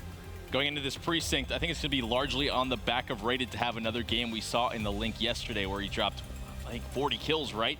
Crazy. You saw that key player matchup, the 1.8 KD in the type. Needs to keep it up here. He said, Puckett, gas me up today, man. I'm #1 KD overall when it comes to the respawns. A lot of that, or at least in the uplink, a lot of that was done with the NV4 on throwback. So we're going to see how he plays here on Precinct. This is a little bit closer quarters at times. You know, you're going to see a lot of fast plays, and at times you'll see lots of rallies on this map. Who is going to have the spawn control? That's the big question for me. So far, Enigma 6 have not dropped any of their uplinks. They are perfect in this game mode. And we just saw how close Elevate played against Optic Gaming in this same thing. I'm scared for this one, though. I think the trading from E6 just going to be too strong. We saw how, good they were in those close quarters, just stacking up hard points, able to take that one down by over 150 points. So Proto has been my guy with that ERAD. Expect him to get into this drone reset and wreak a bunch of havoc with it. We got Maven on the analyst desk after this series is over. Can't wait to hear his thoughts on our game number 3. Maven, the wizard, the wise wizard, gonna break it all down for us. You're fearing things for Elevate. I think this is where they build up the advantage. Will they be able to get it done? Will they finally stop Enigma 6's streak in uplink? To open things up, it's General and M. Ruiz, but Reedy plays his life, stays alive, and picks up 1 kill. That's gonna slow down this push, but at the end of it all, we got Proto moving this up. This is at least a 1-pointer unless the defense stands strong. Looks like that drone's going to be just this little short. Zed picks up the double with the ERAD as drone control back into the hands of Elevate as they push this up towards Statue. E6 with a strong original push, but not able to get any sort of points on the board. I thought they were going to be able to, but Cade not able to be the lead blocker in that situation. General jumping over this drone, needs to pick up this kill first before drone progresses through orange tarp, gets traded out. Back and forth. Drone does go off. Does it land in? Yes, they get the throw over the building. A nice 1 point from Enigma 6. At the very top of your screen, you can see Cade continue to spawn trap. Cade picks up both Zed and Rated. Reedy's going to get picked by General in the middle of the map, so he is clearing the way for the drone. A nasty 3 streak on the worst place on the map here if you're an Elevate fan. All up in the base at the end of it all. It's just another 1-point play, so a 2-0 start in your first minute and 15 seconds. But in theory, this could be a 4-0 game. Oh, definitely. Proto not able to get that gunfight as Elevate wraps back towards back alley, trying to get control of their base, but Drone going to be moving over towards this white van side. Nope, the wrap is going to happen now that Zed has shut down that push. E6 just needs to slow it down. Some quality pushes, and I thought that spawn trap was going to be more brutal on the scoreboard. I mean, look at the numbers here. You got 4 kills from M. Ruiz. Cade is dropping 7 early. Proto at 5 and 3, make it 6 and 3. And then General at even with 4 kills. It's Elevate getting outslayed. In fact, they have had no presence on the map outside of their base. They're getting trapped, and it's happening early on. They got to start winning these gunfights. They got to start putting pressure back on Enigma 6. E6 still has control of this drone room. Cade picks up the first. Watson going to try and answer back. He does get the trade, has some teammate support. 2v2 situation now as trades continue to happen, but can't move this drone up yet because General's locking down Statue. 1 player in the back as well. Drone now going to be moving very quickly. General going to look towards this orange tarp, be the lead blocker for M. Ruiz as he is weak. Reedy doing a great job of staying alive, though. He's buying his teammates time. 3 attackers as General picks up the double. Cade is going to find a third. They're all wiped off the map. And here comes M. Ruiz with a dunk. 4-0 first half. It's been a blowout. You talked about it. Enigma 6 just so good at trading. Look at the pressure Cade is putting on the spawners. Proto has control of the drone. I thought he was going to go for the one, decides not to go for it, though. Just wants to try and retain control of this yellow van. A nice shot from Rated to shut him down. These pushes from E6 are just so fast, and I think that's the biggest difference of why they've been so successful in Link. They don't waste any times. The drone is moving off of kills rather than focusing on kills first, then moving drone. That's why they get these points on the board. Big flank coming in here from General, and wise decision to turn around. You're going to see Watson catch him in rotation. It's all coming down to a 1v1, and M. Ruiz is going to win that. They don't pick up the drone, though. They're setting up for a reset. They wanted to go back to the center of the map, elevate. They all bite on the ball. They start moving south. They're going to get caught off guard. And once again, it's Cade pressuring at the top tickets. This time around, Zed holds strong with Watson. Strong defense from Elevate, but that was looking ugly. Yeah, Zed sort of saved the day in that drone reset room. Drone going to be moving up towards this construction side. I expect this one to get off over towards the railing because his teammates are taken out, though it does go off. Looks like it's going to be good. Intercepted. But no. What a play from Proto. The playmaker for E6 has control back to his team's favor. Nice pick there. Proto just gets elevated, and he snatches the drone out of the sky. Watson had it on target, too, so that would have made it 4-1. Instead, Enigma 6 still not allowing a score. They have a 4-point advantage going into the half, and they're looking to tack on more. For now, it's going to be Rated trying to pick up the drone. Actually, Watson is going to be that player. Rated's going to look for kills here, trying to back up Zed. Proto trying to cause problems in the middle of the map, but they're powering through Cat Statue. Elevate, they're simply not winning the clutch gunfights, and that's what's stopping them from pushing this forward. Exactly. E6 holding strong when they need to over towards Statue. Finally, some kills going in the way of Elevate. They have the number advantage. They need to get aggressive, but every single time it seems like E6 bails themselves out with kills. They do it again. Does the drone go off for the one? He tried to line up for it, but again, a 4 dead. It doesn't seem like they can push through. Their lead blockers aren't aiming up or buying enough time for their teammates to get the one off. 10 seconds left now. They are moving drone, trying to get this 1-point attempt at the end. 5 seconds left. 3, 2, 1, and that one is good. We go into the half. 5-0 in favor of Enigma 6. They controlled the map so strong in our first half. There's really only that one attempt from Watson that came close. Every other time, the defense holding strong. Big kills coming in. Proto constantly on the backstabs through the middle of the map. We saw flanks from General. And Cade, he was causing problems in Elevate's base since the first minute. E6 does such a good job of not staggering their deaths, if that makes sense. They see if a couple of their teammates go down, the last couple of players buy that extra 5-10 seconds for the teammates to get off spawn back to a good position.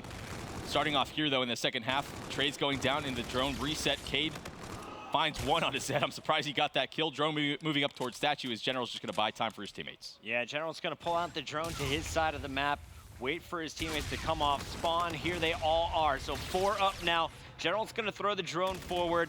Watson's going to fall. 3 players still pushing up here for Enigma 6. Drone is on the ground. Can Proto clear the way for Cade? Big kills from Proto. This is at least a 1-pointer. And the drone's dropped. Not picked up. Watson this time. The goal line stand.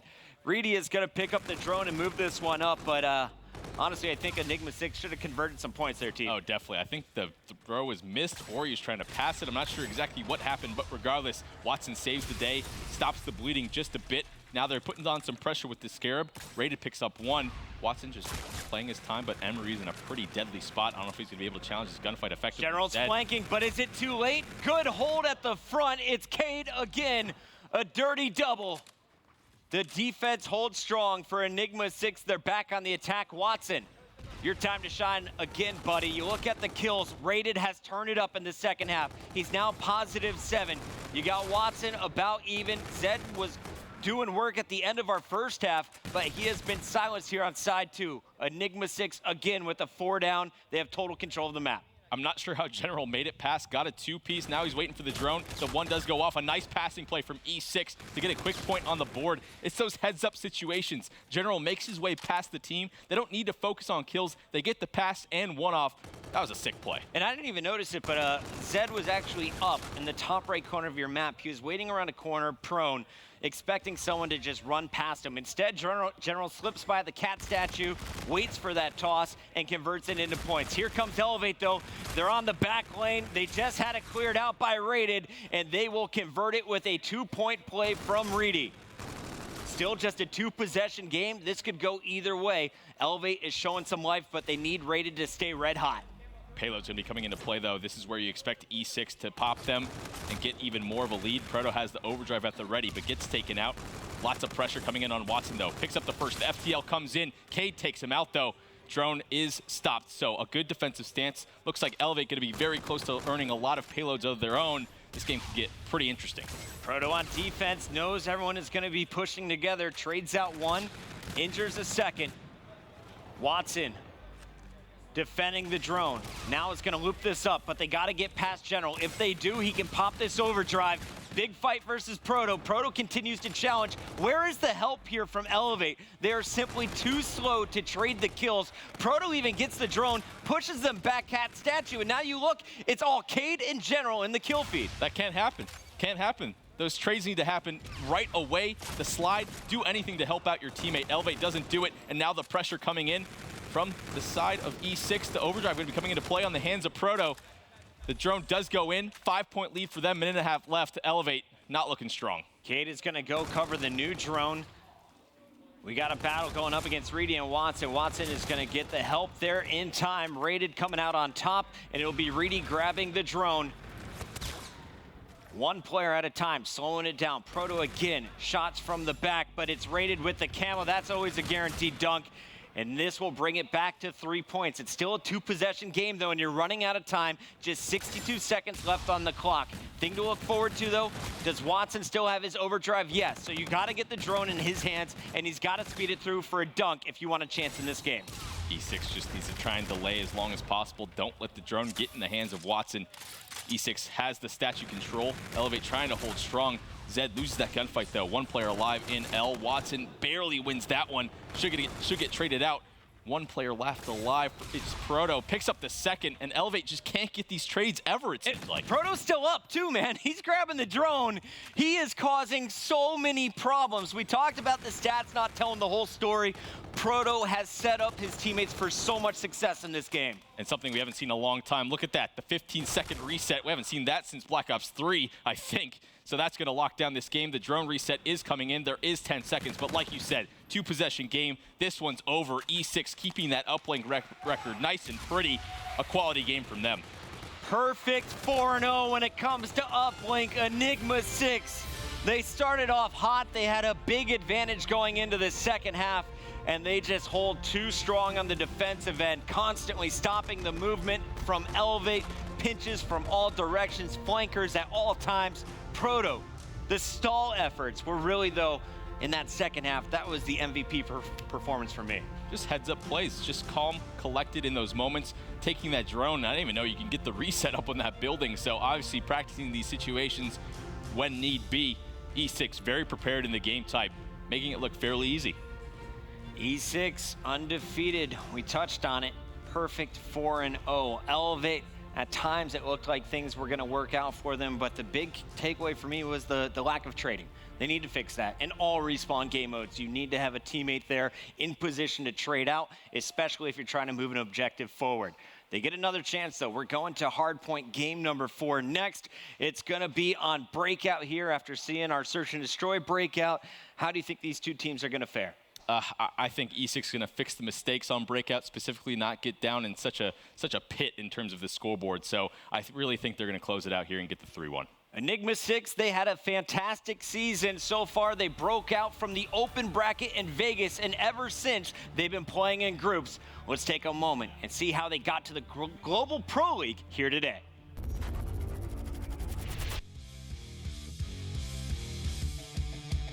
Enigma 6 is a team consisting of young, talented players coming out of Michigan in Proto, General, Cade, and M. Ruiz. They're not standout players, but they work incredibly well together because of the chip that they have on their shoulder, especially General, Cade, and M. Ruiz. The trio erupted onto the Call of Duty esports scene at UMG California in 2015, but with the 18+ rule going into effect for the CWL, Enigma 6 were unable to compete last season. That makes this year their time to shine. Enigma 6 exploded into CWL Vegas, battling their entire way through the open bracket straight into pool play. E6 would go 9-0 in pools, shocking the community with 3-0 wins over Optic Gaming. Just 2.5 minutes from 3-0ing Optic Gaming. And eventually CWL Vegas champions Rise Nation. Enigma 6 get the job done. The 3-0 of the Green Wall. They've now 3-0'd Rise Nation. Outside of Vegas, they have consistently placed top 12 at major LAN events and have victories in multiple online 2K tournaments. So far this year, Enigma 6 can be defined by their ability to rebound and improve as a team. After league play changes following Vegas, the team did see a dip in performance, falling from top 8 in Vegas to top 16 in Atlanta. Enigma 6 is certainly a team that is on the rise, and one with potential to beat anyone in the Global Pro League. Keep your eyes on General. He was an absolute monster at CWL Dallas. He posted the highest overall respawn KD with a 1.28 and the second highest S&D KD at 1.53. These are elite statistics and will go a very long way to helping Enigma 6 compete against the world's best. Tune in May 12th through the 14th to see how Enigma 6 performs in Stage 1 of the CWL Global Pro League. Welcome back. 3 games in the books. It's Enigma 6 now on match point. Elevate. They have not won a series yet this weekend. They have to turn it around right here. We're going into hardpoint. The map is breakout. You have huge hills where you can just gather so much time. Look for the cell block. Look for the commissary hills to be those money hills for both of our teams. And I got to see it from Elevate here, TP. I'd love to open this one up when we get a chance. Let's crank up the headphones with this Elevate squad. Rated is the captain of this team. Reedy can be a vocal player. Are the 2 veterans silent right now, or is this when they turn the Europeans up? Yeah, it's going to be interesting to see. Usually when a team's not doing so well, you have those 1, 2, possibly 3 players just get so quiet on the comms, and that's exactly the opposite of what you want to happen. You need to get that energy, and it starts within the headset, right? You got to get your teammates amped up when they're doing positive things on the map. We'll see if they can bring it back. Here's a look at the map. Graves and Caves. So many great defensive positions here that you can set up at now. Who is going to take control in our first rotation? Remembering the first hard point, Enigma 6 built up a massive lead before the first 5 hills were gone. Will they do it again? Let's crank up the headphones here with Rated. I'm going to nade their van. I'm going to nade their van, see if they're pushing loading. Won't be able to see him though, so it'll only... Yeah, one fluid loading. Loading. Bomby, one bullet proto. They push me mid. Yeah, 2 on our van, 2 on our van, 1 Bomby, 1. Bomby, 1 after that. Got me. That's fine, right. Alright, 1 in hill. And then 1 loading still. I'm going to flank I'm going loading. 2 on mid, just wait for us to get a kill. Probably going to cut me off Spiral though. They're going to cut you off. Yeah, one's here on me. Frame Spiral. I just have the map.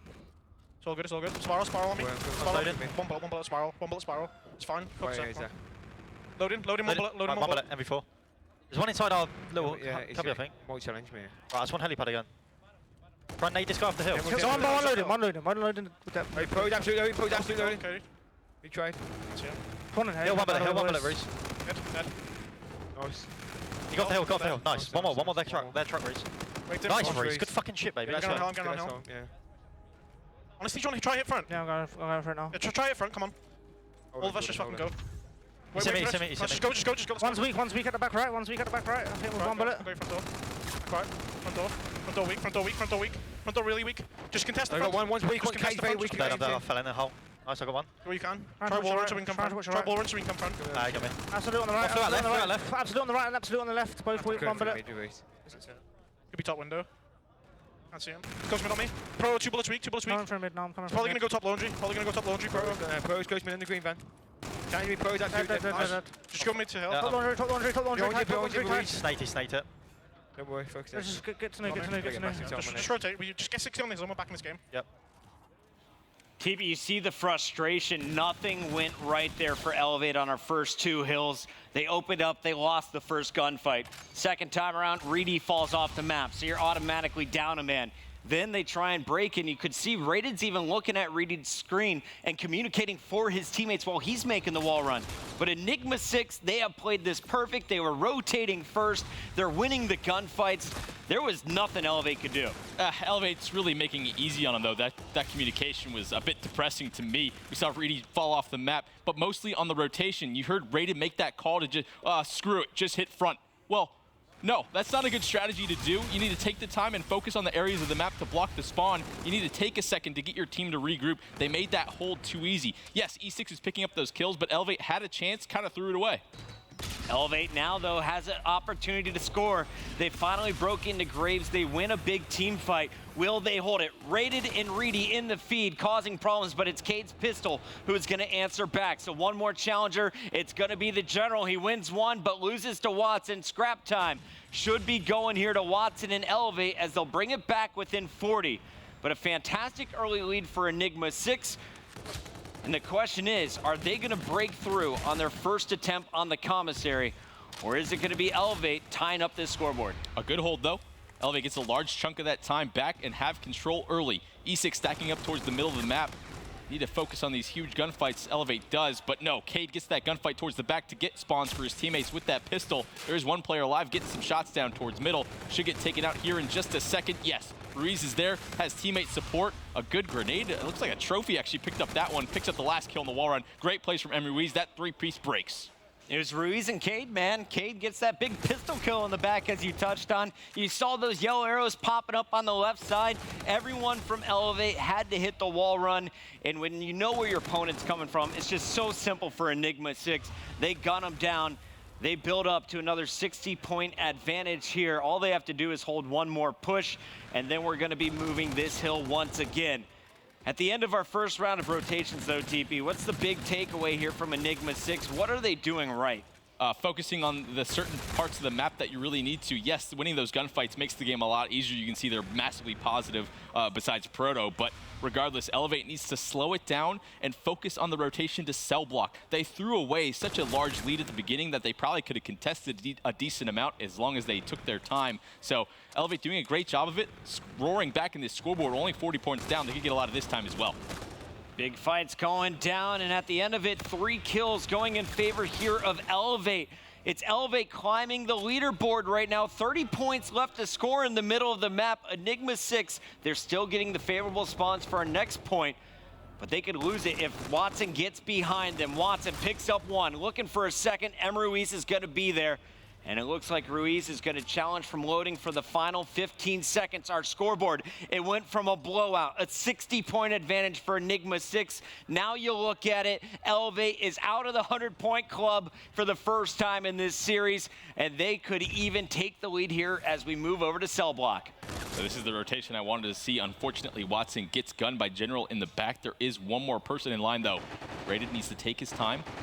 Hopefully his teammate can pick up a kill. Cade with that pistol gets one on his Zed towards middle. Now his teammates pick up a kill. Raiden needs to get this kill to back towards General. General buying time, gets some nice shots off on him. Ruiz holds down the front though.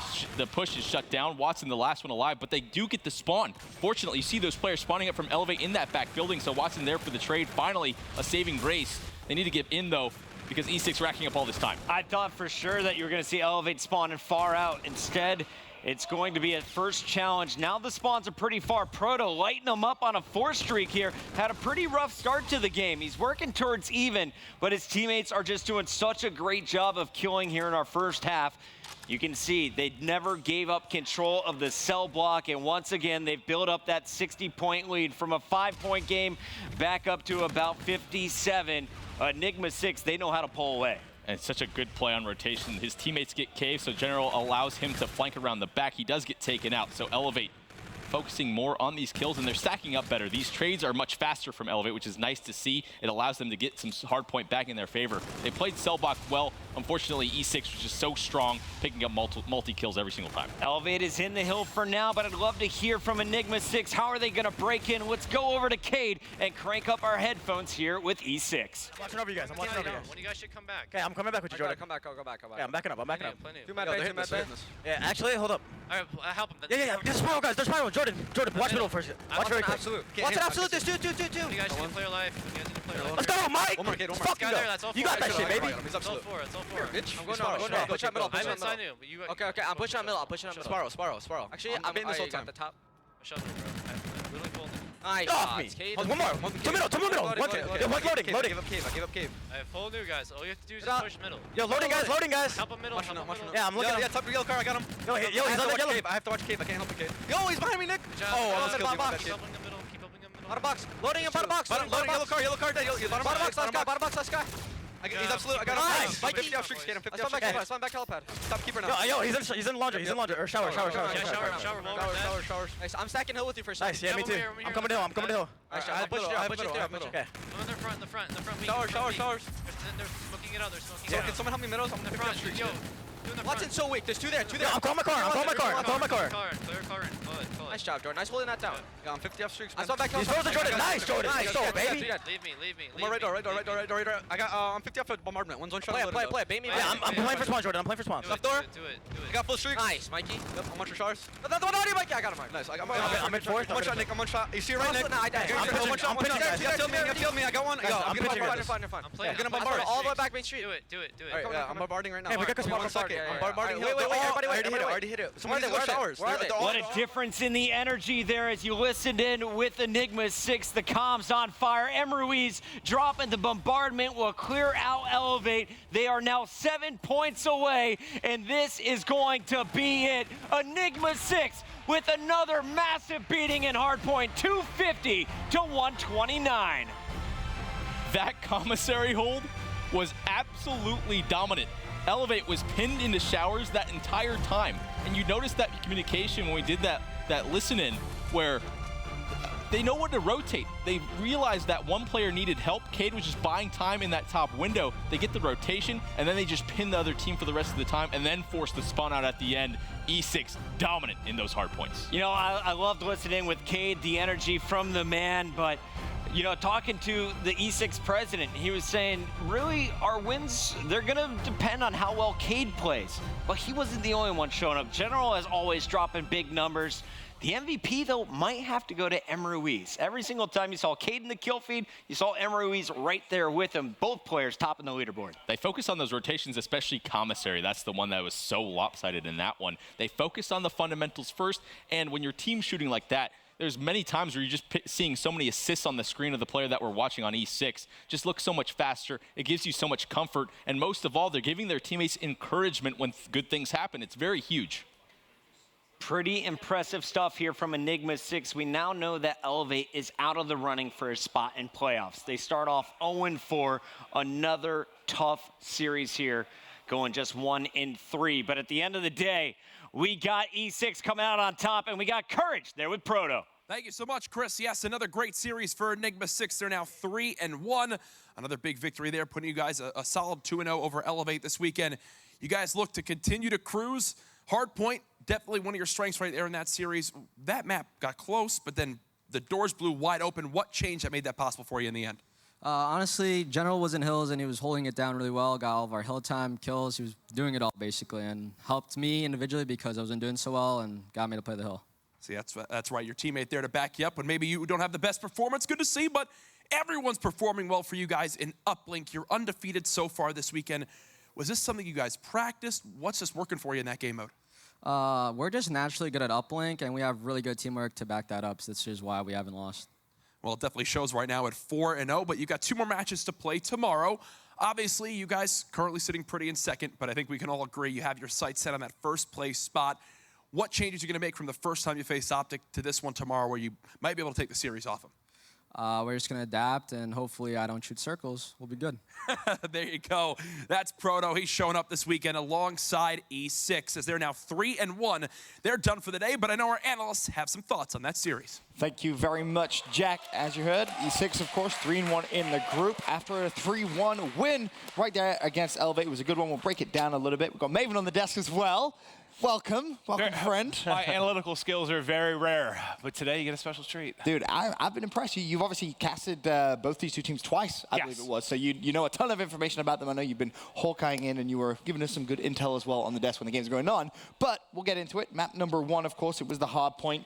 And we kind of heard it from the post-game interview there. App, I'll start with you. General slaying. I mean, he was just laser beaming. He played that map almost flawlessly, I think it's fair to say.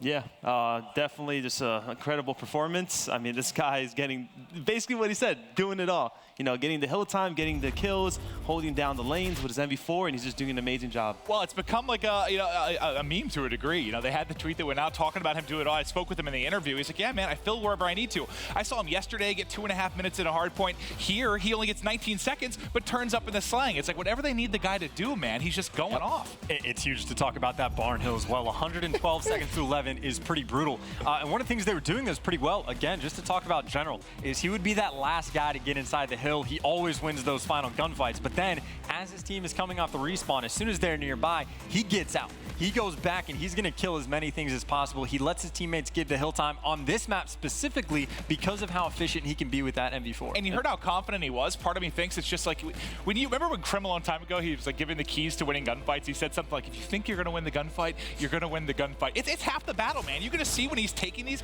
he feels like they're free kills. He's challenging everything with Elevate. And that's actually a really good point you're talking about, General. You know, not many players tend to run out of the hill and slay and let their teammates pick it up. Instead, they'll stay in the hill, you know, try to just hold the time. But it's such a good play for him to just go out and get those kills. Yeah, and again, it's hit or miss depending on the map as well, because he had the most hardpoint time back in that final hardpoint on Breakout while he's getting the kills because of those long-distance engagements. There you see in that barn hill, everything is going to be super close. That is exactly where you want your SMG player. So he knows that is not his best, most positional spot that he wants to be in. So again, efficient across all the maps. I mean, the map was 250 to 65. I think the stat was Elevate got 18 seconds in the first hill, then proceeded to get another 18 across the next 4 hills. So map number 1 didn't go well for the Europeans. But then we head over to map number 2, and that was an Elevate win. It was a 6-4 victory for them. But even despite that chance, there was some team killing going on, and it just seemed like some basic mistakes. Yeah, so Europeans just this week have team killed way more than anybody else. It's actually kind of nutty. Elevate, back when they played Optic on the uplink, had like 2 back-to-back team kills, giving up points. But even on the search and destroy, they're in a great position on the round. They have the man advantage. All of a sudden, they throw it away, shooting a teammate in the back of the head. Again, not sure if this is miscommunications, teammates not supposed to be where they need to. Not sure what the problem is, but a lot of risky business going on. And obviously, we saw the scoreboard there. Watson, 11 and 6 has the highest KD, but something you noted, Maven, was a fantastic performance from Rated. He's really stepped things up today after an abysmal performance day 1. Well, and specifically on this map, he was 1 and 8 yesterday. You know, he tweeted out after that, he's like, man, as soon as Reedy stole one of my kills, I thought for sure I was getting goosed. Today, he comes back, he rebounds, I believe goes 9 and 6 to close it out. Him and Watson were kind of the duo in that, but he came into today with the highest overall respawn KD, but the lowest overall search KD, and today he's put up 2 brilliant performances. He's looked really good in search. This is true. Curious, Apathy, I want to get your opinion, because this is something that we were all kind of talking about. Hopping bombs, something we've seen Elevate do a couple of times, obviously, when there are opposition players alive. When is the right time to do it? When is the wrong time to do it? It's such a tough way to decide that, just because, you know, the time could be off. Like you said, you got to find the right exact time to do it. You know, Watson tries to hop in a 1v3 and gets a pretty good timing. I felt like he could have had that, but about probably a second short and gets killed. And then Zed does it again when there was about a 2v2 situation, and that was a great time because, you know, they had showers control. The other 2 were probably wall run and just, you know, exactly where they were, just hanging out. And it was just easy for him to get that defuse. Well, do you think, I just have a question, I mean, do you think that's because Breakout's a little bit new, maybe they're worried teams aren't as comfortable, they're not, because we saw, it was 4 different times they tried to actually hop it there. Do you think that's more just because it's a newer map? I think it's specific to the bomb site itself. I think just where Showers is, if you can get control of Showers and inside the bomb, you know the other team's going to be coming from the wall run. If you have control of the wall run, they're going to have to come from Showers. And each of those is going to take, you know, 5-6 seconds if you're trying to hit that wall run just to get there to begin with. So the second time they hop the bomb in this situation, they already cleared out Showers. They know they're going to be on the wall run. You know you have time to defuse that bomb, because even if they fly, your teammate's obviously going to be there to watch your back, and that's an easy gunfight to win. Exactly what Chan said. I mean, just a bomb site. You know, if you clear out Showers, it's just so much time for them to come through wall runs, and it's 2 doorways you can easily watch. If you have a teammate there with you, as soon as you hop it, you know, they have to come in through that doorway most of the time, and your teammate can easily get that kill. Well, series tied at 1-1. We go over to a game number 3, and of course it's uplink, and Maven, as I said, you've casted E6 for, I think, what, 2 times so far this weekend? Yeah. Their uplink has been flawless, undefeated in the game mode. Why are they so good? We've seen a lot. Chance and I were talking throughout basically that entire game, but it's been a little bit of everything. Yesterday, when they were playing against Optic Gaming on Throwback, I thought that looked like some of the most annoying gameplay if I was an Optic player, because it was constantly them flanking or setting up in sneaky positions to shoot them in the back. But today on Precinct, I think it was more the opposite of that. I know we saw Chance, we were talking a lot about they were sending a guy in the flank to either pick up the flanker or try and make a play, but really they were just outslaying them. I mean, they were crushing them every time they got on the aggressive push. It goes back to they play every map well. On Throwback, they're being sneaky. On Precinct, they make sure to basically send someone constantly on the flank. Whether they're on the defensive end or the offensive end, they make sure to cover the entire map because of how many more options it gives them. But again, in the hard point, they play one map a specific way where General is going to be outside the hill. The next one, they're going to have that guy be the turret inside. So they have all these situations already planned out depending on the map, and they play it very efficiently. Obviously, we've given a lot of love to General today, but Proto has had a fantastic day as well. Apathy, what's really stood out for you when you've been watching him play today? I mean, he's just been making a whole bunch of clutch plays. He's such a playmaker. You know, he's sort of like a mini Karma, where he's just making plays, helping his team win the game. You know, making those crucial plays. You know, just right on time. It's been amazing to watch, to be honest. It really has. Of course, they take that one 7-4, and they remain unbeaten. No one can beat them in uplink, apparently, it seems. Would you say, is it fair now maybe to say they're the best uplink team in the game, Chance, or maybe too soon? We'll have to wait for playoffs. Europeans have stacked up pretty well against them. They've been closer games at the very least. I'd like to see an Epsilon or Millennium or even Splice go against them. But for NA dominance, I think they're definitely the best. Obviously, teams can give them a run for their money. Optic Gaming, if they have one of those just slay-heavy performances, maybe. Envy, decent at uplink as well. So not clear-cut that they're the absolute best, but definitely in that upper echelon. I liked how willing it seemed like to do everything. Like where we saw Optic play on Precinct, it seemed to be Karma, the one always trying to hit the flank, getting caught off guard a lot. It was anybody. It was just by committee who was going to actually hit it for them. It was brilliant to watch. And talk a little bit, you saw him throw the drone up top, and I know you were like, I love that, because we don't see that play too often. Yeah, it used to be a traditional kind of thing we see in uplink. Those 15 spots used to be everywhere. This game, not so much. Obviously, you see that's the only one you can really get on Precinct outside of throwing them under cars. But those sneaky spots, anything that they can do to even get the smallest amount of advantage, I love it. E6 goes for it. They do everything well. So many teams kind of have that mindset that strategy in this game, because it's jetpack, to just fly. Just win gunfights, you win the game, it doesn't matter. That is not true in the slightest. Again, going back to Optic, we've seen it. They outslay a team by 15 kills, they only win by 1. They outslay E6 by 6 kills, they lose by 5. So clearly there's a lot more to it than just being a slay-heavy team. Very true. Yeah, very true. I think it has to do a lot with the teamwork and the ball control. I mean, their teamwork is astounding. They have all these like passes and these plays that they set up together. Like, I don't know if it's a communication or what's going on, but they're really good at it. It's on point. It reminds me a little bit of United in a way sometimes, coming up with clever plays, don't always have to necessarily outslay, but they get the W. Even like the old TR squad. Like, you think of that team, it's very like creative. Yeah. They're coming up with smart ways. But as it stood at that time, E6, of course, they find themselves at match point. We go over to the hard point. And the game was so close, Chance. It was very, very close. And then I looked away, I looked back, and E6 had just somehow pulled away like a 50, 60-point lead. What happened? It's the nature of breakout. A couple of these hills are those money hills where if you get that rotation battle, you win that. It's going to take another 15 seconds before they challenge again. If you get another clean forward down, you pretty much can get a full 60 because already they have to rotate to the next. Cell block tells you everything. Dear God, 95-0 elevate, not able to step foot inside the hill. Well, that's pretty much your answer right there. Well, I talk about it all the time when I cast this map, just how the swing nature of it. But I honestly think in my career casting, I think I've casted, 4 or 5 years now, I've casted more comebacks on Breakout and Hardpoint than I have any other map like combined. It happens all the time. You can never count a team out, but it was crazy how close it was. A 20-30 point game, and then all of a sudden they just went off. Something key to note, look at the scoreboard top right of your screen. General 22-12, 2.5 minutes of hill time. Apathy, he was doing it all, and he impressed you a lot. Yeah, Breakout is such an easy map to just grab the hill and, you know, use the NV4 and just hold those key positions, you know, get in a heady, you know, on the first hill you can do that. You can hover up, get some kills. On the cave hill, it's easy to set up. I mean, almost any hill really on that map, you can do that. Well, I think that's why we saw the difference then on Throwback. Because Throwback, you know, if you're in Barn or something, he can't get in a power position with the NV4, so he was getting into power spots outside of the hard point, only had, what, 19 seconds. Right. There, where he can be in strong positions in the hard point, he racks up 2.5 minutes like we saw him do also on Scorch earlier in the day. So General has been a freaking beast, man. Like, I love it. I know some people don't like the cockiness, the arrogance. I love it, man. If you're going to play like that, if you're going to back it up, say whatever the hell you want. It's true. He's been playing absolutely phenomenal throughout the day, as has E6. They go flawless for the day, a 3-1 victory, of course.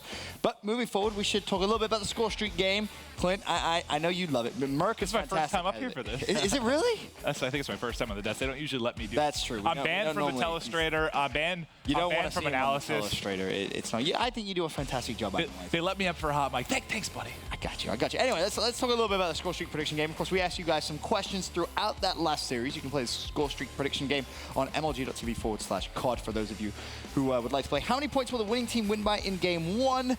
Less than 40 or 40 or more. 70% said B, and of course that was correct. I mean, I feel like that's a fair prediction, right, Chad? It's a hard point North American team going against a European team. That's wow, you're just gonna. It's been all right. Standard. Okay. No, Ben, shut it. You're American now.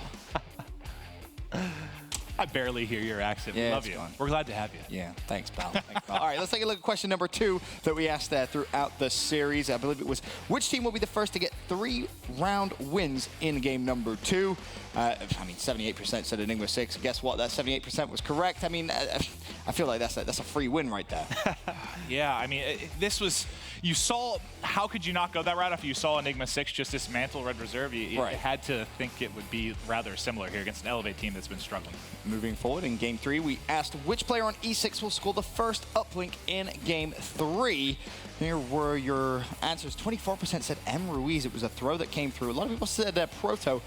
Apathy, if you were going for a bit of a gamble on that one, which one would you have said? I'd definitely choose Proto. You go Proto? Yeah, I feel like he would be the one, you know, playing the objective and going for that first point. Well, you would have been wrong and you would have lost your streak. Let's take a look at the leaderboard, though, and we can see if maybe any more familiar names are appearing this week.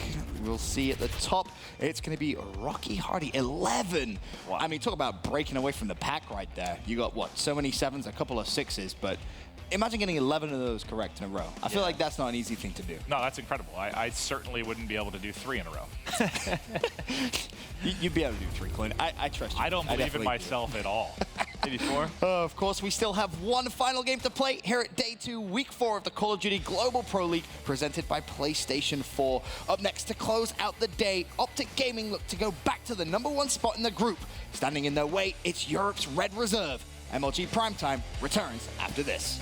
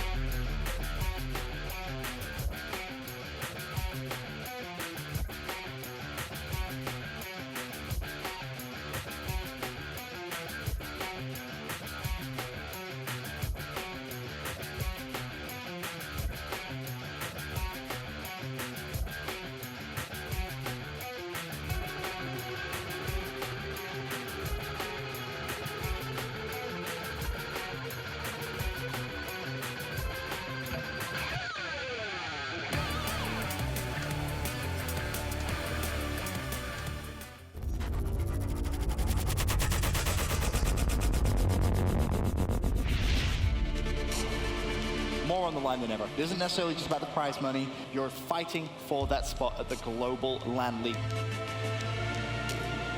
And you wish everyone could be involved, but realistically only the 16 best in the world can be. Congrats to all these guys earning that invite. These for me are the right teams in the league.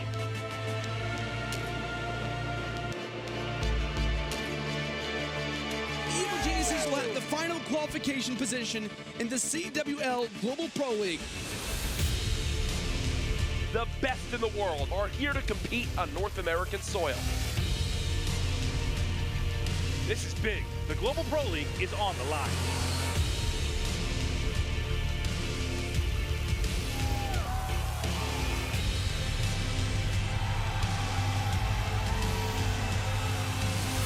The LAN League is pretty much everything. That's going to be the season for everyone.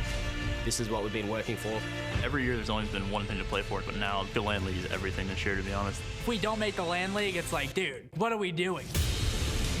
And it's Optic Gaming going into Ohio with the #1 seed. Red Reserve have done it. They've made it to Ohio. And it's Enigma 6 continuing their Cinderella season all the way to Columbus. 1 second in between Elevate and a spot in the GPL, and they have done it! 3-0ing Optic Gaming and uses his scores. Playing insane right now, and this is it, Jack.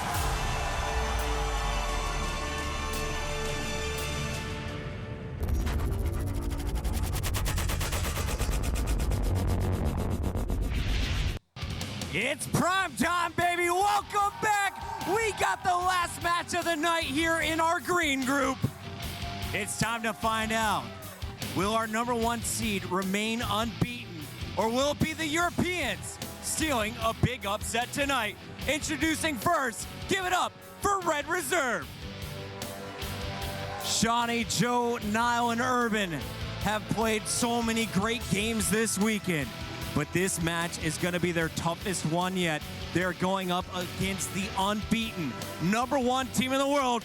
Let's hear it for Optic Gaming. Crim 6, Karma, Formal, and Scump have not dropped a game today. Will they keep this streak? We're about to find out. Let's send it over to Maven and Courage. Thank you so much, Puckett. Yeah, I mean, as big as this is for Optic and people are excited, we've got a lot of fans in the house, Red Reserve needs a victory here, buddy. Yeah, they definitely want to distance themselves as much as possible from that 4th place spot. They want to keep their playoffs hopes alive. This is actually a must-win match, to be completely honest, in my opinion. Already, we are watching Formal, who tries to surge right out towards that bottom bike path and does get cut down, but think of what we've seen so far today. It's a tale of 2 completely different stories for these teams. Optic Gaming, a perfect 3-0 map count, while Red Reserve got 3-0 swept earlier on today. Yeah, and just talking about the last series, how big is this for E6 today? I mean, if you thought it might be a tight race between them, Elevate, and Red Reserve, they go 6-1 in map count. What an incredible day 2 for them. In order for things to get kind of interesting going into day 3, like you would need a Red Reserve upset, or they would need to at least push this to a game 5, something like that. Yeah, and we'll see what they can do now, but we know Optic Gaming, they've been steamrolling. One thing to note, though, when they faced Elevate earlier today, it was not an easy 3-0 sweep by any means. The hard point, a 25-second difference. The S&D round 11, the uplink, a 1-point game. They had some slow starts at hard point, and a lot of it came down to some sluggish slaying at times, where then they would finally just kick it into gear, put it into themselves in that Optic Gaming zone that we know, and then take over the map. And I was wondering a little bit, coming into this weekend, I think most of you guys thought that Optic would go 6-0. I thought they'd get bit on like just one series. Like they'd be a little bit overconfident. They would feel just completely in command of the group, and someone would steal a series for them. We'll see if that'll happen. Like you said, the series just previous today was very, very tight. Can Red Reserve play them as tough? So far, so good, but now it's a break for Optic Gaming. 3 coming through on the kill feed, and now they're going to rack up some time in Barn. Scump just absolutely melted Shawnee right there. The difference between the K-Bar up close and that NV4. Crimsix even getting involved now with that ERAD, as this is the most control Optic Gaming have had so far in this map as they look to take their first lead of the game. There it is, 33-32 OG. Let's see if Scump can get these Trinity Rockets and the bombardment here working with the 5 streak. There's still one player in behind. There, sniffed out. Good awareness from Scump as he lines up Shawnee. And now just 100 off the bombardment, and just like that, with the snap of a finger, Optic Gaming back in control of this game. Wondering if he decides to call on these Trinities. Doesn't appear so as of yet. As now Optic Gaming will charge on forward, fully streaked out of Scump, 10-3 over triple positive on a 7 streak, and now he's hungry for more in the hard point. He knows the player's one shot. Scump, what a start from him. Oh God, the streak ends at 8, but already so many tools to work with. We've swapped POVs over to Karmas. He's trying to do a job contesting here at Bike Path. You see on X-Ray, he's got one right across under the bridge. He's got teammates looking over him as well. Weak player in the back, can't finish it. It's Joe that's actually going to push him out. You see Krim there also dying to the hands of Joe. 60-43 right now. Red Reserve still narrowly holding on to this lead. And a lot of it comes down to where their kills are coming in. Right now, all around this hard point, keeping Shawnee protected inside that hill. It looks like they'll finally lose control of these new baseball spawns. And we talk about this on Throwback a lot, Maven. We've seen it more and more as of late. As teams have gotten better at going for those breaks, we see less and less teams getting full 60s on any of these hills. Typically, baseball's the one where you can get the majority of your time. Oh, yeah, but it is so scrappy compared to something like our last hard point that we watched. And we were talking about a map like that breakout that we saw in the game 1 of the previous series. Much more back and forth. So difficult to rack up a ton of time. Now, I want to talk a little bit. You see Joe doing brilliant right now. He's at 12-9, but who's going to be the person? They just get clean wipe from Optic, but who's going to be the guy to help out Urban? I know Urban's not playing great right now, but he has throughout the course of the weekend. Is it by committee? Everybody's got to get it going? If you're going to beat Optic Gaming, it needs to be everybody. Pretty simple. And when you have Scump still with these full streaks, the guy's 17-6. He's on another 6 streak now. You might as well just start calling into these Trinities because he's about to double up on them. Yeah, 25 off getting another set. Get somewhere and just line them up. But he will drop. But that is just an absurd stat line right now. And this is a map where, remember Dallas? We saw him drop, what, 51? He can go off here. He seems to have really good just kind of map awareness and sense of when to hit these timings. And it's been beautiful so far. Is Optic Gaming about to break the 100-point mark? Wow, Scump is far and away leading this lobby. It's a battle of redheads between him and Joe so far for the slaying between these two teams. The big difference, though, you could just see Optic Gaming on that baseball hardpoint. They got close to a full 60 on it, Maven, as Red Reserve were just never able to crack through the defense. Yeah, this is interesting to see Formal leading the way in time. He'll do that quite a bit when playing kind of that anchor role, but we just saw General in the last series. On this map, he let his teammates rack up the time. He was more pushing up and setting into power position, so a little bit of different play you see from 2 of the top ARs in the game. Well, you heard Proto also mention in the interview that I did with him that Enigma 6, they just recognized that General was doing a good job in the hard point. Might as well just leave him there. If he's gunning everybody that tries to challenge him from long range with that NV4, let him do his job, let him be comfortable, we'll play around that. And General was going off at a 2.0 KD. It's always good to see when Formal knows where, hey, what's my best role right now for the team? Sometimes it's the objective, other times it's just killing everything on the map. Well, speaking of streaks, you saw several come in for Scump. Now it's Karma's turn. He has 4. Looking to build towards some score streaks. Gets God, has to reload here as he wraps around the backside of Barn. As a team kill comes in, they get a freebie there. Joe at least able to tag up 1 as well, but now Karma is in, racking up time, turns 180 to try and pick up a player backside of Barn. Now it's his opportunity to push out and try to hunt down this kill. And I think Niall will get the drop on him. Yep, there you go. Nice job by him to reposition, catch Karma off guard.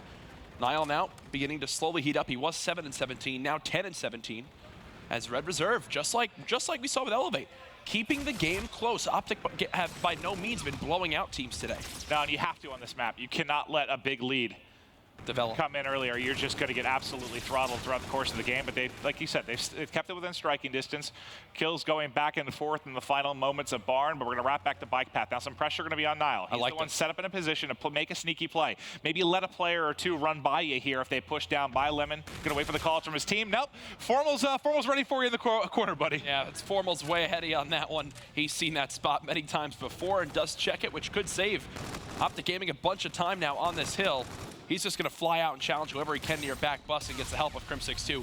I actually really like what I'm seeing from Crim right now with this ERAD. Always seeing him clean up weak kills that are called out from his teammates. He's playing at a very fast pace so far this map. Yeah, and you've just seen what, you had a 5 streak from Karma earlier, multiple big streaks from Scump, Crim then getting involved, and that's what makes this team so deadly. Anybody can erupt, and that's what you saw at the end of that Enigma 6 hard point. Just 4 different players going off on streaks and just blowing up that lead versus Elevate. Now you see it starting to build for Optic Gaming. Optic are more than happy to contest this time. They're more than set up to just go ahead and get more time at baseball for the new hill. Karma's still just staying alive. They'll trade it more efficiently. Optic keep the spawns. Optic get the scrap time. They're now at their largest lead of the game of 70 seconds, Maven. Yeah, they're opening it up now for sure, and this is where it starts to get really scary for Red Reserve. You don't have the spawns to come in for Statue. Formal's got Blue watched. You have Bowling watched by Karma. You have everything that you need here. As a grenade takes a very awkward turn. All right, I think that might have. What did that hit? The top of the globe, maybe? I have no idea. Just shot off to the left, but look at that. That's exactly what you needed. So if Optic holds there, you end up like 120 points or so. This game is over. You get an amazing break from Red Reserve. Remember, you still have the streaks though available on Scump. I don't believe he's called in anything yet. He's still sitting at positive 10. No, sorry, he did use there's bombardment right now. So he kills 1 on his team, picks up Shawnee. His teammates clear out the rest, and now you've got time for Scump to rack up. Yeah, Scump back in this hill. He's the closest player to 30 kills in this lobby. Now looking for more as he's still got streaks to use. The camo player, that was Joe, who just surged on through, tries to use it for the break, and it's for nothing, Maven. Only 15 seconds left on that hill and he tried to camo it. Oh, Scarab basically hits him in the shin, but you don't get much from it at all. You will get the final moments, like you mentioned, and you're still in striking distance, but now it's going to be setting up for mid-map. Oh, God, it was, I think, Joe that was waiting at the mid to be prepared for the push from underpass, but he gets shut down by Scump, and then everybody gets cut down. Niall with a 2-piece. The rest of the team getting involved as well, and now you're racking up some time. They got to go big right here. Red Reserve, this is your chance to get some much-needed time on this middle hard point, and then set up for Barn to mount that comeback. Still keeping this one close. Only 45 seconds between these teams. Niall's flank might be just a little bit too late as 3 of his teammates have died around him. Optic Gaming do get the break. And now it's going to be on Urban in the front to try and find the opening kill. You know, he saw his teammates sniffed out in a close corner. This time, Shawnee able to find Scump in the opposite spot. And some time for Red Reserve. Flying over the middle of Urban. Nice shots as he cleans up both. Crim and Formal will drop. And there's 15 seconds remaining here. You get the rest of this time. You're just down a little under 40 points. But pressure now coming to Shawnee. He's going to be the lone man here as his teammates trying to get back. He just tries to get out. There wasn't any play he could make in the hard point, but he's cut down before he can exit. And think we saw Joe use camo earlier on to get the rest of the scrap time at that baseball hill. Now there's no payloads ready to go for Red Reserve. Optic, on the other hand, have 2. Crim about to earn 1 of his own as well. So this can also come into play big time as we set up for this Barn hard point. Optic get 3 kills. It's Red Reserve again fighting from the back. And that's all Crim with that ERAD inside Barn. Deadly as always. He kills 2 players to get set up. And now you just need 35 more points here for Optic Gaming. Crim currently on a 3 streak. Can we actually go to his POV for a moment? I don't think we're going to see the camo at this time. Might have found with the Scarab, but didn't get shot down. Formal actually gets a couple of kills. It's going to be Formal and Crim trying to hold the back. And Crim's ready for this one. He's playing the close corner. Urban not expecting him to be there. One final push from Red Reserve to see if they can get the break. They do, based off the back of the combined 2-piece between Joe and Shawnee to swing the trades in their favor.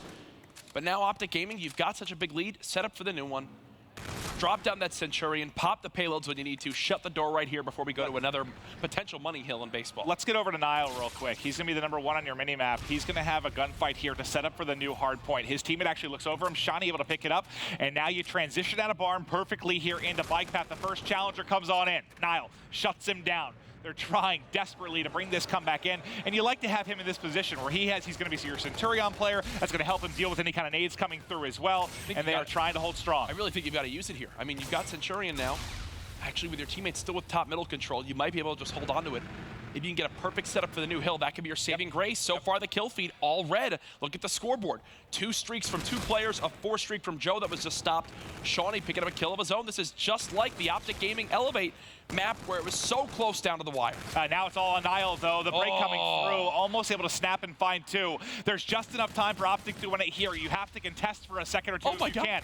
A team kill comes in for Karma. Is that the opening that they need? Urban, the lone man pushing in. Joe now by himself. You have 6 seconds left. You need 6 points. Optic Gaming ticking through, and there's the W at Bike Path. Scump with the 40 kill exclamation mark there to carry Optic to that map 1 victory.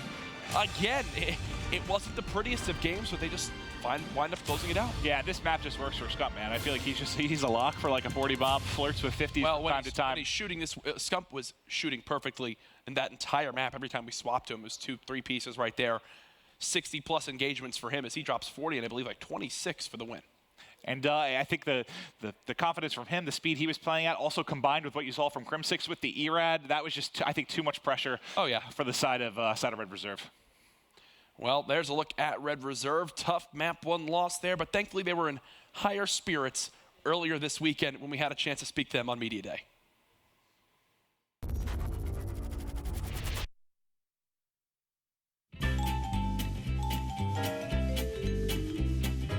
Knock knock. Who's that? I eat a map. I eat a map who? Gross. Don't really get it, but... Did you hear about the horse and the pig are dating? No. They're in a stable relationship. Alright. What do you call Irish furniture? I don't know, Joe. What do you call Irish furniture? Patio furniture. Did you hear about the new movie called Constipation? No. It's because it hasn't come out yet. What time did the man go to the dentist? 4 o'clock. 2:30. Close. What is the #1 cause of divorce? Don't know. It's marriage. Why are the fences around a graveyard? Why? Because people are dying to get in. What has 4 wheels and flies? Aeroplane. Nah, garbage truck. I'm not getting these, I'm not gonna lie to you. What did the shoes say to the pants? Don't know. Sup, bitches. Is it actually saying that on there? Yeah. Oh no, it says sup, britches. Let's redo that.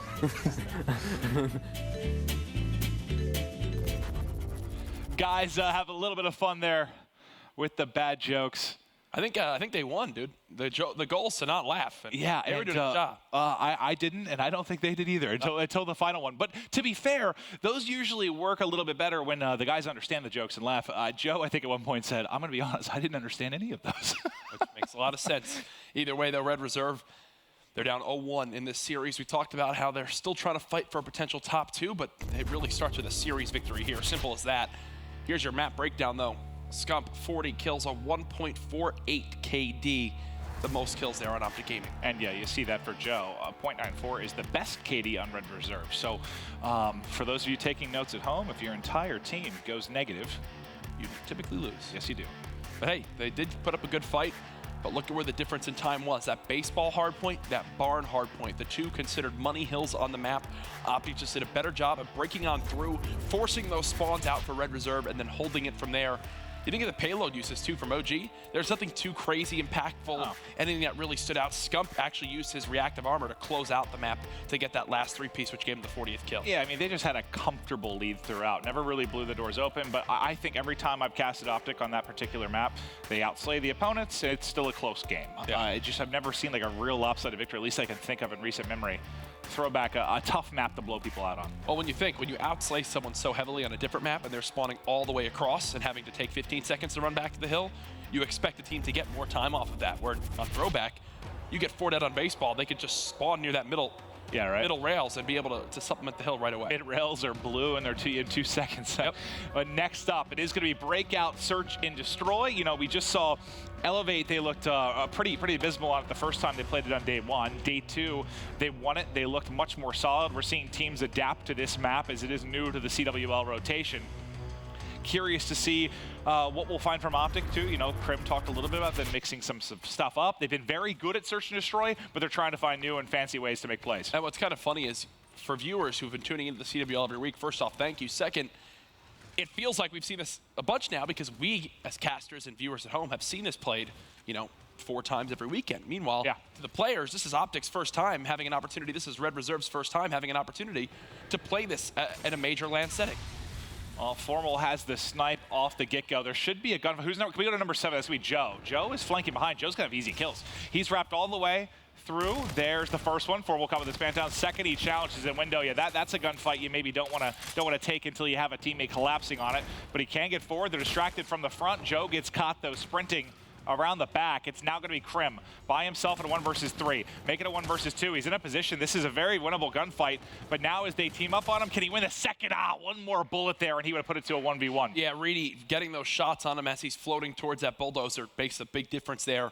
If Krim wasn't one shot, Krim actually cleans this up, and then it's up to that final. Oh, sorry, not Reedy. Shawnee. Wow, I thought for some reason the Y just immediately put Reedy in my head. I do that stuff all the time, Jack. What you do is now happening to me, and it's not good. That's what happens. We live together, we gym together, we say dumb things together. See, it's true friendship. As now Optic Gaming are down 1-0. Red Reserve, solid first round. It was all started by Joe's first blood. We'll see if he can do it again. Well, Joe playing very, very fast, and there was one playing all the way back in cell block. So if he were to peek the outside with the E-Rad, he's going to be all focused on showers here. You see on X-ray, one right on the opposite side of the wall here. He's gotten a call out to go ahead and retreat back. He's going to go help out at mid-map. Look at the spread right now from Optic Gaming. They've got the outer wall run watched. Even if someone low wall runs that, Scump will be able to spot it. Well, let's go real quick. I want to see what Formal's POV looks like if they hit that site.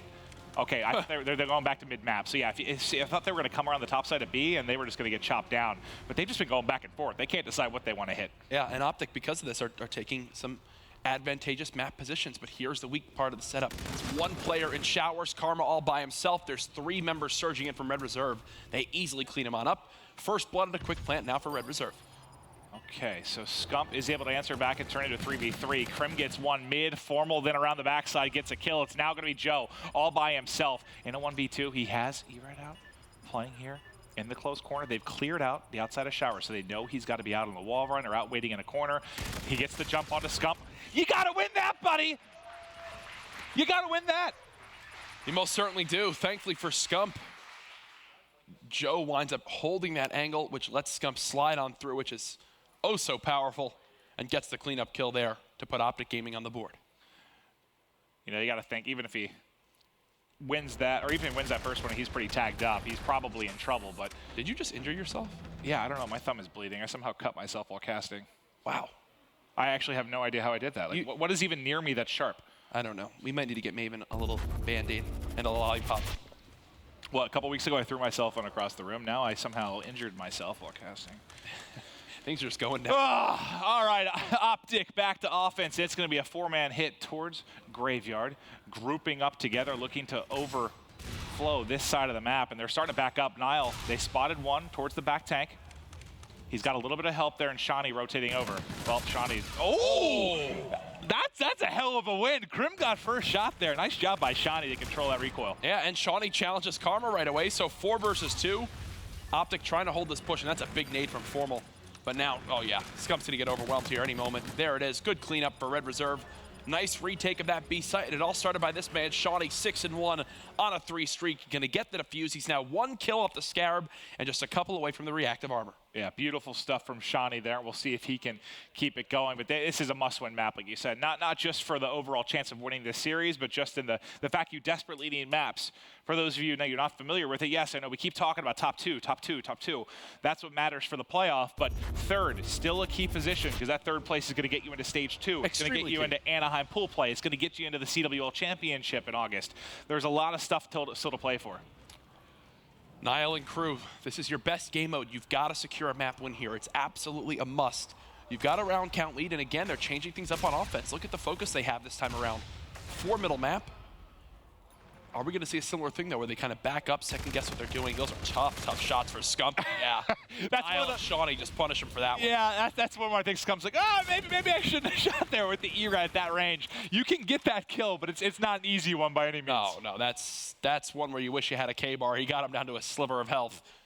Good help, though, coming in from the boys of Red Reserve to clean that up. They're taking command of this game, Maven now up 3-1.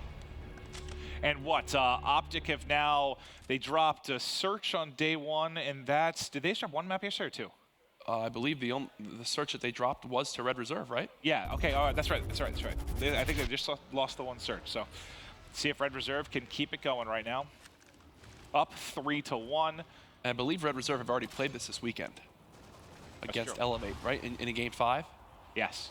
So they've already experienced this on land. Optic have not. That would have been an extremely dumb kill if he got that with a K-bar from across map to window. Tagged him up but not able to finish it. Krim going to get your first blood. Karma has bombed down, and now it's going to be a post-plant play with a man advantage for Optic Gaming. Scump, they're trying to overwhelm him in the middle map. They send 3 players here. Look, he's getting call-outs, just spinning in circles, gets the kills. It doesn't matter. He's got Karma watching over.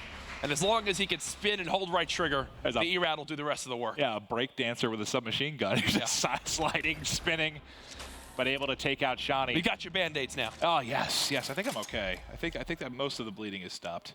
Good. I just faint on broadcast. It's not that bad. Don't worry. I didn't it's maybe a paper cut. I think it is actually a paper cut. I don't know. I'll be okay. I'll be all right. Optic trying to come back into this one. Red Reserve still up around. They're taking the attack to mid-map. And on offense, we've seen aggressive plays towards mid. We've seen them run back and forth several times trying to decide on what bomb site they want to attack. But yeah, I mean, we saw Formal back somebody down from window the last round with a K-bar. Oh, there's a timing in the back of the map. Timing in the back of the map. Yep, Formal dies to Urban. Joe with the cleanup on Karma. And just like that, it's a 4v2 again on offense. And that's a couple of times now that we saw what Formal got caught in round 1 by Joe on a quick flank. He gets caught by Urban here. Now Krim, this is his second 1v3, I believe he's been in. He's tagged up from behind, 4-2. Red Reserve staying alive. And they're doing the job by getting control of middle map. There, you see Shawnee back up, I believe it was Karma, in that top window near Laundry. He pushes the player out of that sight line, which takes away all of Optic Gaming's vision. Because of that, Joe is more than free to charge right through that side showers. There's no call-outs to the Optic Gaming member in there, and they just get pushed and taken over. Yeah, and I'm curious. I mean, there's been a couple times that we talked to the guys after the uplink yesterday versus E6, and they were saying how they weren't calling out people alive. The communication was off a little bit. On a new map, maybe you're not as comfortable with. Maybe something's happening as well. Not all lanes covered. Not full awareness here, but Karma should have an engagement momentarily. There he slides around the edge, but it's Joe able to take. Urban then comes in with 2. That pistol, man. It melts. That's been fancy for him. It melts, especially if you have that trigger finger for it. Formal gets 1. Now he's pinned, though, in this top window. He's got a pinch coming in the next few moments. Not even able to get the second. 5-2. Red Reserve on the verge of going to a map 3. Tied up 1-1 with Optic Gaming. Really a best-case scenario, because we know how weak they are in hardpoint. This is exactly what this team needs to do. Yep. And then hopefully, you can push them the distance in the uplink and maybe take this to a game 5. And I mean, they have their number in search right now. We've seen that, but you have to have the ability to at least take one of those 3 respawns. Let's see if they can close it out here. You have FTL available, reactive for Shawnee as he started off really, really strong. I'm curious. I wonder if Shawnee pops this as they hit mid-map. He's held on first blood. Now Joe gets the first blood. There's Shawnee using the reactive armor, but he gets cut down. 3-2 advantage for Optic, and he had him use the big ability. Joe not able to get out with his life as well. Urban by himself. Does have his FTL jump. Now, typically, I would say just jump right off the map. No reason, but you're up 5-2. Another thing to point out as well, you're 1 kill off that Scarab. When you said that, I pictured him FTL jumping off the map for some reason. That would be good. But he's in a 1v3. Can he clutch here? So much time on the clock. We've seen Krim on the opposite side be stuck in a couple of these spots and not be able to come up. Can Urban now do it? Formal kind of just pushing there by himself while they know bomb is down at A, so gives him that free kill, which will get him that first streak. A plant and a kill right after as well. Oh, he is so dead. Yeah. The swarm comes in. The good job by the other 2 players in Optic Gaming, sticking together, hunting as a pair. And he had no chance in this position whatsoever. I think Red Reserve's issue there was they got a little bit over eager. They get that first blood in middle map, and you see that second challenge towards a player in that back Laundry window. I forget who exactly it was, but that was not a smart challenge. Oh, well, I think it was Shawnee with the reactive. So yeah, he basically, I think he got a kill with the reactive, then went vertical trying to use what little juice was left to take out the player in the window, but got gunned down. So Scump's got his payload. Formal with his as well. Urban, the only member of Red Reserve to have that ability good to go in this round 9. How do they come out into play? We'll have to find out here. Scump See if he uses reactive in this position. It's going to be Joe that's tucked away on the backside They've of played Showers. that same spot this whole game. Crib's the only one who's killed the player out of it so far. Scump being patient here, waiting for things to develop. There's some gunfire going down mid-map. I believe they backed the player out a window, and there's the patience pays off. Joe comes sliding in. Scump says hello. The Scarab doesn't actually spot anybody. He held the perfect angle. Now Urban trying to get fancy. Will shut down one. Just like that, it's a number advantage to Red Reserve. Reactive armor got popped. Scump popped the reactive armor. Doesn't even see him. Urban's dancing all around. Oh, and he gets the jukes as well around the back. Urban, a savage, and now it's formal in a 1 versus 3. He can't win the first one, and a Red Reserve gets it done. Urban showing why he's one of the best players in Search and Destroy so far this weekend. Some fancy footwork on the side of the map. Baits Scump into popping the reactive armor and makes it look easy as he cleans up both. You can tell Optic under-practiced and still a lot to learn about Breakout Search and Destroy. Well, and again, they said they were going to try some creative things this weekend, and I just, not to knock Red Reserve, but I just don't think Optic are that worried about them in the sense that they don't think they can beat them in a respawn. Like, there's not a question in Optic's players' minds right now that they're not going to take all 3 respawns against Red Reserve. I mean, they felt so comfortable doing it so far this weekend. Can Red Reserve shock them is the question. We'll have to see. Obviously, Optic played a close uplink earlier on today. That is their first map loss of day 2. Them and Enigma 6 could really wind up having a similar map breakdown if Optic can now run the table with these maps as it goes on. Remember, all eyes are on Red Reserve for their chances to still get in that top 2. They're narrow, but they are still there. Optic Gaming with this one will basically be in the clear for all things considered with that first place spot. Which was very, very expected. But the question is, can Red Reserve take the uplink? Can they take the hard point here and push it to a Game 5, give themselves another chance in a search? We'll find out after this very quick break.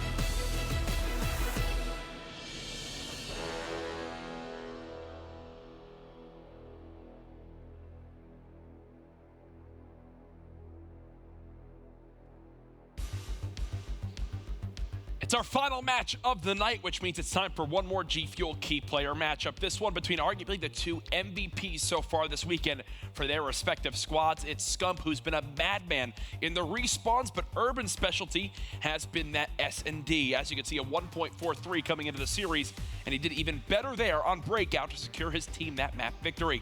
Now going into Uplink, though, both of these players will be the shining stars trying to lead their team to victory. We've got ourselves a tied series. This has been your G Fuel key player matchup.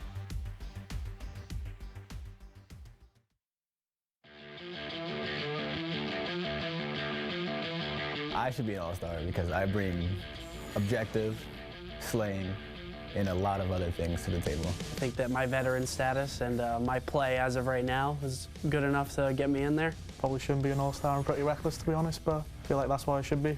Why I should be an all-star is I bring a lot to a team, and I'm an OBJ, but I could also do much more if I need to. I should be an all-star because I'm just the weirdest, literally the weirdest on the block. I should be an all-star because I do it all. I can fill any spot, I can play with any player. I think Joe from our team should be an all-star because he's a very well-rounded player. I'd say Joe, but Sean beat me to it. I give the crowd what they want, whether it be something that the crowd wants to cheer against or cheer for. I should be an all-star because I'm the best player in Elevate, so you want the best people there, don't you? I truly am an all-star player. I can snipe, and that's always fun to watch in all-star games. As an all-star, you just got to be one of the best, so that's why I think I deserve it. I should be an all-star because I'm by far the greatest Call of Duty players ever live in Europe.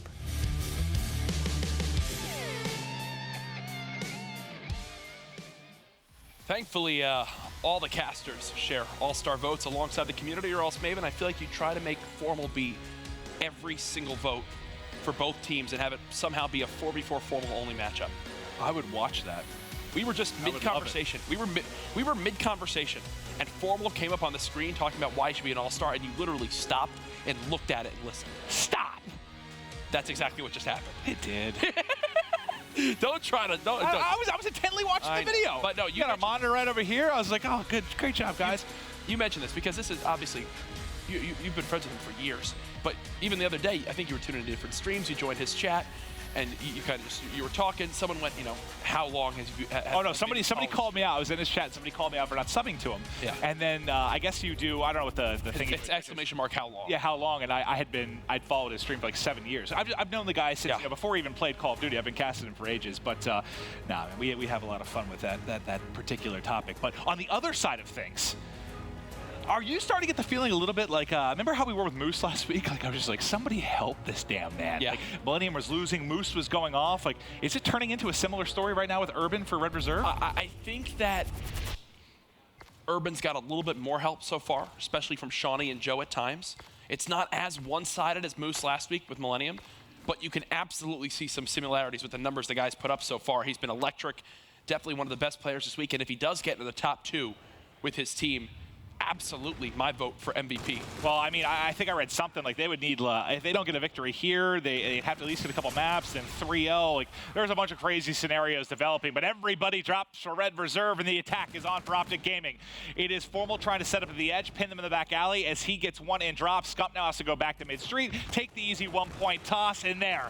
The damage done first. How is he alive? Scump's still here getting kills. He had one looking over in mid-street, I guess. Scump finally dead, and who is it? Urban with the 2-piece to kill Scump and Karma, as now he'll begin to flood up the map. Unfortunately, Formal is right there pre-aiming with that K-bar. Optic Gaming already taking a ton of map control as they're just wiping everyone off the map. And you'll see right now, Krim going to be that NV4 player, Formal K-bar in hand, at least for the time being. Shawnee peeking the edge, trying to look for the kills, so get dropped immediately. That's Scump and Karma going to be moving on forward. They've got into a nice position here in Ticket. Drone in hand, a little bit of hot potato, but finally Niall killing everyone, including his teammate. But it's enough to clear out Ticket. It's actually really interesting to see so far the versatility from Crimsix and the weapons he's been using in his matches today. The ERAD gets brought out there on throwback hardpoint where he's flying around. He's really the lead aggressor for his team with some of the most engagements in the lobby. Yeah. Now switching over to that stable NV4, playing more of a turret type role, being the guy that kind of sets up, gets a couple kills, moves up the map. Sets up, gets a couple of kills, moves up the map. Well, I'm impressed with Krim just because you got to think about what he's sort of gone through over the course of his career. He's deep in his career now. I mean, think back to the Complexity roster when it was basically, him and Aches were like the Scump and Formal now. The guy lead slaying all the time. Your Kobe and Shaq that are battling back and forth for who's going to drop the more kills. Krim's not that guy anymore. He's the guy who could be in the X Factor. Oh no! Slots, making the smart plays. Oh no! Your guy picking up the kills is the good man on your screen. Scump going off 5 and 3, but kind of funny. We just mentioned how good Urban's been coming to this game, and he just gets turned on there by Scump in a terrible, terrible way. Optic still trying to push his drone forward, and I think right there for me is a perfect example of at times where Optic can struggle in uplink. There was no reason to try to push that drone forward, try to follow into that top ticket window, lay the drone down, play a corner, wait for your teammates to spawn up. They're just focusing a little bit too much on the objective there. All right, well, we're back on with Urban, though. Karma quickly melts him with an ERAD as he pushes out. Joe still here, looking to trade some kills back and forth, but he's by himself, gets tagged up. Karma completely holding the edge there at Statue, making sure nobody can go forward. He just soars on in after the reload, taking out Nile. So 4 in a row here for Karma. He's starting to explode, really close to getting the Scarab and build towards that Trinity rocket. Also, impressive. I mean, it's a big thing that he goes huge because he will be a camo player as well. Jammer, doesn't bother me, shoots right through it. And now Optic, they want to set up for this spawn trap. But all dead again on Red Reserve. They need someone to get back to lobby as soon as possible. Will Karma be the guy to do it? I do believe so. Yeah, he's got to go. They should have sent someone here a few seconds ago. Now Red Reserve up the spawn. Kills have been traded so far. Final 2 are here. Crimsix still alive. Joe gets it better of him, so maybe a 1-point play for Karma here in the next few seconds. See if he can get it off. Tries to bounce off the wall. There's the toss. Nice job from Karma. And would you have preferred maybe he's the one that sticks around and slays because he was on that streak? Yeah, but I think he had 10 bullets in his ERAD. He ends up being the man that has to go back and grab it and gets 4 for the 1-point play. So there you saw why Karma's so special, man. Whether it's the slang, whether it's the ability to make a play with the drone, the guy can do it all. Oh, he's extremely good Call of Duty player. There's a reason the man has 2 rings, and it's because he can fill any role for his team. We talked about what he did earlier today when Optic kind of needed someone to just pick him up in that hard point. He goes on a 7 streak to really shut out the map. The 1v2 with the camo clutch on Crusher, Search and Destroy. You can think of more individual plays from him, really more than anybody in competitive Call of Duty in the last couple of years. Well, it was Krim for just a moment holding Statue there, but Formal answering back. Urban trying to put shots into the drone carrier mid-map, but it's Shawnee that's able to pick him up. Now they're pushing forward. You have a lead blocker. Your lead blocker just got obliterated by Scump, so things will slow down for the moment. You have a second player here to work with. It'll be Shawnee trying to get over the top with the NV4. The movement might save him there as his teammates dropping around him. He's got to play a sneakier spot. Wins the first gunfight, gets away from 2 and 3. Doing a nice job staying alive so his teammates can get back in the action, but finally he's picked off. So what's funny was Marky B and Nolson on this map last weekend for Millennium did a great job of finding the open lanes, finding the open spot, and either pushing it or kind of hiding in a corner and letting a couple enemies pass, shooting them in the back, and then getting a lot of map positioning because of it. Optic have done such a good job of clearing corners that they don't really give the other team the confidence and option to even do that. 5 seconds left, the last moment dunk. There it is from Karma. Optic will go into the half with a 3-possession lead, 6-0. They're dominating in this respawn. Yeah, that was one hell of a half from really everybody on Optic's side. I mean, just looking at the score line, but Karma, man, he was spectacular. Getting it done with the gun, getting it done with his head as well as he puts through really 3 points for their team. The final 3 points in that half. Fantastic stuff all around. Now the shot of Red Reserve. You got to muster up something here. I know you're tied up 1-1. This isn't the elimination map in the best of 5, but you just haven't seen much of anything. I know Throwback was somewhat close, but you haven't got the feeling yet that they can take a respawn. Shows just how good Karma is, that he's the closest really to his payload outside of Urban in the lobby, and he's running camo as he's trying to get there as fast as possible. 3 dead again on Red Reserve. The final kill should come in momentarily as you can see in your minimap, Crimsix is actually trailing the player in lobby. Formal will be the one to engage. There's the help with Scump, and now Optic Game will go on the offensive. Here they go. Formal drone in hand. He's actually getting rather close to picking up a Trinity rocket as well. The shot goes through. He ends up falling. The kills go back and forth. You've still got everybody now coming off of spawn to set up for lobby. We've Joe, seen this, the first to drop. We've seen this a few times from Joe this weekend, where he just has a bad map. And here's an example right here. He's been a non-factor so far. You need more from him if you're going to have any chance of coming back in this game. What is he, 8 and 15? And remember, I mean, at the end of last year, coming into the beginning of this year, even back to PSX, like the first event we had, I was high on Joe. I thought he was playing brilliantly. I'll still remember like that. I think it was like a 14 streak or something stupid he went on Throwback Hardpoint when the game first came out. What's going wrong with him? Because it seems like, if anything, maybe he's gone backwards a little bit, or is it just a rough weekend? I think he's having a rough weekend so far. Obviously, a very talented Call of Duty player. But you know who's a little bit more talented is Scump right now. 20 and 13, the 3-piece, nearly gets the 4 times multi-kill. Thankfully, Crimsix, again, with that NV4, is there for the help. He's just hitting his shots right now at 16 and 12. Joe getting pressured here. Him and Shawnee able to get bullets in and cut down the push. They're trying to defend the swarm that is Optic Gaming. There's only one player remaining. That's Scump. He's tagged up from behind, so it'll slow down Optic yet again. Drone in hand now for Shawnee. They're going to try and take it down the bottom of the map, maybe set up through mid-street. You have one player in lobby. That's going to be Nile on the mini-map, who might be able to set up a flank here, depending on how he opts to push through. But they've gotten up mid-street.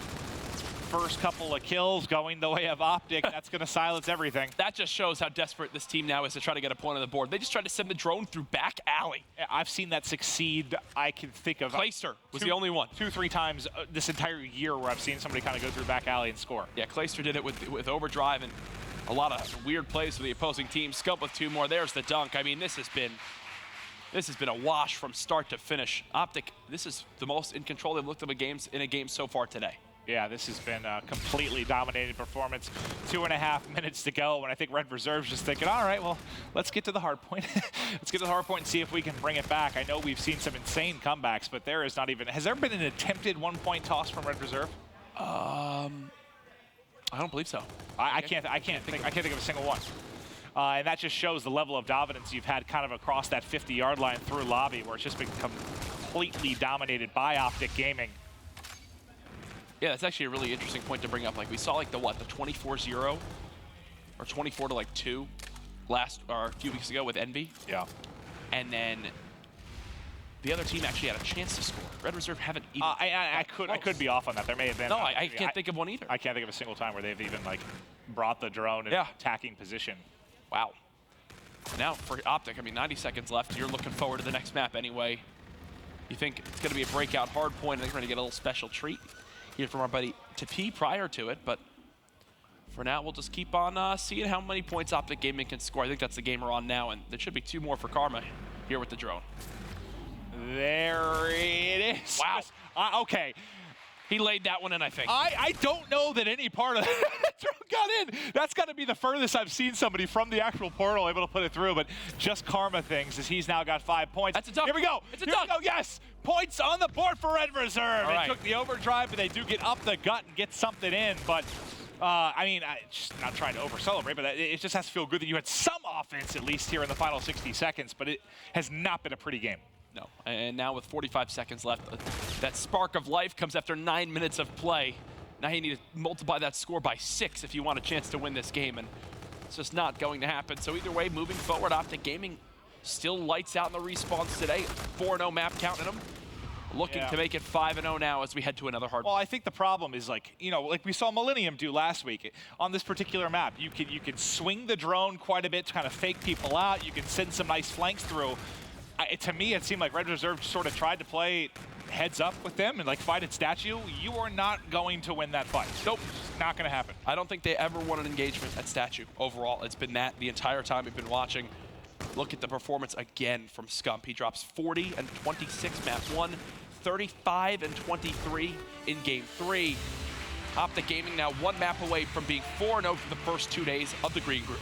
Well, you can see why, you know, Scump, MVP for Dallas. I mean, you could have given it to basically anyone on the Optic roster for that event. They were all brilliant, but it's terrifying. And you know, there's times where he starts slow and then he erupts. There's times where he's consistently dominant over the course of a game like that.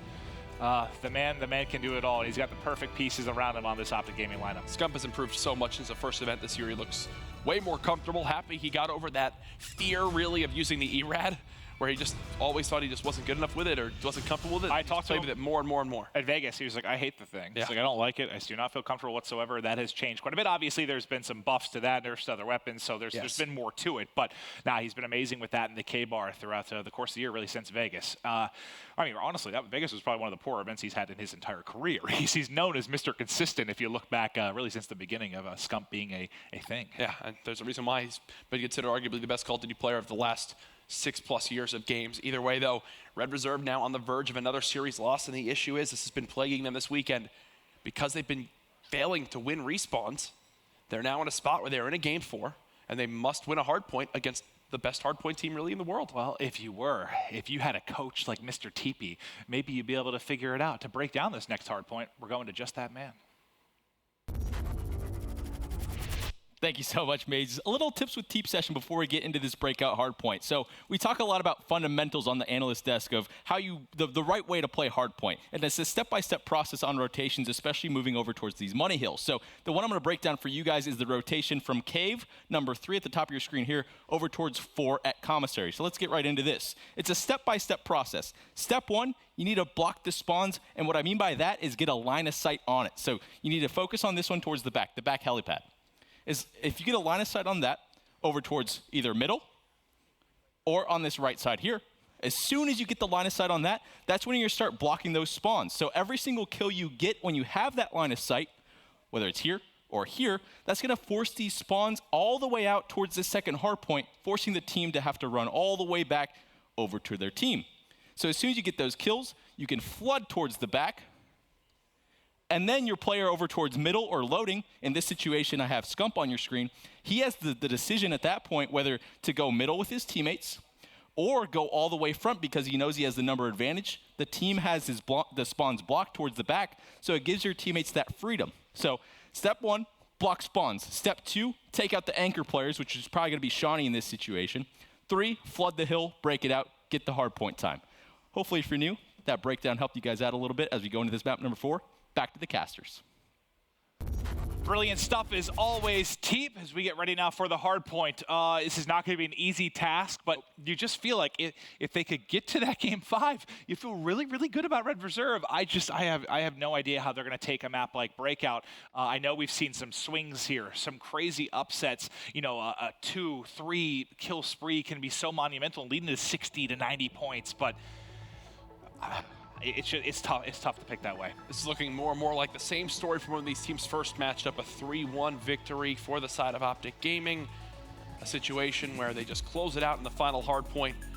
There's a look at the boys on the stage. Just wait for that countdown to finish so we can get into game 4. This could be potentially the final map of the day, a very quick day of CWL Pro League action. Yeah, and you would end 2 days for Optic Gaming, only dropping 2 search and destroys, both the Red Reserve. The other side that had a really big day. I mean, Enigma 6 had an incredible day as they just destroyed 6-1 in overall map count. They'd be right up there with Optic. And today was a story of what, NA versus EU in every single matchup. It has not been a good day for Europe. That's just like what we saw last week, and I was actually reading a lot of people's thoughts on Reddit COD Competitive and Twitter and European Call of Duty fans. I think a lot of them are hurt that their only representation at playoffs could very well be Splice. Well, to be fair, I think we can all admit that, or agree that Splice is far and away the best team right now in Europe. But that is no doubt, but at the same time, I think from all the times we've seen Europe participate so far this year, they got our hopes up to send at least a pretty solid amount of teams to playoffs, maybe even try to split it, but instead it's on the verge of it being just Splice as the Lone Rangers from that region. Optic Gaming versus Red Reserve for what could be potentially the final time of this weekend now on Breakout Hardpoint. And Joe has had a tough day. Let's see if he can bounce back in this hard point. K-bar up, will be hitting loading. First engagement's formal, and he's gone before he can, basically before he even gets gun up to shoot, he was gone. And I actually like how they're putting some pressure on those spiral stairs. It was Urban who was trying to flank, but Karma actually reads it like a book. Everyone dead on Red Reserve. Optic Gaming into early control. Let's, the flank developing here. I want to go to Krim. Yeah, he's got a couple kills in a row. There's going to be a third. There's a fourth opportunity. He's going to challenge. Thought he was high. Thought he was going to go vertical there with the jetpack, but unfortunately for him, keeps those boots on the ground. All right, now back to mid-map with Joe. See if it can go better this time around. Now Red Reserve in the hard point starting to pick up some time, but the spawns are now controlled for cell block. Joe almost wins that one. I don't know how much would have mattered because you still had a flood of green arrows on that side of the map, but it looks like the cell block is perfect. This is scary. This has actually been really, wow, Crim, even with the beat down behind. This has actually been really interesting to watch from Crim6. ERAD map 1, NV4 game 3, K-Bar map 4, and he's done exceptionally well in every single circumstance. He did a great job with the pressure he was putting on with the ERAD in map 1, was one of the highest in engagements, was around positive 1 to 2 the entire map, always making sure he was trading efficiently. Now, 9-1 in this hard point with the K-Bar, going off in the NV4. He was locking down lanes last map. And sometimes, you know, Karma gets the glory for being the clutch guy, and you focus on Scump and Formal and their slaying, and, you know, Crim, sometimes it seems like people forget about him, but guess what? I'm still here. He's almost got the bombardment in 8th streak right now. Crim crushing off the opening for Breakout. 11-1, everyone positive on Optic Gaming. There's another. Fully streaked is Crim6. Formal clears the hill with the 2-piece, and now Optic Gaming, they're going to look to go for this early rotation towards Grave and further expand this lead. And he's going to be the first entry player as well, so the kills he's picking up are important ones as well. He's now spotted 3 players. Yep, absolutely streak this out. It's going to back everybody out. He has 2 players there, I believe, that can help the bombardment. It's going to come down. You see on the minimap, everyone retreating out. Crim able to still pick up Joe, and now the flood comes through. High off the wall run. Shawnee in the back is down. Crim streak still going. 13-1, double-digit streak. Formal, I mean, we were talking about Crim. He's 7-1 as well. I mean, both these guys just going off. You can just hop right on down to the next player. Formal now looking for streaks of his own. There's one. He's got the Warden on, unfortunately, though, for Optic fans. Joe there for the trade. Nice job by him to cool him down just a little bit. 93-18 the score.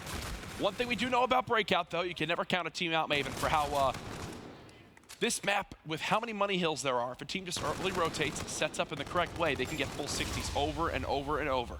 Well, I'll tell you what, we've spent a lot of time on Optic, obviously, with the big streaks that were going down. Let's swap over to Red Reserve here for commissary. 3-17. They're going to be the first team. Can we actually go over to Urban? Because he's going to be the first man kind of leading the cutoff here for the Screet. You see he's got 3 in front on X-Ray. Teammate picks up 1. He loses that second engagement. Scump kills all 3. You had a line of players for Red Reserve on the left side of the map. And Scump just lines them all up. No, don't get too excited. One of Scump's kills there was his teammate. So it all was right. 2. It was 2, but still, I think that sums up the game Urban's having so far. We just did the key player matchup between these 2 guys, and where you've got Scump now at 7-6, Urban 2-11. I would say this is his worst map so far this weekend. Oh yeah, this has been a very, very poor first half for everybody. I mean, it's tough to even pick anybody out. Joe, nice shots though. Crim just doing a little bit of a bunny hop there to see over the top. He gets caught. Joe going in between the crates, wins a second. There's a 3rd player in the back. The slide, able to get him out of it. Nice grenade now. It's probably good to get your gun in hand. And there, a 3rd, 4th, give it to him. Joe crushing right now on commissary, not getting any time, but he almost cleared out the entire team. There was nobody there to help him, so. He's doing everything while his teammates are just dying around him. Joe was trying to break back in, but got no help. So Urban's struggling. Urban is struggling. That should have been an easy kill for him. Now 3-13. Nile right there with him as well. What are they being outslayed by? Almost 20 kills? Yeah, I mean, and the best play we might have saw was Joe getting those 3 kills, and none of them mattered whatsoever. Yeah. You didn't get any time for the hard point. It didn't affect anything on rotation. It just spawned Optic out into a good position near mid-map. God, I mean, there's not anything positive. These are the tough matches to cast, buddy, where it's super, super lopsided. Like you saw in the uplink, you're seeing it here as well. You know, Red Reserve their search absolutely carried them. It was, 85% I think it was at Dallas. Yep. Something between 30 and 40% for their respawn. So it was all getting to a game 5, taking 1 respawn. They just haven't proved they can do it against the likes of Enigma 6 and Optic Gaming. That's what I was talking about earlier, and that's what we've seen all weekend. Formal 16-5. Crim 17-6. Formal already a minute inside the hard point. Thankfully for Red Reserve, they have at least rotated here early on and will have a number advantage towards this backside of the map, but Optic Gaming are pushing through. They have no clue. Formal is close inside Laundry. Crim wins a gunfight as well. It's collapsing right in front of our eyes here as Optic Gaming push right on. Everyone wins their fights. I mean, Formal gets two easy ones. Crim wins a nice gunfight in the back, and Jesus, man. They're busting through. Like there's no competition. Like it's mean the way it's ruthless in the way that they're busting through these holes. It simply comes down to one-on-one gunfights, and they're just continually being won by the side of Optic Gaming. Joe does get that flank right in, but Even then, gets one before he's traded on that out. Does give his team an opportunity, though, to hit this wall run. And I know we talked about it a lot. We mentioned it earlier, but, you know, you see Scump going off all series, right? He's been destroying. Scump right now even. It's like, who's the next guy up? Oh, it's Krim and Formal, who are now sitting at, God, basically 40 and 14. Yeah. Krim just hit that 20 kill mark. Far and away, top in the lobby alongside Formal. They're just chilling inside the objective. Still a 90-second lead, so Red Reserve not out of this yet, but Krim and crew, they've been holding on to these streaks for so long. Expect them to potentially come back out again if they need him in this Graveyard Hill. Nice little shoulder peek and checks it as Karma. Will get dropped, but everyone else on the All kill dead. feed, yeah, the rest of the kill feed goes to Optic Gaming. They're about to crack the 200-point mark. Krim's dropping streaks on him as well. Yeah, he just pinned them in Snow Street, and he actually got 2 kills with it as well. Karma pushes the middle. Wow, this is going to be a big time difference on Graveyard between these teams. More Trinity Rockets coming in off the spawn again. You like Krim 6s? Now you got Formals dropping down on you. Karma got to keep pushing middle, keep forcing players to engage on them, even when they're not even near the hard point. Not expecting Krim on this flank. Not the prettiest gunfight, but still gets the job done. One final player here, traded on out. Optic Gaming will get a full 60 and still potential for a 100-point club here in game. Krim had a 10 streak, now it's a 7. 26 and 7. What a performance from Krim 6s. He is crushing. I mean, God, it just looks so easy is what is terrifying about it. Positive 38 is Optic Gaming right now. That is one of the most one-sided kill-death differences I've seen so far in the global. Especially with how few kills there are. I mean, you've got 14 and 15 for Scump and Karma, so this is a technically kind of a low-scoring game. And for it to be that wide of a margin, that's just due to the blowout nature of it, but the streak will finally drop. These should be the final 10 points. They're all going to hit the wall run. Let's go to the one player by the hard points, Formal. He's going to be sitting here just looking at them, trying to lunge across. Perfect shots in the first, second. I want the third. How about the fourth? Everybody drops. One last tick. Optic Gaming. That right there was a statement. That right there was Optic Gaming showing why they are the best team in the world. 43 kill difference. That's like they just played a 6v4. You might as well just put it that way. I don't know how that makes sense, but I'm just going to say that. You could basically spawn us 2 on their team right there, and that's what it was like having on their squad. It's just like, you know, Elevate at least, you know, when we saw the first series, it was a 3-0 for Optic Gaming over Elevate. But if you watch those matches, every single game for Elevate, you felt that they had a chance. Here, you actually get a better result from Red Reserve in the sense that you win one map, but the 3 they lose, they get obliterated. Yep. But what matters? That one map they went and search and destroy is what it could come down to for the 3rd, 4th spot, or maybe someone making a fight for 2nd over Enigma 6. But God, I mean, it's just wild to think about the 2 series that Optic have had today. Like how much better Elevate technically played in my mind, but you come up with nothing for it. And now you've got yourselves a pretty clear-cut top 2 and a pretty clear-cut 3-4 right now with Enigma 6 and Optic, Enigma 6 3-1, Optic 4-0. And you look at Elevate and Red Reserve, the 2 European squads, their struggles continue. Well, we were running out of things to break down as it turned into a bloodbath late in that series. I am curious what our analysis have to say. Benjamin, take it away. Thank you very much, Clint. Final game of the day underway. It was a 3-1 victory, of course, for Optic Gaming, and last map was a little bit of a breeze, but we'll start obviously at map number 1. Something interesting to note, it was a 250 to 205 game. Optic outslay, but they don't win by a massive amount of points. I mean, yes, it's almost a weird critique, right? You're saying, oh, they should have 100-point clubbed them. But still, Chance, you almost feel as if they should be winning these games maybe a little easier. Yeah, I'm on the boat. It's just a weird critique at this point. It's one of those things that you say if Optic doesn't outslay, they're not going to win. But it doesn't really matter when they're going to outslay on hardpoint every single time. Again, it was a plus 20 kill differential in the first one and a plus 43 in the second. Like, it doesn't matter. It doesn't matter how they play. In hardpoint, they can do whatever they want, and it's going to be fine. I mean, there's a look at our post-game breakout, or breakdown, I should say. Baseball 71 to 28 points. I mean, Barn 94 to 52, Merc. I mean, that's a big difference. Yeah, just the 2 money hills that we talk about all the time on Throwback, Barn, and Baseball. Optic dominate, but I mean, Red Reserve, I mean, taking that bite pass, getting up 28 points, that's pretty impressive, but really it was just Scump from the beginning. He just dominated all game. You can see here the game was pretty close, but then you know, Formal just closed it out, and that was the game for Optic. Scump drops a 1.48. When a player like Seth starts getting on a rampage like that, how do you shut him down? It's really tough. He did it to us actually last event. You know, he starts off like 10-1, has a massive start, massive game, and sometimes you don't even feel his presence. You know, maybe he's just slaying too much, maybe he just gets in his little zone, and you don't notice it, but it's obviously working, and they're obviously getting the kills, and it just shows. Moving forward into the Search and Destroy, of course, map number 2. This is one Red Reserve actually took. It was a 6-3 victory for them. Look, they actually go up 5-2. What went right for Red Reserve in that game, too? They just seem comfortable, honestly, and I think that's just sort of the discussion that Breakout Search Destroy, well, Red has a game on it on land. I highly doubt Optic practiced it at all, and it just seemed like they were just trying to figure out what works, what doesn't. Their first time playing it, so I think Red Reserve just seemed very comfortable, and Urban, he was doing such a great job on this A side, just using that wall run to his advantage, and you know, they were just playing really well. This is one of the few times we saw Red Reserve just play together as a team. Yeah, Urban had a fantastic map, that's for sure. Something interesting to note, there was Joe's positioning on defense, Chance. It was something that, you know, myself, you, Apathy, TV were all kind of sat watching. Playing the same round, or sorry, the same position every single round and dying every single round. Surely, is there a time you think, all right, maybe I should change what I'm doing? Honestly, I would say no. It looks bad from an individual player perspective, but at the same time, they won 6-3. Joe is getting information for his team. He's getting first blooded a decent amount, but he's still picking up kills, and his teammates are still able to pick up for him. So if you're winning, I can't complain all too much. I agree with that, but for the most part, you know, it also sucks at the same time because he's getting first blooded, and they're almost having to win 3v4 at times. And, you know, just dying first time, like the first death on your team is so important because it's hard to win 3v4. Yeah. But they do Crazy, it. Right? They do it. Fact. That's a fact. They do it, which Numbers, is the crazy people, part. numbers. But yeah, I really felt like he should have switched it up after a death or two.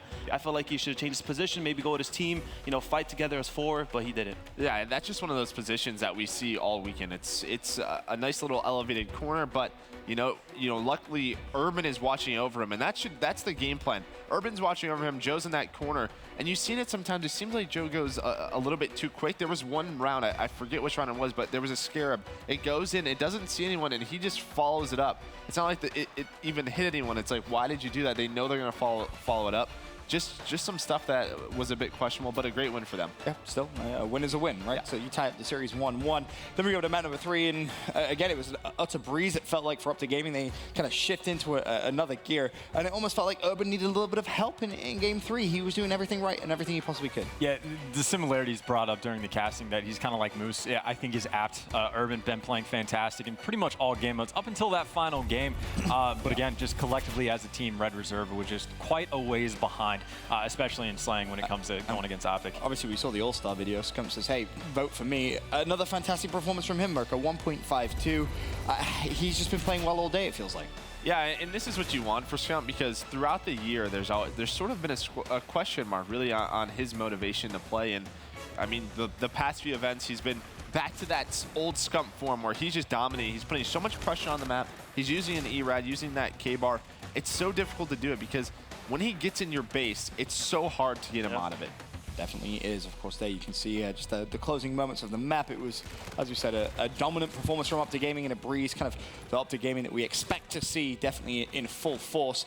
Of course, if they take the map, they go up 2-1 in the series. Then we go over to our final map, the hard point. And really, Crimsix, he's been very outspoken, saying, hey, you guys got to give me a little bit more love. Gas me up, gas me up. Well, Crim, this is your time. Starts off 13-1, finishes 28-9. Apathy, Crim played phenomenally. I mean, again, how do you shut down a player like Crim when he gets going? I mean, it's difficult. They're all playing well, and he's able to, like, just maneuver around the map, pinch their spawn. Like, he was doing that so well, you know, pinching showers, shooting 2 in the side, shooting 2 in the back. And it's just, you can't really stop that. It's so hard. There, of course, you can see a 91 to 7-point difference in Grave. Crim, a 3.11. Yeah, you're not going to stop that. It's almost impossible. And that's what's so difficult about playing out the gaming. It's like, okay, Scump, Karma, they're a little bit quiet. Well, now you have to deal with Crim and Formal. Oh, Crim and Formal, they're a little bit quiet. Well, now Scump and Karma sort of step it up. And it's been very difficult. And these guys, you heard the casters talk about it. They don't even rotate. They just challenge gunfights, beat you in one-on-ones, and dominate the game. And that's what makes them such a good team, is the fact that they're so consistent. You know, like you said, if two of them are not playing so well, the other two pick it up. And certain teams struggle because they always have one player doing bad, but that doesn't happen with this team. That really just is completely absurd. Plus 43 in kills. Like, that's got to be one of the nuttiest stat lines. I mean, Jack called it like a 6v4, but that literally is like having an entire another player dropping a 40 bomb on your team sort of thing, and not like plus 43. That's insane. That's got to be that's a record for GPL or something like that. It's just nutty. It's definitely a big difference, that's for sure. But congratulations to Optic Gaming, a 3-1 victory over Red Reserve. Now we're going to take a look at our standings to see what effect that has had. Shocker, Optic Gaming sitting pretty at the top, 4-0, 12-3 on map count as well. Enigma 6 right behind him at 3-1, 10-5. For Red Reserve, they're 1-3. Team Elevate 0-4. I mean, Merc, for Europe, it's not gone well, has it? It's not looking good. The good thing is Red Reserve, they beat Elevate, so they have that third spot. That third place spot, very important. You know, it qualifies you for Stage 2, qualifies you for pool play at Anaheim, qualifies you for Call of Duty World Championship. So a very important fight still between that third and fourth team. Yeah, of course, for Elevate, although you are 0-4, you're definitely not finishing top 2. I think that's almost guaranteed at this point. But still, you could fight for that third place spot. And as you said, Merc is very important. Yep. So we can take a look at tomorrow's schedule, find out when all those squads are going to be competing at 2 p.m. Elevate versus Optic Gaming. It's basically a must-win matchup for them. Enigma 6 versus Red Reserve. That's going to be at 3:30 p.m. Red Reserve actually back-to-back. They play Elevate at 5. And to close out the evening, Enigma 6 versus Optic Gaming at 6:30 p.m. That could be for that #1 seed. But we have day number 2 now in the books of the final week of Stage 1 of the Call of Duty Global Pro League presented by PlayStation 4. Optic Gaming is sitting pretty in the #1 spot after another flawless day. GPL action continues tomorrow at 2 p.m. as our 4 teams fight to clinch their spot at playoffs. We'll see you then for more Call of Duty esports action.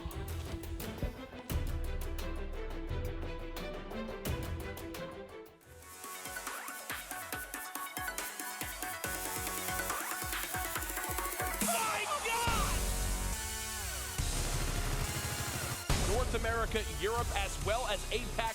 Nobody can stop this man. 30 seconds left and Gunless gets through. He gets 3. Can he win it? Oh, it barely. Are you going to live through this one? I am.